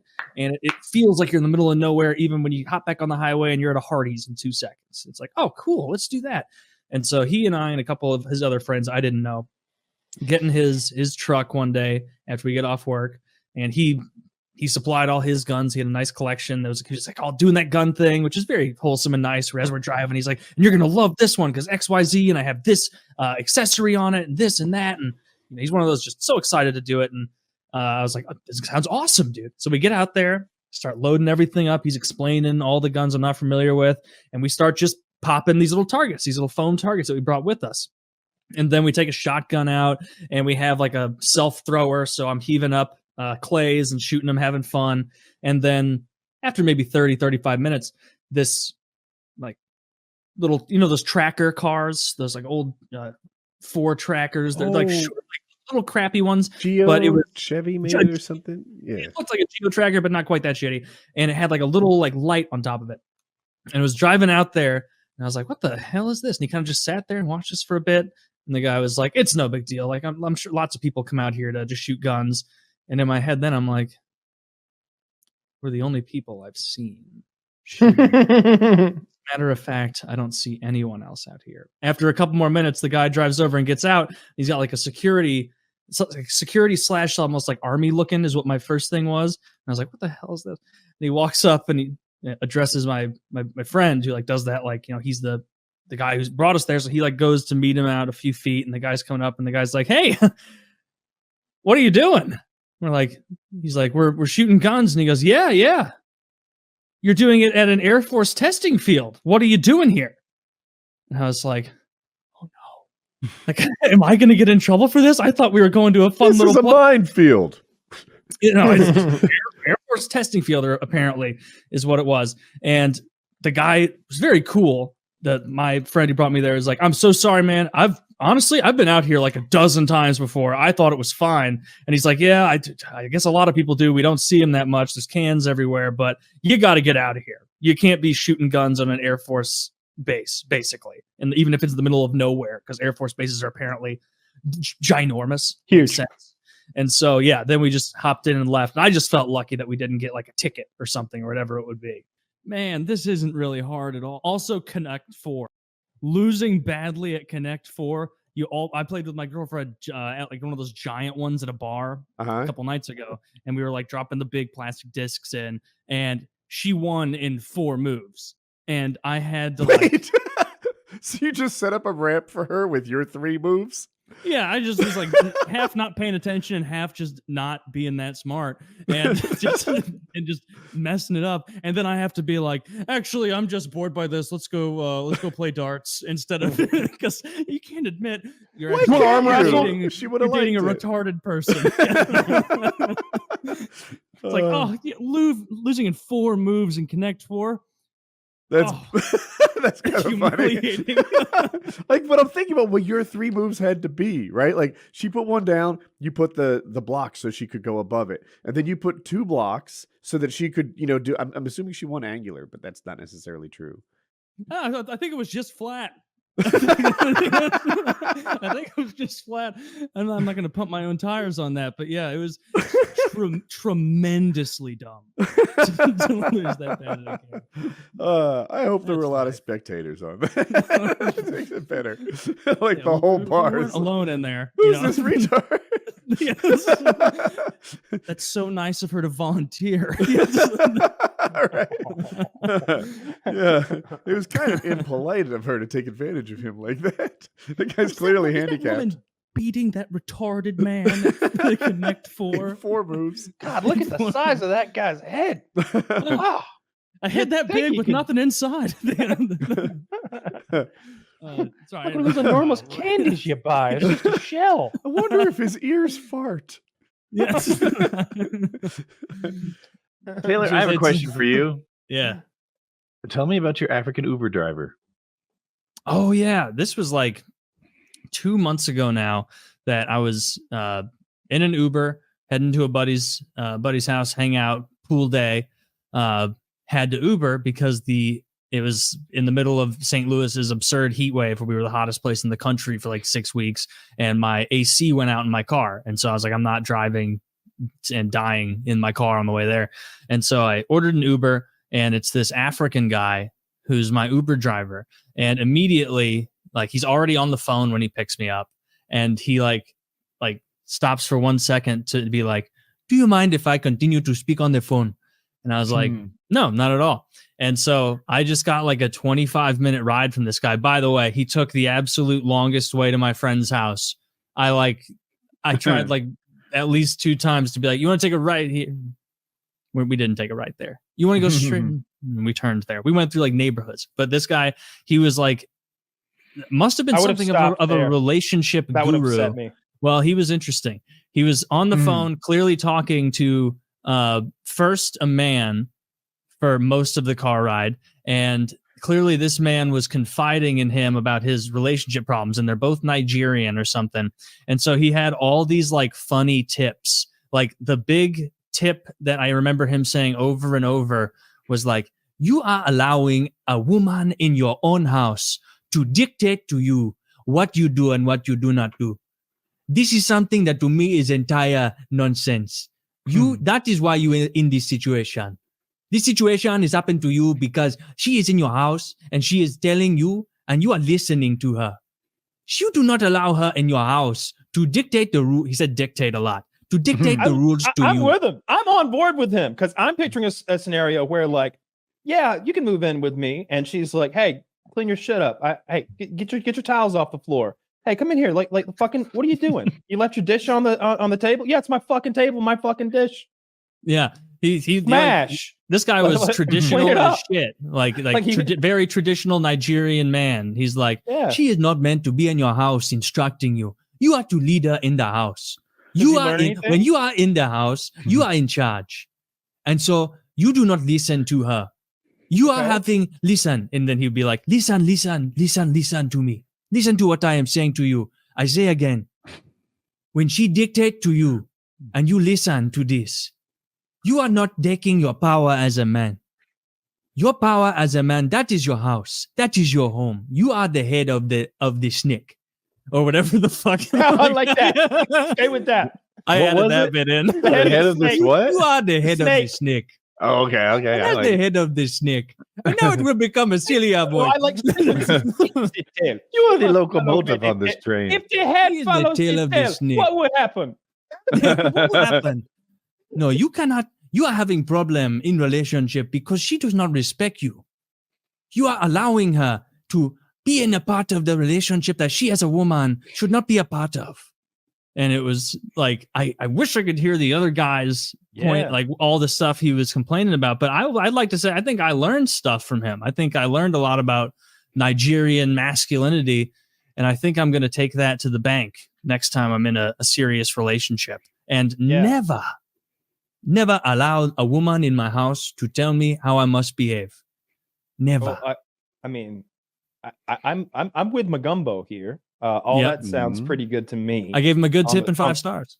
On the surface. I don't like him driving you all around town. I do not put up with that. But like at the end of it, I was fine with like 4 extra minutes of driving to get a little more insight. Yeah. That's fair. But then at the end, clearly a woman was on the phone. And so I think he was like mitigating a familial conflict with someone that he knew. Like he was the guru handing out life lessons to people. And I didn't really catch much of the woman. I would have got a second. Like, hey, you know what? Take me back. I want to hear. I want to hear you tell her. Yes. You are just a woman. It is your job to shut your trap. Yeah, that's what it was. He like gives the guy like all this build up advice, and then for the woman, he's like, "You are a despicable witch. I am going to kill you because you step out of line in your house with your husband." So I assume it was husband and wife. They're pretty traditional over there, I think. Pretty Christian, mostly in Nigeria. So you think you picked up a few things from them? Yeah, I think of them as Catholic or definitely Christian in some way or another. Yeah, they're one of the more Nigerian. Christian. I think not super. I worked with a Nigerian guy. He had his name was like Alexander or something. He had like a very white name, and I just remember he was like really good with the ladies. He was a good looking guy. He was a big dude, and he called pussy cuckoo. He's like, I know how to please the cuckoo. The cuckoo tried to get away from me sometimes. I do not let it. He's like talking about the whole maneuver. From this point going forward, I also call pussy cuckoo. Yeah. He's like cuckoo for Cocoa Puffs. He's explaining how he'd like put a couple of pillows and pile them up and kind of put that around the lady's waist so her butt would be up. He's like, but then you grab the pillow and the cuckoo cannot get away. He was just always talking about like really getting after some cuckoo. And she's already woozy from the head injury. She does not have a chance to escape my Uber.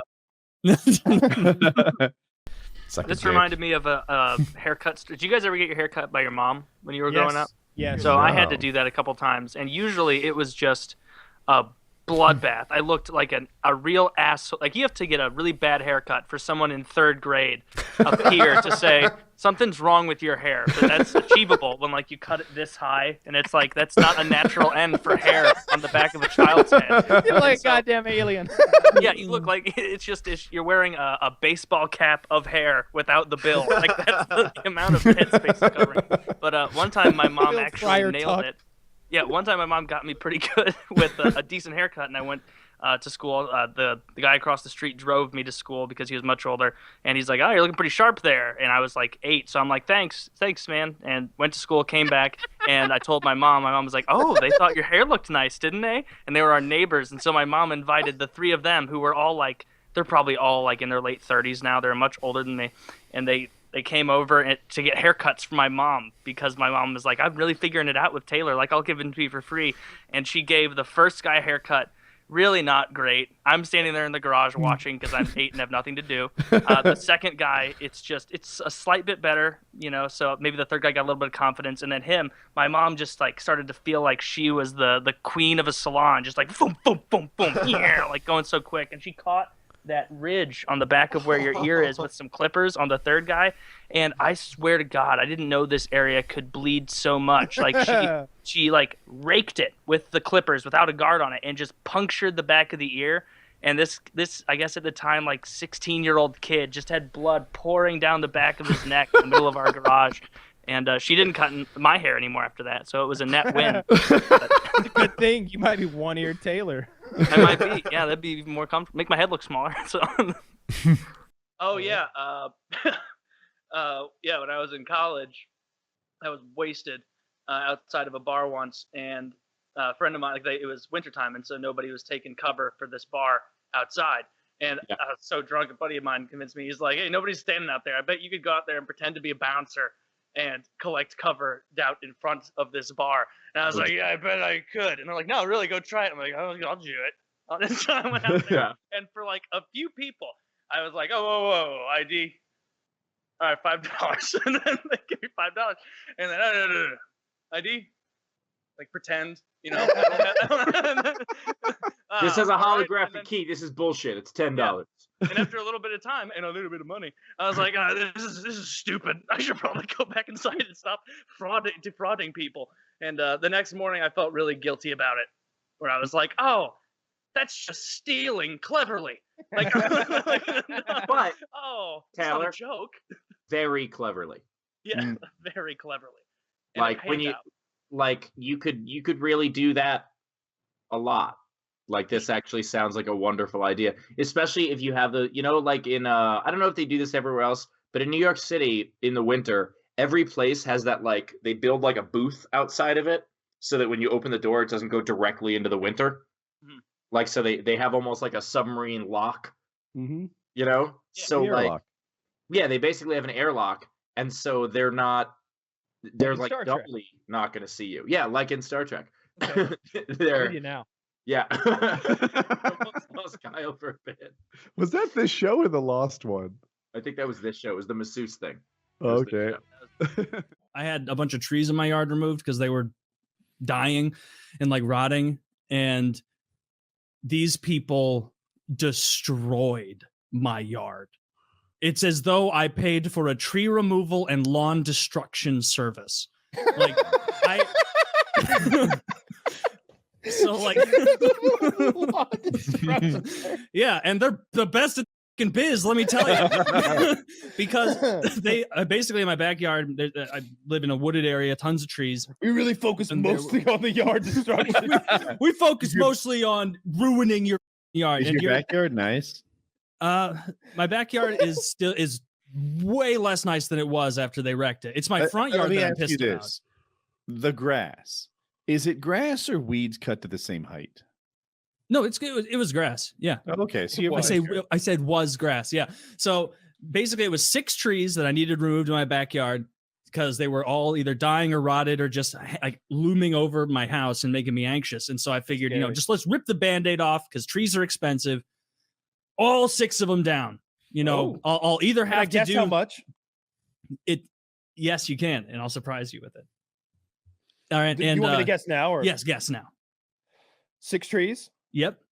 Like big trees. Like the smallest of them were probably that big around. Did he go? Largest, did he have to go up and climb the trees with a chainsaw? Oh yeah, on all 6 of them. Dude, did that cost you $3,000? Cost me $4,900. Okay. That's rough.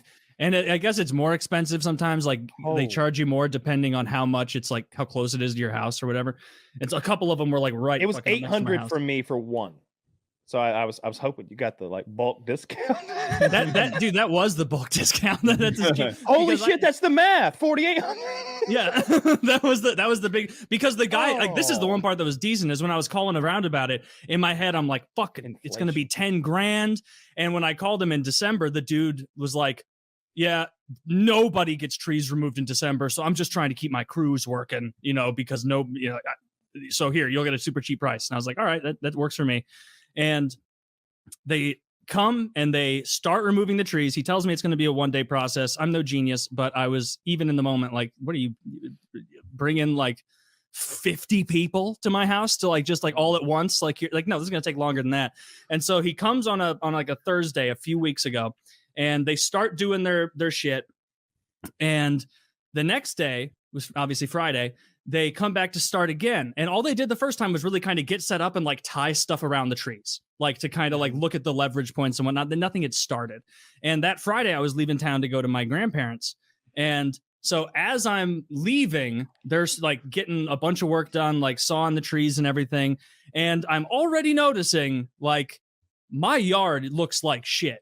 Like they drove through it with the, so my yard, you know how there's a straight line from the road through your side yard for every house in existence. You know how you could, if you want to walk from the front left portion to the backyard of a house, you would walk straight past the back left side of the house, just straight. You know, if you wanted to walk past the right back side of a house. What they did is they set up their machine and drove across my yard. Their machine started on the left side of my house and then ambled up next to my goddamn mailbox. And this is like a private company. It's not like from the city or anything like that. This is supposedly a decent company. Bro. They drove across my entire yard in wet weather. And then I guess they didn't like that route. And in that route, they destroyed a swath 8 feet by the entire length of the entire yard. That's mud destroyed. And then I guess that approach wasn't working because while I was, I know. And while I was out of town, I guess they didn't like that route on day 2 for Saturday, because the next day they took it right to the right side of my house and they drove a whole new path through my yard, and they didn't put boards down, and it was wet. And I got home Sunday and I laughed when I saw my house. I went, that's what I because they've destroyed my yard. Yeah, it's crazy. Destroyed. That's a it's crazy, raining all the crazy time. thing There's to do. Let me ask you this. All Let me over. ask you and this. let me real quick. When I got back on Sunday, I'm getting back from my grandparents' house. I just wanted to relax and play Age of Empires 2 all day. I'm full of steak. I've got some other steak she sent me home with. I just want to play Age of Empires 2 and get stoned and eat more steak. And I try and log on to the internet.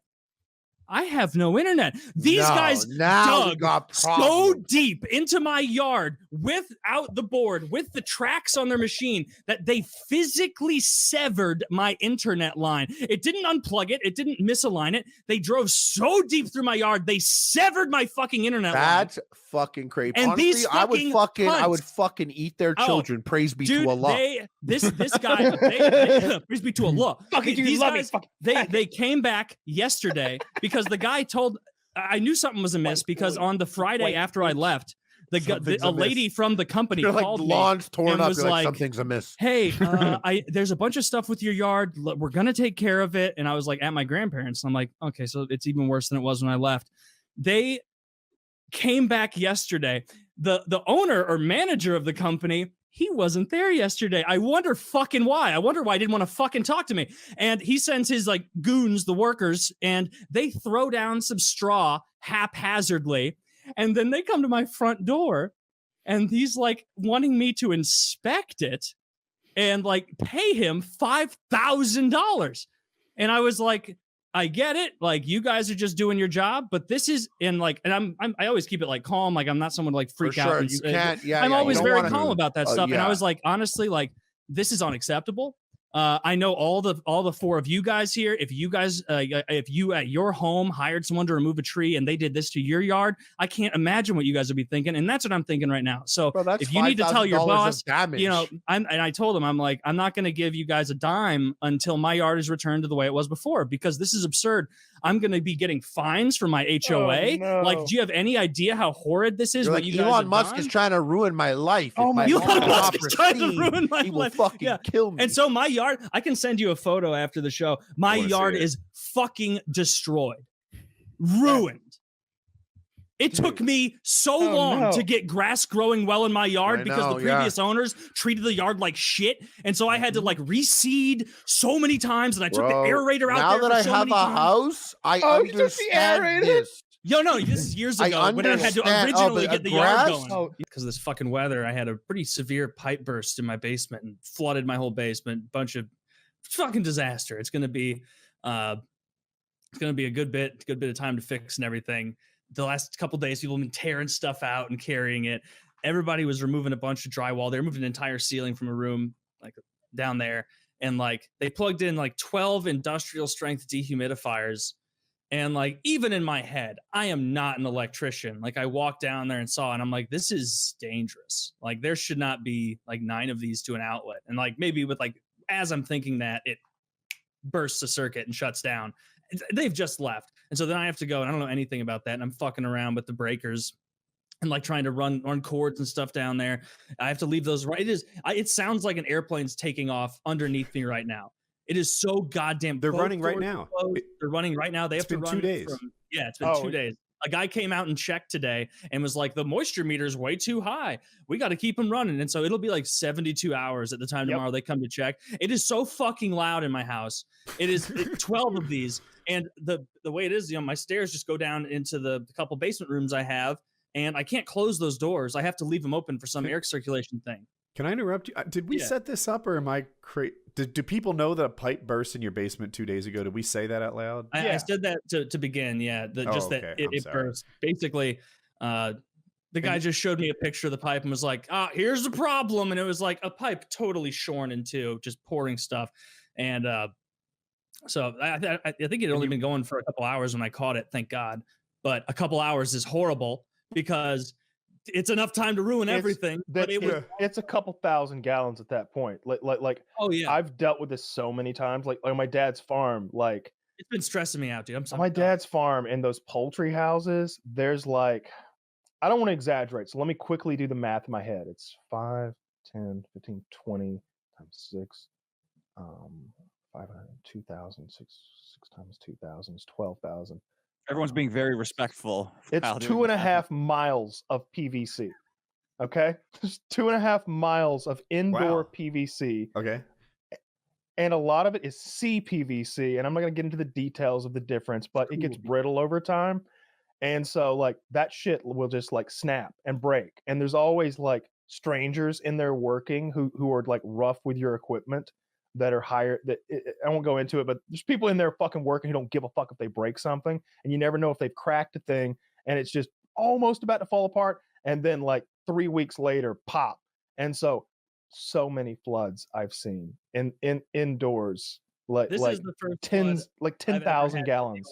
And it sucks that it was in my fucking house, but like it, like just by happenstance at like 2 p.m. I happened to be like, oh, I'm gonna check downstairs if I have something. And I went down there, and I'm in my unfinished area. I open it, and there's just water fucking all over the place. Not covered because it's a very, very large unfinished area, but it's like there's enough water in the lower leveling parts that I could go splash around like if I wanted to. And like, where like you kick a really deep puddle and like you feel the amount of inertia of the water you're moving, and it's spilling over the sides of your boot too. Like it's that kind of not good.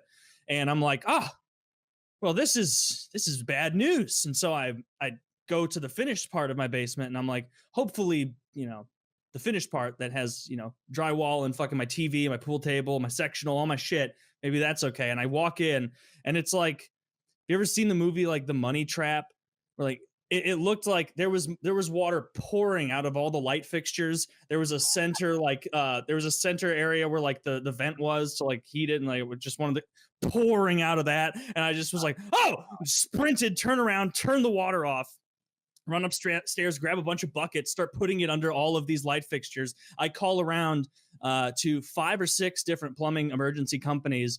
It's -4 degrees in St. Louis at the time. And so every one of them is like, yeah, we don't have any plumbers. Everybody's doing exactly what you're calling to do. Eventually I get through to someone, they come out and start getting moving. But like, it was, it's going to take so much fucking time for them to fix all this shit. Just a pain in the ass. So at least you have insurance though. Can you imagine if this weren't insured? Because I don't know if they've given you an estimate, but I just based on what you've described, I think you've got like $15,000 to $20,000 for the damages. I would guess at least like probably around 15. I want a Twitch donation goal where you're willing to walk downstairs and show off the damage. You should do that for $1,000. For $1,000, I will go downstairs with my laptop and I will show everything. Someone would like be like, using the floor plan of his house. Here's his address. So, Exactly. Right. Yeah. That is a risk. So the way I would infiltrate Taylor's home for murder is all right. I do see the flaws in these. You can ideas. see here, once you get him in this pool room, there's no escape. There's no escape. One way in, one way out. Classic flaw. It would go towards the deductible, though. I had never seen like that level of damage so fast. Where like it felt like the time from me turning off the water, running upstairs, grabbing the buckets, and then coming back down, like pieces of the ceiling, it just started like just bowing out at the areas where they put the drywall together or the ceiling together, whatever. So fucking pain in the ass. You've said that your house is very loud, and in my head, all the humidifiers are in the basement. Am I right? Yeah. So I live in a ranch style house, so like large upper floor and then basement. There's not 2 stories, and so like over on Wilkes Street. Yeah, on Wilkes Street in St. Louis. And so basically like my living room, you come into my house, it's an open like feel to it, and you go down the stairs and immediately left, you're in my finished area, right, you're in my gym, unfinished area where I have my hockey shooting stuff. Now, because it's just an open stairway down there and both those doors have to be open, and in each of those rooms there's 6 industrial sized dehumidifiers, I can hear it right now. I can hear the thrall, the right now through the wall, through the doors, down the stairs. I was sitting with my ex-girlfriend on the couch last night trying to watch I love something. that. Yeah, we were trying to watch something, and she was like, I can't handle this. It is so loud in here. And something else that it did, it's dehumidifying the whole house. So I got a nosebleed this morning. Wow. It's so dry in here. And it's still not doing anything. All my carpet was destroyed. There was one area of my carpet that like matched my stairs. And I was like, do you think we'll be able to save this like bottom patch so I don't have to try and match carpet? And the guy's like, I'll do my best, bro. And then the guy came out today and I asked him about it and was like, I don't know who told you this was salvageable. Probably the guy who comes on day 1 and gets your hopes up. I'm day 2 guy. I'm real deal guy. That was high hopes Harry. He probably told you weren't gonna need new walls too, didn't he? I had like a big St. Louis Blues fathead that I put up 2 weeks ago that my dad got me for Christmas. Like, I'll finally put that up, not by the pool table. And like the guy was like cutting out all the pieces of drywall and he like leaves that up there and he's like, we'll see if we can salvage this. And I'm like, what are you? It's done. It's done. What is a fathead? It's like a big like St. Louis Blues logo that sticks there on the wall, or you can get them of different sports teams. They look nice. Every sports team. It's a big sticker you put on a wall. Big giant sticker. That goes on the wall. Usually in like super popular. Yeah, very popular. And just the way this guy was like sawing around it. And it's like, dude, first of all, I'm pretty sure if I have to peel this off, I have to throw it away anyway. Second of all, that fathead is not going to provide the structural support needed to keep this wall in place. Like just I have this side of ripping it all out and replace it is what I say. I have this thing, Taylor. Like my welder has a very loud sound to it. I bet it's not too far from the humidifier, and it just increases my stress level. Like everything about it running makes me like, anxiety is not the right term, but it's just, it weighs on me. I hate it. And the second I flip that switch off, it's like, it's relaxation. Yeah. Does that are those humidifiers doing that to you? They're stressing me out, man. Yeah. They are so goddamn loud. I could hear them when I was trying to sleep last night. It is. It's like it's like the sound of a jet beginning to turn on. Just down there. I can fucking hear it. And I'm going to go out and try and watch an episode of The Expanse after this. And I won't be able to focus because I'll be annoyed. And then I'll overeat. I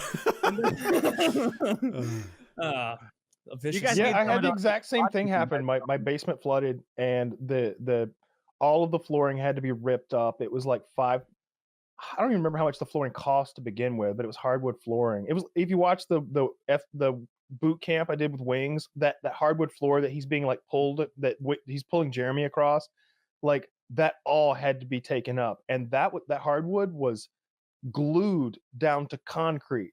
So like these guys had to run like these giant like scrapers to like get under it and then prise it up. And every time they prized, the boards would just splinter into all these. They wouldn't come up in like even sheets because like they were so glued down. They were just splintering up. It was thousands of dollars just to get that done. and then running the dehumidifier for a long time, like a whole week. And I'd go down there like every couple of hours and dump out, 3 or 4 gallons of water. It was just shocking how fast it was pulling moisture out of the air. Yeah, well, I believe they're drying it out, but like even like the area of carpet, it's dried out. Now it's just like crispy and rotten. Yeah, like, it's ruined. It's destroyed. So do you have an ETA on how much longer they're going to run? The guy who came out today was like, we're going to run it at least until tomorrow afternoon. And so like, that's not forever. Like that. No, at that point, it'll just be like 3 straight days of it, which is annoying. But I've spent a lot of time in both. And like in Colorado, when I'm like in the shower and I like blow my nose or whatever, there'll be like a tiny bit of blood. Mm-hmm. But like in Vegas, it's like, oh God. Oh, did I just have a period out of my fucking skull? Oh, just every I blew time. so much blood out of my nose this morning, living in this arid house from these 12 dehumidifiers, sucking all the moisture out of my entire home. Fucking, I'm so tired of this. It's so loud. It's so loud in here. When I was trying to like fix stuff, I like walked out to grab another water earlier when I got booted from the show because Discord stopped working, and just greeted. I opened that door and it's the entire fucking floor of the house. It's so stressful, Taylor. I think you're going to have to postpone your wedding. I think I'm going to have to. You don't want to get started in a wet house. This is a bad foundation for a future. Let's just push it back a couple years. Just to win it back until this room is finished and I have my dream house. Yeah. Let's wait till every financial goal of mine is met. Make your ex-girlfriend your girlfriend again. Yeah. Make some hats. Like I hate to be like a Debbie Downer here, but whatever it takes for you to hide this water damage from the next person who purchases that home, you should get that done. Like if it costs a little, if they're like, yeah, your insurance covers this, and that. I mean, you'll be able to tell that this got a little wet. No. We are covering up a crime scene here. All right. No one should ever know that these boards were moist. Right? Like whenever I sold my last house and we had like a flood on the like main floor that came down into the basement, I was like, we got to get this fixed. All the drywall fixed. Like no, you can't leave that exposed on the corner. And they were like, well, this is where your hot water heater is. Nobody's going to ever see the edge of this drywall. I'm like, fix it. Everything has to be covered. 100%. Like a home inspector needs to come here and have no idea that this ever fucking happened. Well, I'm erring on the side of just having them tear absolutely everything out, because even the stuff they were trying to salvage with the dehumidifiers, it's like, I don't trust that actually did enough to demoisten the inside of that drywall. Wood is fine. Drywall, you cannot trust. Dude, and a bunch of my insulation got fucked, and apparently when insulation gets wet, it's like there's no you just have to get rid of that and replace it. Insulation, drywall, particle board. The only thing that's carpet, anything soft, that's all got to go. Fucking 2x6s, pressure treated lumber, that's fine. That's you're not throwing that back, like like the skirt kind of area on the back of the corner part of a sectional couch. Yeah, like in that back corner, like that whole, like I was mostly just feeling initially like just the tops, just see like nothing had dripped on them from the ceiling, and that was mostly okay. But then like as they moved them around, like that whole back area near the corner where it was the worst is just fucking waterlogged. And I really hope that that's salvageable, because I like that fucking sectional, but we'll see. God damn it. It's always fucking something, man. Yeah. That fucking sucks. I wonder if like it's something that the previous home inspector missed and therefore would be liable for, because I think that is, it's probably come and gone. Without getting into, usually there's like a year or two. Like without getting into specifics, I know someone whose home inspector missed a leaky roof, and they purchased the home, and then the roof leaked and it stained the drywall and the roof on the interior, like with the ceilings like stained, and they had to cover all of that. I have no idea who even inspected my house before I bought it. You've got the paperwork. I bet it's all in a shoebox somewhere. Yeah, it's over. It's in that folder box somewhere. Yeah, it's right there. Where? Yeah, let me go grab it. You guys can look. Yeah. No, you see here, section 3. What's that, Dick? You've got a wife now. That's her job. Honey, I need my documents. I need home production contract right now. That's women's Olympics is filing paperwork and producing paperwork as quickly as possible. That's what I can't wait to have her take full control of. I don't want to deal with all these papers. I've got big ideas. Things are cooking. I can't deal with the little pitter patter of daily life. Yeah. So you take care of it. None of this is true. Yeah. This was from high school, where I went to one of this girl's. It was such like a high school way for it to happen. One of this girl's friends came to me and was like, "Hey, so and so thinks you're cute and wants you to ask her out and take her on a date or something." And I was like, "All right, well, I'm 16 now. Now it finally makes sense because I can actually drive somewhere and get someone." Because I was never about it before I could drive. Where it was like, "Hey, me and my mom will get you at 8," where it's just uncomfortable. And so I went and did that. I showed up at this dude's, this lady, this. This dude's house. Tell me more. No, I went to her house, and this dude opened the door who was way too young to be her dad. And it turns out that her stepdad, I guess, where it was one of those stepdad situations where his mom like really hunted down the age ladder. And so her stepdad was like 31 at the time, and I was like 16, and he was a bodybuilder. And was trying to give off this vibe of like, you don't fuck with her, don't be getting out of my way. And I was almost sitting there like, this is too cliche that this is a bodybuilder guy on a first date with a chick. And basically we just sat around while he watched us for a while. Then we went to go get in the hot tub where he also watched us from inside on the couch. God. And I just left. It was awful. I told her I was going to take her to Red Robin, and then I just left. Nice. So that was like, this is gonna go anywhere. This fucking weirdo with giant bicycle veins or bicep veins are not sucked it. I've never had to deal with someone who's 6'7" who does that. Thankfully, the only time I had to do it, it was for one of my smaller friends who's probably like 5'8", 5'9" at the absolute most. Very skinny, also small guy.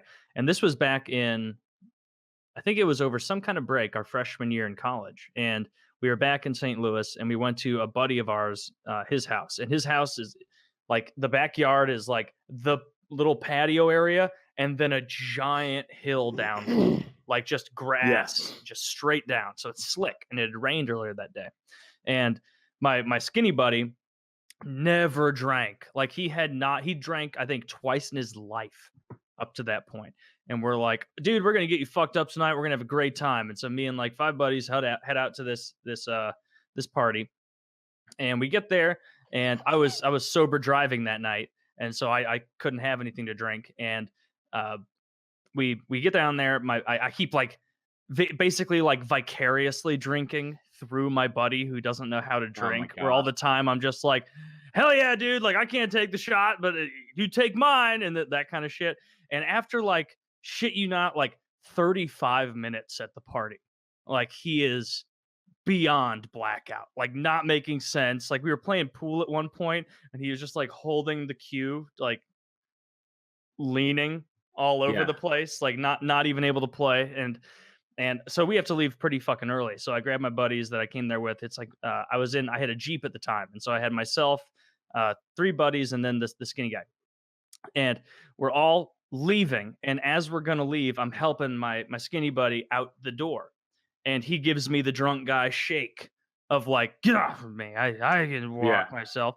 Immediately falls down the hill and rolls barrel roll style like 30 yards down there. 30 yards doesn't sound like a lot. It's a lot on wet grass in tennis shoes, having to go down there. And so I go down there, and I'm like, hey, That's you're good, buddy. range. You fucking got it. Like I'm giving like the pump up drunk speech where it's like, dude, you feel bad right now. You're going to be fine in an hour. You're going to be, he was not going to be fine in an hour. You'll be fine in an hour. Just come on, stand up. Let's get up there. Let's go. I'll stop and we'll get food on the way home.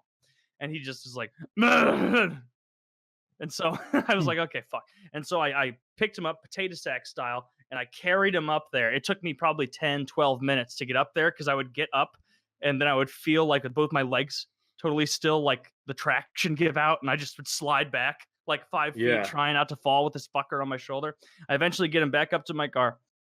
We could throw everybody in the back, and immediately my other buddy who's sitting next to him in the middle goes, dude, you better not fucking vomit on me.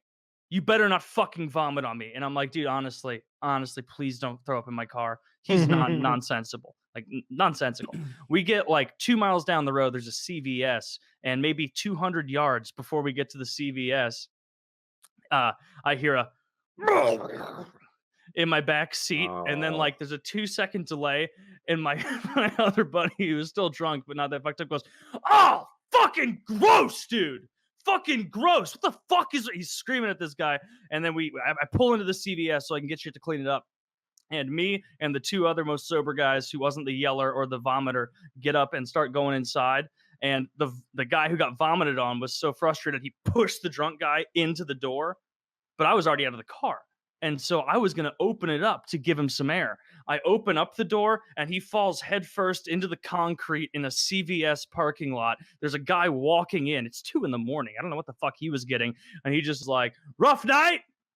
And I was like, you piece of shit. So I went in, spent like $40. Yeah, like you had to comment on that. He had he had blood on his head. Jesus. Because he hit the concrete so hard. I didn't know he was going to fall out. I thought he was on like the middle of the car, but no, he fell right out.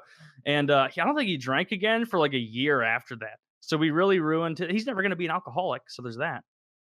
So, thank the God for point small of the miracles. story is that you saved this guy. Well, it was You more saved the this guy from funny himself. The funny journey. If anything, I harmed him by trying to get him to drink too much at the party. I was trying to get him to have a really, really fun time because he was a buddy of mine from high school, had to move away in like freshman year and live in this tiny little town because his dad was a pastor. And so like when he finally was back and we were all hanging out, it was like, fuck yeah, let's get shithoused. So in college, if you join a fraternity, I didn't, but I had a lot of friends who did. You have to carry around with you when you're pledging or rushing, basically a little bag full of all these like necessities that at any point an active brother can be like, "Hey, lighter." And one of the pledges, if they don't have a lighter available, or if they don't have a condom available, or they don't have a cigarette available, or whatever, they'll get in trouble and they'll have to do extra hazing or whatever. And so one of the things that one of my buddies had to do, it was two of them actually, because they were both pledging the same fraternity freshman year. And they had to have cigarettes, condoms, a lighter, and they had to have a pocket pussy that could be demanded from them from any active brother at any time. And so there was one sex shop that I knew of in Columbia at Mizzou. And so a ton of guys had to go there and buy like these. And the only rule was like, bring back a pocket pussy. And so all of them were going and being like, "All right, where's the cheapest one?" Boom, got it. Like grabbing it and bring it back. And went off without a hitch. Like this isn't like a one-day thing. You just have to have these things available. And as a joke, apparently I wasn't there. This is at the house. One of my buddies was asked, "Hey, give me your pocket pussy," because they'll just try and catch you, because make him be like, "Oh, I don't have it." And they're like, "Oh, 50 push-ups or whatever it is." And gave it to him. And the guy goes, "This sucks. You're going to take this back, tell him it was too big, and you're going to get me a nicer one." And so this other guy had to go back to the store and return it with his brother there, making sure he said it, like in the background, like doing some perusing, and have to say, "This was too big. I need a smaller, nicer one." And then he had to pick one out and give it to that guy. It was just a funny little humiliation bonding thing. So how wonderful. There you go. Yeah. And who said, like, it's better than like the 80s where like getting initiated was like getting paddled a bunch. They would just, you were the pocket pussy in the 80s. It's like, "All right, bend over. It's time." Going on elephant walks or whatever you got to do. I talked to my friend. Now this is the 90s. And, I was like, "Dude, what do they make you do? What do they make you do?" Can't talk about it. Eventually, because he's my high school friend and we were close, he's like, "All right, well, pretty much every sorority makes you fuck and every fraternity makes you jerk off. That's what you do." See, that's the thing I've heard in the past, and I know they don't do that anymore for the most part because they get in way more trouble. But yeah, there used to be a lot more crazy stuff, like having to wear burlap underwear for a week. Oh, no. Drive you into the middle of a cornfield, because I'm in Missouri, like drive you in the middle of a cornfield blindfolded in burlap underwear and leave you there and be like, "Best of luck getting back." And then like just stuff like that. Oh, fuck all that. But that was like, yeah, I'm with Kyle. Or shit. There's no. What kind of club do they have? Like, do we just get to fuck like girls all day and like rolling money? Is that your club? No, we just eat pizza, drink beer, and sleep in the smallest bed you've ever seen. Fuck your club. Fuck your club. Fuck your fucking bullshit Sometimes club. fraternities have cooler like houses. Like, it's like you can stay in the dorm that every jackass stays in, or you could be in the party house. And you go there and there's like 2 people to a room still, but they're lofts and they're cooler and I could see the appeal of living at that place. Suffer through 1 year and live off campus, right? If that's what you want, but I want to live on campus and not be in a frat. That's my college experience that I would want. The downside of being in a frat is I feel like it's high school again. You have this big school where you can be anyone you want, and then you shrink it to just the frat community. And now it's he said, she said, and drama. And oh, something freaky happened to me the other day. It was like, I don't know, maybe like 8 a.m. or something a week and a half ago, and we were waking up on the weekend, my girlfriend and I had woken up first, and I like got up, like got a drink of water and laid back down and like tried to get that like extra 40 minutes of sleep when you're still tired in the morning. And she was still totally conked out, and she sat up in like that creepy way that people like still dreaming do. Yeah. And she goes, Taylor, you're covered in blood. Oh God, you're covered in blood. And then she laid back down and fell asleep, and I was like, what? So I woke her up later and was like, do you remember waking up and telling me I was covered in blood? And so where's she like, staying now? No, she's in the basement, manacled to the wall. Yeah. But she's like, yeah, I just woke up and I looked over and I saw you, and you were just covered in blood, and blood was spurting out of your chest. And I was like, wow. And so you just went back to bed?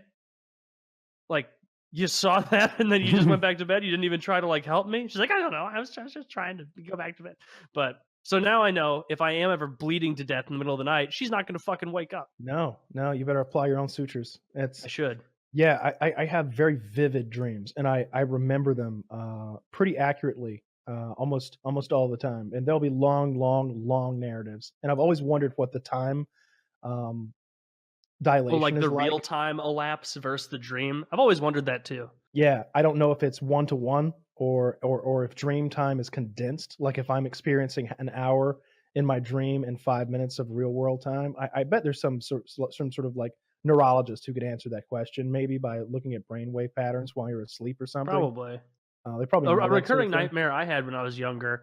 It was like it was the shortest dream, much less nightmare I've ever had, and it was like I'd get it like once every few months. But it just started with me being late for school, and my mom is already outside in the car, in the driveway, not in the garage anymore. Like, Taylor, come on, we're late, we gotta go. And I'm running out there with my backpack and my lunchbox, and I hit the button to close the garage door, and I run to try and dive through the garage door, like you have to do so you don't get the sensor and cause it to reopen. But I trip first, fall, and the garage door comes down and crushes my head and pops it like a grape, and I die. And that's the whole dream. Damn. It's like 30 seconds of Taylor, you're late. And I'm like, oh shit, I'm going to be late. Run out, trip, head crushed. And that's it. I was talking about with you guys before the show that I'd never talked about, and I've got plenty of stories from this job, but I'd never talked about this rental car company that I worked for, like right out of college. And because it turns out that when you graduate, this was like 7 years ago, 2013, when a lot of this happened, 2013, 14 mostly. And I worked at a rental car company, and it doesn't really matter what company it is. It's the kind where you have to dress up like you're going to a bar mitzvah, and really you just look like a retard renting cars in a suit, which sucks. And it's the kind where you have to pick someone up. And so I started working at this company, and one of the first things they do is they're like, and I'm right out of college, so I'm ready to be like, all right, I'm not going to make much money. I'm barely going to make any money. This is going to suck. I'm going to be working so much for this job, and I'm barely going to be bringing home anything, but whatever. You got to start somewhere. And so I started working for this company. They sent me down to their like main city where they train all the new people, and they give you a roommate in these situations. And they pair you up with a random guy. I was 22 at the time, I think, just turned 22. This guy was like 26, 27, Mormon, already had 3 kids. And there's an old adage. When I lived in Idaho, I learned a lot of Mormon adages. And one of them about Mormons is never go fishing with one Mormon because they'll drink all your beer. Always bring a second Mormon so that they won't drink in front of each other. And so I'm like trying to get ready for my first job and training and stuff. And I'm like, man, I have no perspective. I'm just worried about not getting something right. And so we get in there that night. I'm like ready to buckle down and study the little book and everything. I'm in the room, and he comes in and he's like, hey, you're Taylor, right? And I'm like, yeah, you must be Andy. He's like, yeah, real nice to meet you, man. Real nice to meet you. So where are you from? We have this little talk, and he's like, yeah. So what do you want to do tonight? I was like, we're on a work thing. It was my first ever work trip. And I was like, I assume you do work all the time on these. I'm trying to learn so I don't look like a fool tomorrow. And he's like, nah, I'm sure we'll be fine. Listen, you want to like go to a bar or something? And I was like, not particularly. It's already like 9 p.m. And he's like, how about we do, there's a liquor store across the street. Let's go to the liquor store and we'll get a couple things. I was like, all right, I'll have a few beers tonight. And so I go over to the liquor store with him. I grab a 6-pack and I'm just waiting at the front for like 5-6 minutes, which is a long time to wait, standing there with a guy you don't know. And eventually I'm like, where the fuck is this motherfucker? And I start walking around, and he is like picking up every bottle of liquor, like fascinated with it. Like, oh my God, like the forbidden fruit for this guy. He loads up a mini cart with, we're there for 4 nights, and he has enough booze for us to go on a 3-week bender. Both. He has no idea how much this. He loads it up, and he's coming to the front, all fucking smiles. This guy, he's like, "You got all your stuff?" I'm like, "Got like 1 6-pack of Bud Light." He's like, "All right." So we check everything out, go back to the room. I start like drinking a beer while I'm doing everything. I turn around after maybe 15-20 minutes. He's drank half a bottle of vodka by himself, already blackout drunk, and this guy stayed blackout drunk for the next 4 days. He was showing up to like the work things drunk. He was out of fucking control. We would finish something up.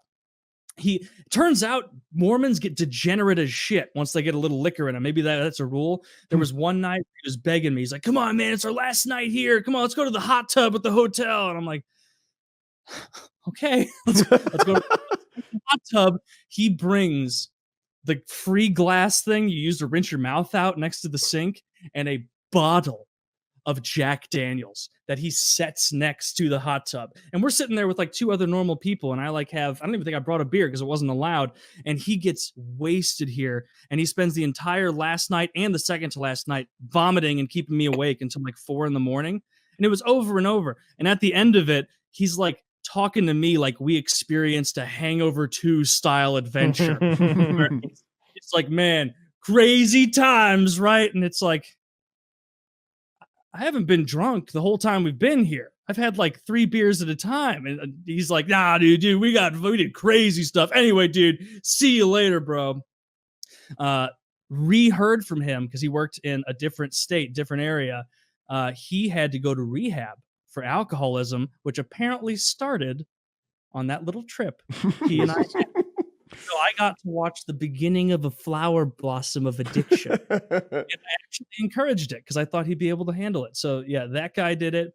Another thing about rental car places, do not buy the insurance if you have your own insurance. They're going to try and scare you because they tell the salespeople to scare the shit out of you. And what I discovered working out in Idaho with this, where there's a lot of Hispanic people who, like the first generation, don't speak English, and so they have their kids talk to you. The only people who buy insurance are people who don't need it, and the only people who don't buy insurance are people who do need it. Where like I can't count the number of times I'd be like at a fucking airport location, and some person would come up, like some Mexican lady, and then her very young, like 7-year-old kid, and I'd be like, "Hey, how can I help you, ma'am?" And then the kid would have to say like, "We want a car." I'd be like, "That's great. Can you tell your mom that I need her license and her credit card?" And she hands me a license and a very dented debit card. And I have to be like, "No, this is a debit. It's a debit card. You need a credit card." She's like, "No, it's credit. I use a credit all the time." It's like, yeah, you can hit credit when you're buying a Diet Coke at a 7-Eleven, but when you're renting a $75,000 Yukon, we can't run it as that. You have $75 in your account. And like the number of times I didn't try and sell like rich people any insurance. Like I was the fastest at writing the tickets because I'd be like, "You got insurance, brother?" You'd be like, "Yeah." It's like, "You're fucking perfect. Fucking good, dude. Should I buy the insurance?" No. Like, get out of here. I don't get commission for this. Why the fuck would I rip you off? But then when there would be like a Hispanic woman who comes up, I'm like, "Ma'am, please. If you wreck this, Javier, can you tell your mom what I'm saying right now? If you wreck the Yukon, that's an $80,000 car. 8,000 car. That's not. 80,000 car.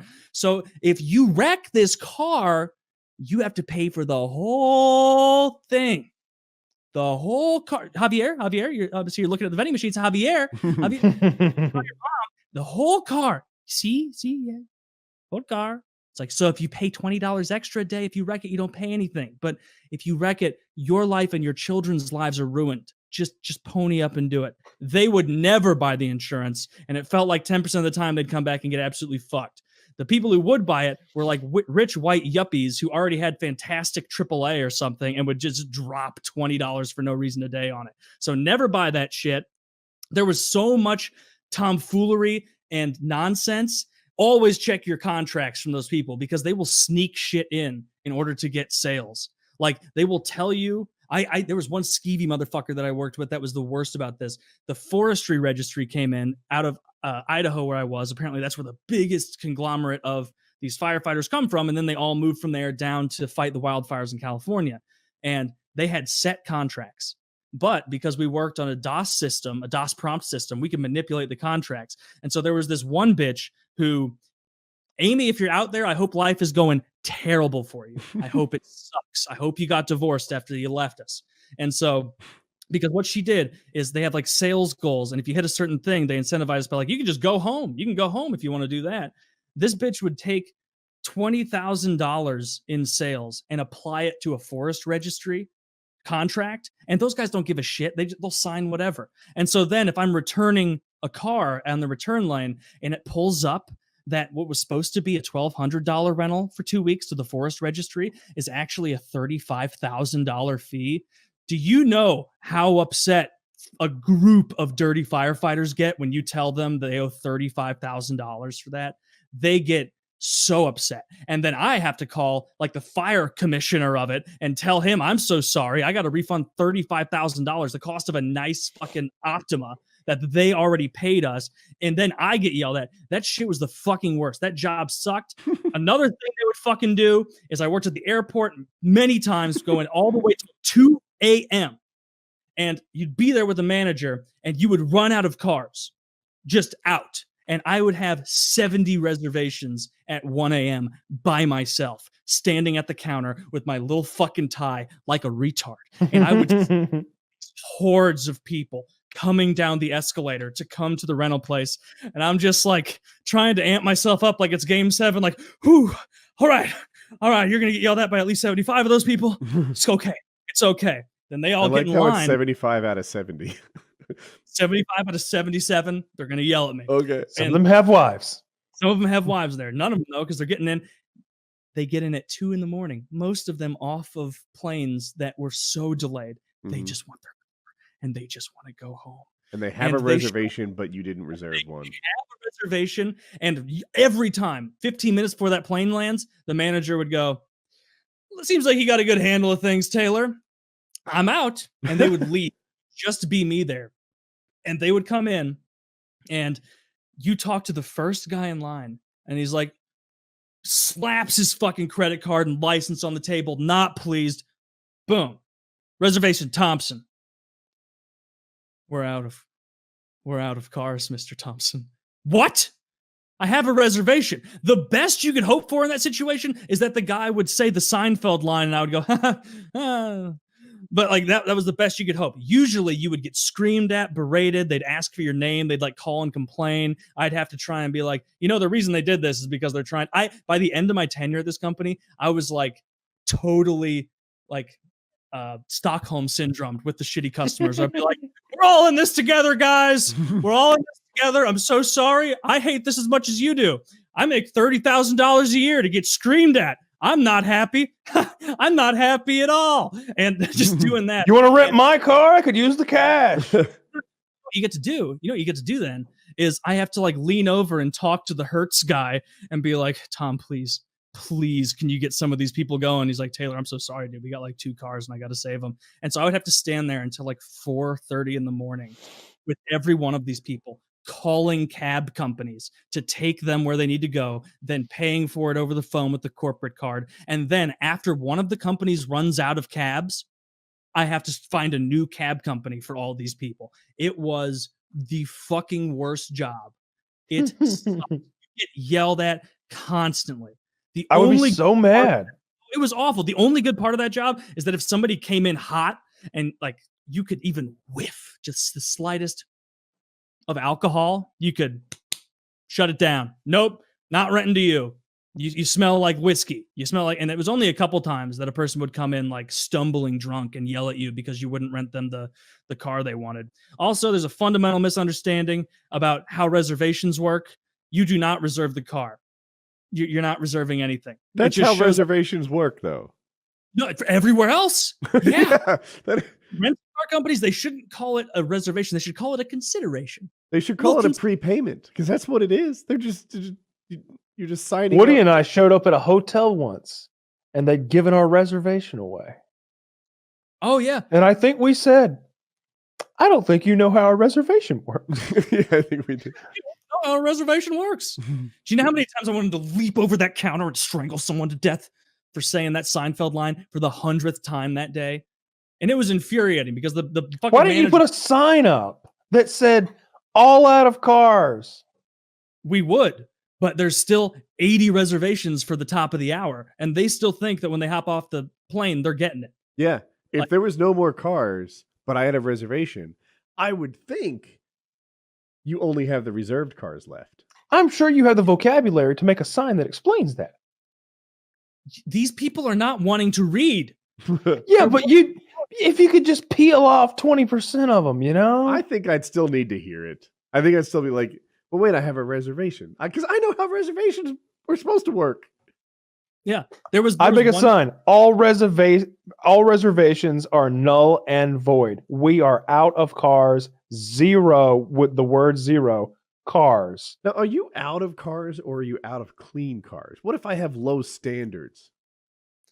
So usually the way it works is like those late night ones, there's no car preps there. And so you're literally out. But how it is sometimes, if it's like 5 p.m. and someone shows up and they have a reservation, it's like, I need a minivan. I have to like phone over to the car preps, who are the most degenerate group of no good nicks on earth.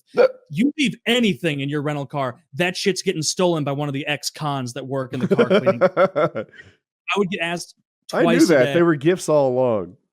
Twice a day, I would have to go down there with those animals and be like, did you guys find an iPad? And they'd be like, nope. I'm like, smile at me. And I'd be like, you motherfuckers, can you please give me the iPad? And they're like, what iPad? And I'm like, I don't get paid enough to deal with this. So I just go back and say, I don't have that.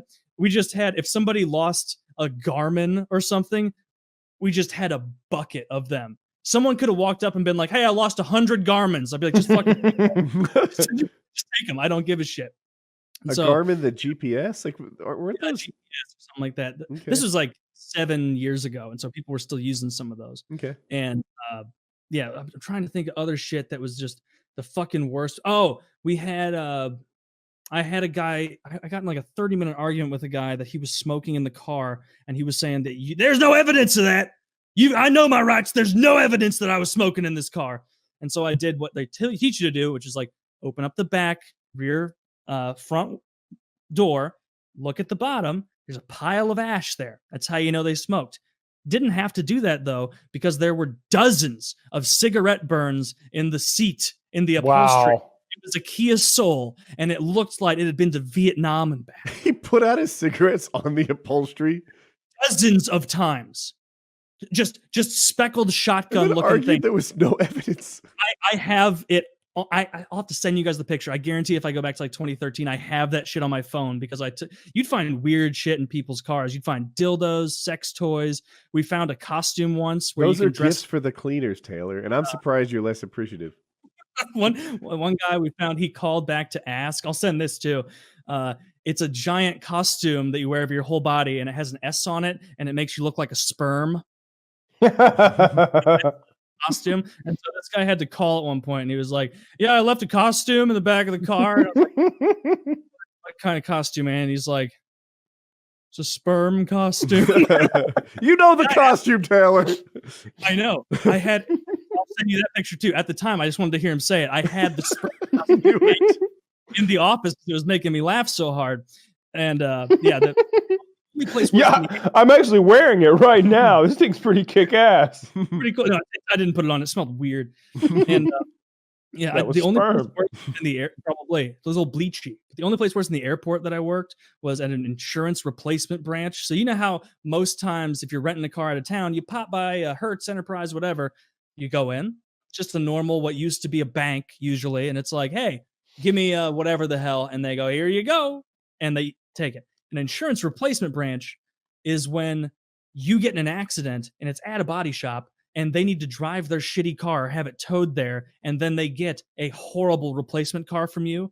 And none of these people know, for the most part, that their insurance doesn't pay for rental cars. You have to opt into that in a lot of situations. And so they'll show up furious, like not even the chance to put them in a good mood. So you're like sitting there in the middle of a warehouse like, how's it going, Mr. Jefferson? And he's like, well, I totaled my new car. How's your day going? And it's like, well, I regret to inform you, your insurance will not be covering the rental. How do you prefer to pay?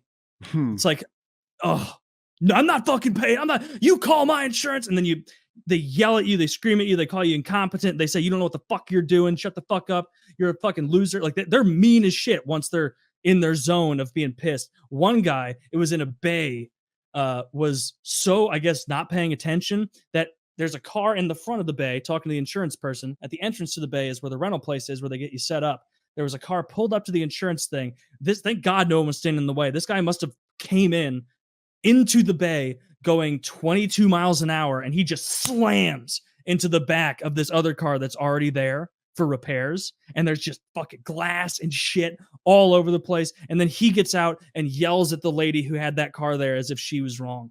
And he's like, these people are degenerates. They are the fucking worst a lot of the time. And then other times you'll come across the sweetest people in the world.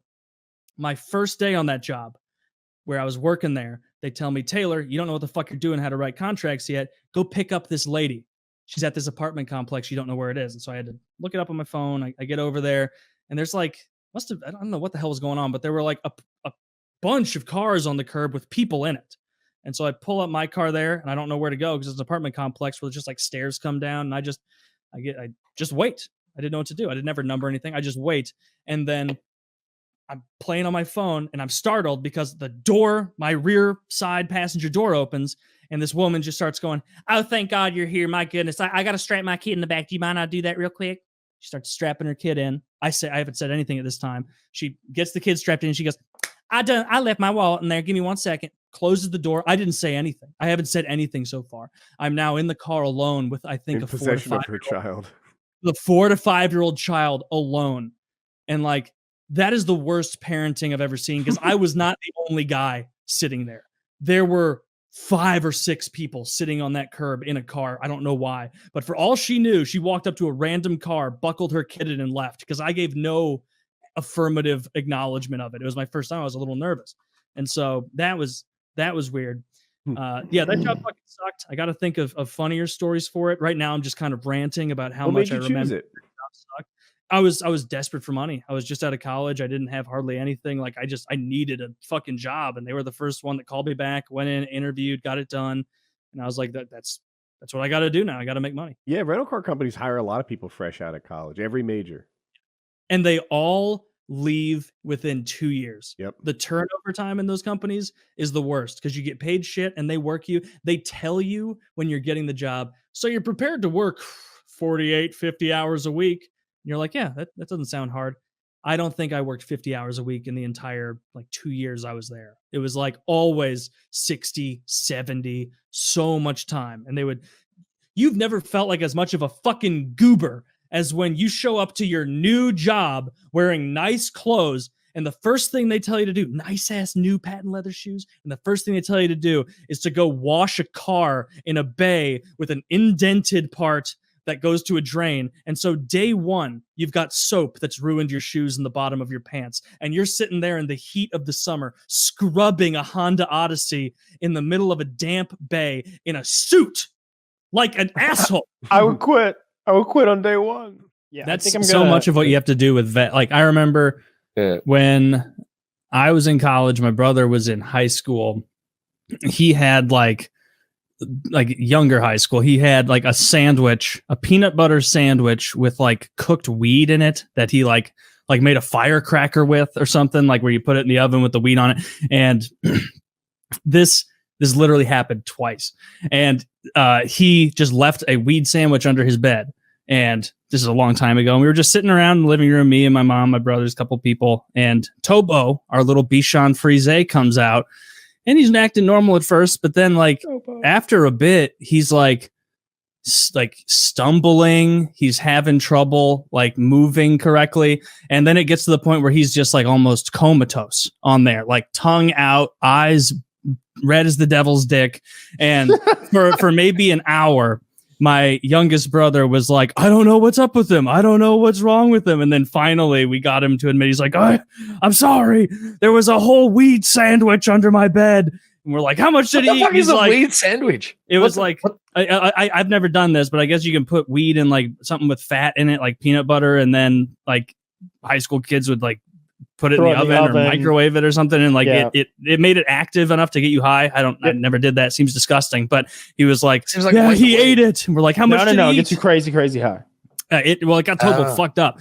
And he, this was the second time he had done this. And so he came clean more quickly. The first time he had accidentally drugged the dog with the firecracker sitting out. He like took him to the vet and then had to pay for it for the vet to go like, is he high? And he's like, yes. And he's like, then you take the dog home. Like, there's nothing we can do here. That'll be $700. like that level of shit. But yeah, weed fucks up dogs just like it fucks up people, but way worse. I felt so bad for cute little Tobo that whole evening, both of those evenings, because it's like, for a dog, he's probably having the best time of his life, though. He's probably just sitting there in his head and just like listening to like Bob Marley inside his brain, just like. I hope so. I think he was probably horrified, just like, I've never experienced altered reality in any way. Like I felt so horrible for him. I knew this one kid in high school. I didn't know this about him until later, but like he would like try and get his dog drunk sometime. Oh, like and I remember once like we were at his house for a thing. It was probably like either like early college and like everyone was at his house. We were all sitting down drinking and everything. And he was like wasted and like laughing, like, watch this. I'm going to give beer to Stevie or whatever. And like you, like even among like drunk, wasted people, like unanimous response. Like, what is wrong with you? Like, don't do that. You're going to hurt him. What kind of dog? It was like a lab, like a normal lab looking dog. Beer. Miller Lite. I don't know. He didn't have Miller Lite. He didn't have probably one. something like that. Have one. It's not good for him. You shouldn't like that. Dude, he killed a raccoon last summer. The dog can have a beer. All right, come on. He's a fucking killer. Big boy. This is the same guy that like after the party at his house once, because his family had a ton of money, like he took us out to breakfast in his car, and he was the guy that like he had all the garbage when we were all underage for all the glass bottles and we were driving on that road, and like he just threw a trash bag full of glass bottles outside of his Nissan while driving into the other lane. And everyone was like, what? And everyone's like, what the fuck is wrong with you? You know, it's like, yeah, this guy, that's the most abhorrent. It's despicable. It's despicable behavior. Bag of like liquor bottles. Very shitty. Like beer bottles, stuff that cracks. It's glass. Like, yeah, like it was fucked up. He did a lot of stuff like that where in his mind it was like, this shows I'm like a badass rebel, but to everyone around him it was like, dude, you're unbelievably like just needlessly cruel. Like, what is wrong with you doing this kind of thing? Like, do you not think about like the people's days you're ruined? Like fuck you. There was this one guy who I didn't even know very well. He wasn't a good buddy of mine. This is only this is maybe 3-4 years ago that this happened. And it was a dude that I didn't know at all, but one of my really good buddies that I trust a lot was like, hey, I met this guy. This is when I lived in the city. He's like, and he needs help moving. And you were going to come by my place anyway. And he lives in the same complex as me. And we were going to barbecue. Can you just help him move some stuff real quick? And I was like, oh, I guess I can. And so this guy, I don't know at fucking all. Like, it immediately becomes like the moving nightmare where I get conscripted into helping my buddy move. And I know my buddy's going to help because he's like a big MMA guy, pretty jacked. And then his friend is just this pudgy dude who's kind of small, not very useful. And he's just like directing us rudely on how to maneuver things, how to carry things. And it's like, the whole time I was thinking like this. I wanted to be like, you met me 8 minutes ago, and I'm carrying your couch. Go fuck yourself. Like, what is wrong with you? I wanted to just drop it, but I forged ahead for my buddy because I told him I would do it, and he was like, this fucking guy we were helping was a cunt, an absolute cunt the whole time. Rude afterward, didn't even do anything. Like I didn't expect to get paid, but usually it's like, hey, I'll grab some hot dogs and brats for the grill we're gonna have. I'll grab some beer. I'll grab whatever it is, right? Just to be courteous. Didn't do any of that. Show some we ended up sharing appreciation. with him for more. Yeah, it was just showing appreciation, just being genuine. And that guy, after that, ended up being pretty nice for a while, kind of similar to your story, where it was like, oh, he's kind of nice. And then at one point, I think it was Halloween, like 3 years ago, and he kept telling me, he's like, hey, we're gonna go to this bar. I know everybody there. I'm the only one that can get us in. And I was like, I don't really care if we go to that bar or not, man. Like we're bigger people. Not everybody wants to go. We got to go there. They're going to give us special treatment. Whatever. It's close. We walk. We go there. And immediately he starts like joking around with the bouncer being like, no, everybody here is cool. You don't have to kick those guys out. They're all with me, but they're not with me. You can kick them out. Haha. And it was like, all right, this is bizarre. And go up there immediately. It's the kind of bar I don't like at all, which is loud, can't talk, can't have a conversation. It was Halloween, which helps make it so you can't really have a conversation in any bar. And so I go up there, we start chatting. I'm talking totally away from him at this point. I haven't talked to him for half an hour, and he must have got fucking hammered, and I was getting drunk too. But he came up to me and like did that, like his head was about here on my nose, and I'm a much larger man than him, and he just like came up to me. Was like, you talking shit about me? Are you talking shit about me here? I got you in. And I was like, dude, Derek, I haven't talked to you in half an hour. I'm talking to my girlfriend and my buddy that you introduced us. Like, no. Two, what if I was? Yeah, that's what it was. More of like a, what are you talking? Did someone tell you I was talking shit? And he's like, no, you're fucking out of here, man. You're fucking out. And I'm like, I'm out of here? What are you talking about? Like, is this baseball, bitch? Like, I'm out of here. And we're getting a little bit of an argument there in the middle. And this is on the outside area. It wasn't on the inside. So people could actually hear this a little bit. And he's like, no, you're out of here. I'm going to get my bouncer friend. And I was like, let's go get your bouncer friend. Because I was going to call his bluff that he didn't know. He's not going to pull rank with these bouncers who just want to get through the Halloween shift. They just want to get through the Halloween shift without dealing with a fight or anything. You think they give a fuck about this goddamn loser? And so we go over there and he's like, hey, Eric, this guy's causing problems out there. You got to throw him out. And the guy like gave me eyes of like, what? Like, what? And he's like, I don't know, Derek. He clearly knew the guy's name. He's like, Derek, I haven't seen him do anything. Like, it doesn't seem like he's doing anything. He's like, no, dude, he's causing problems out there. You got to throw him out. And in the middle of the argument, I was like, I'm just going to go, dude. I'm just going to leave. I'm going to grab my girlfriend. We're going to leave. I live real close. Everybody here likes me more than you. We're going to go party at my house. You can't come. And I go back. I grab my friend. That's a power move. I'm loving this so far. I'm more likable than him. I was funny and he wasn't. And I grab my girlfriend and she tells everybody, oh, okay, we'll meet you over there in like 20 minutes, whatever. We start going back. And as I'm passing the same guy to leave, the same bouncer and everything, that guy's, Derek is still there.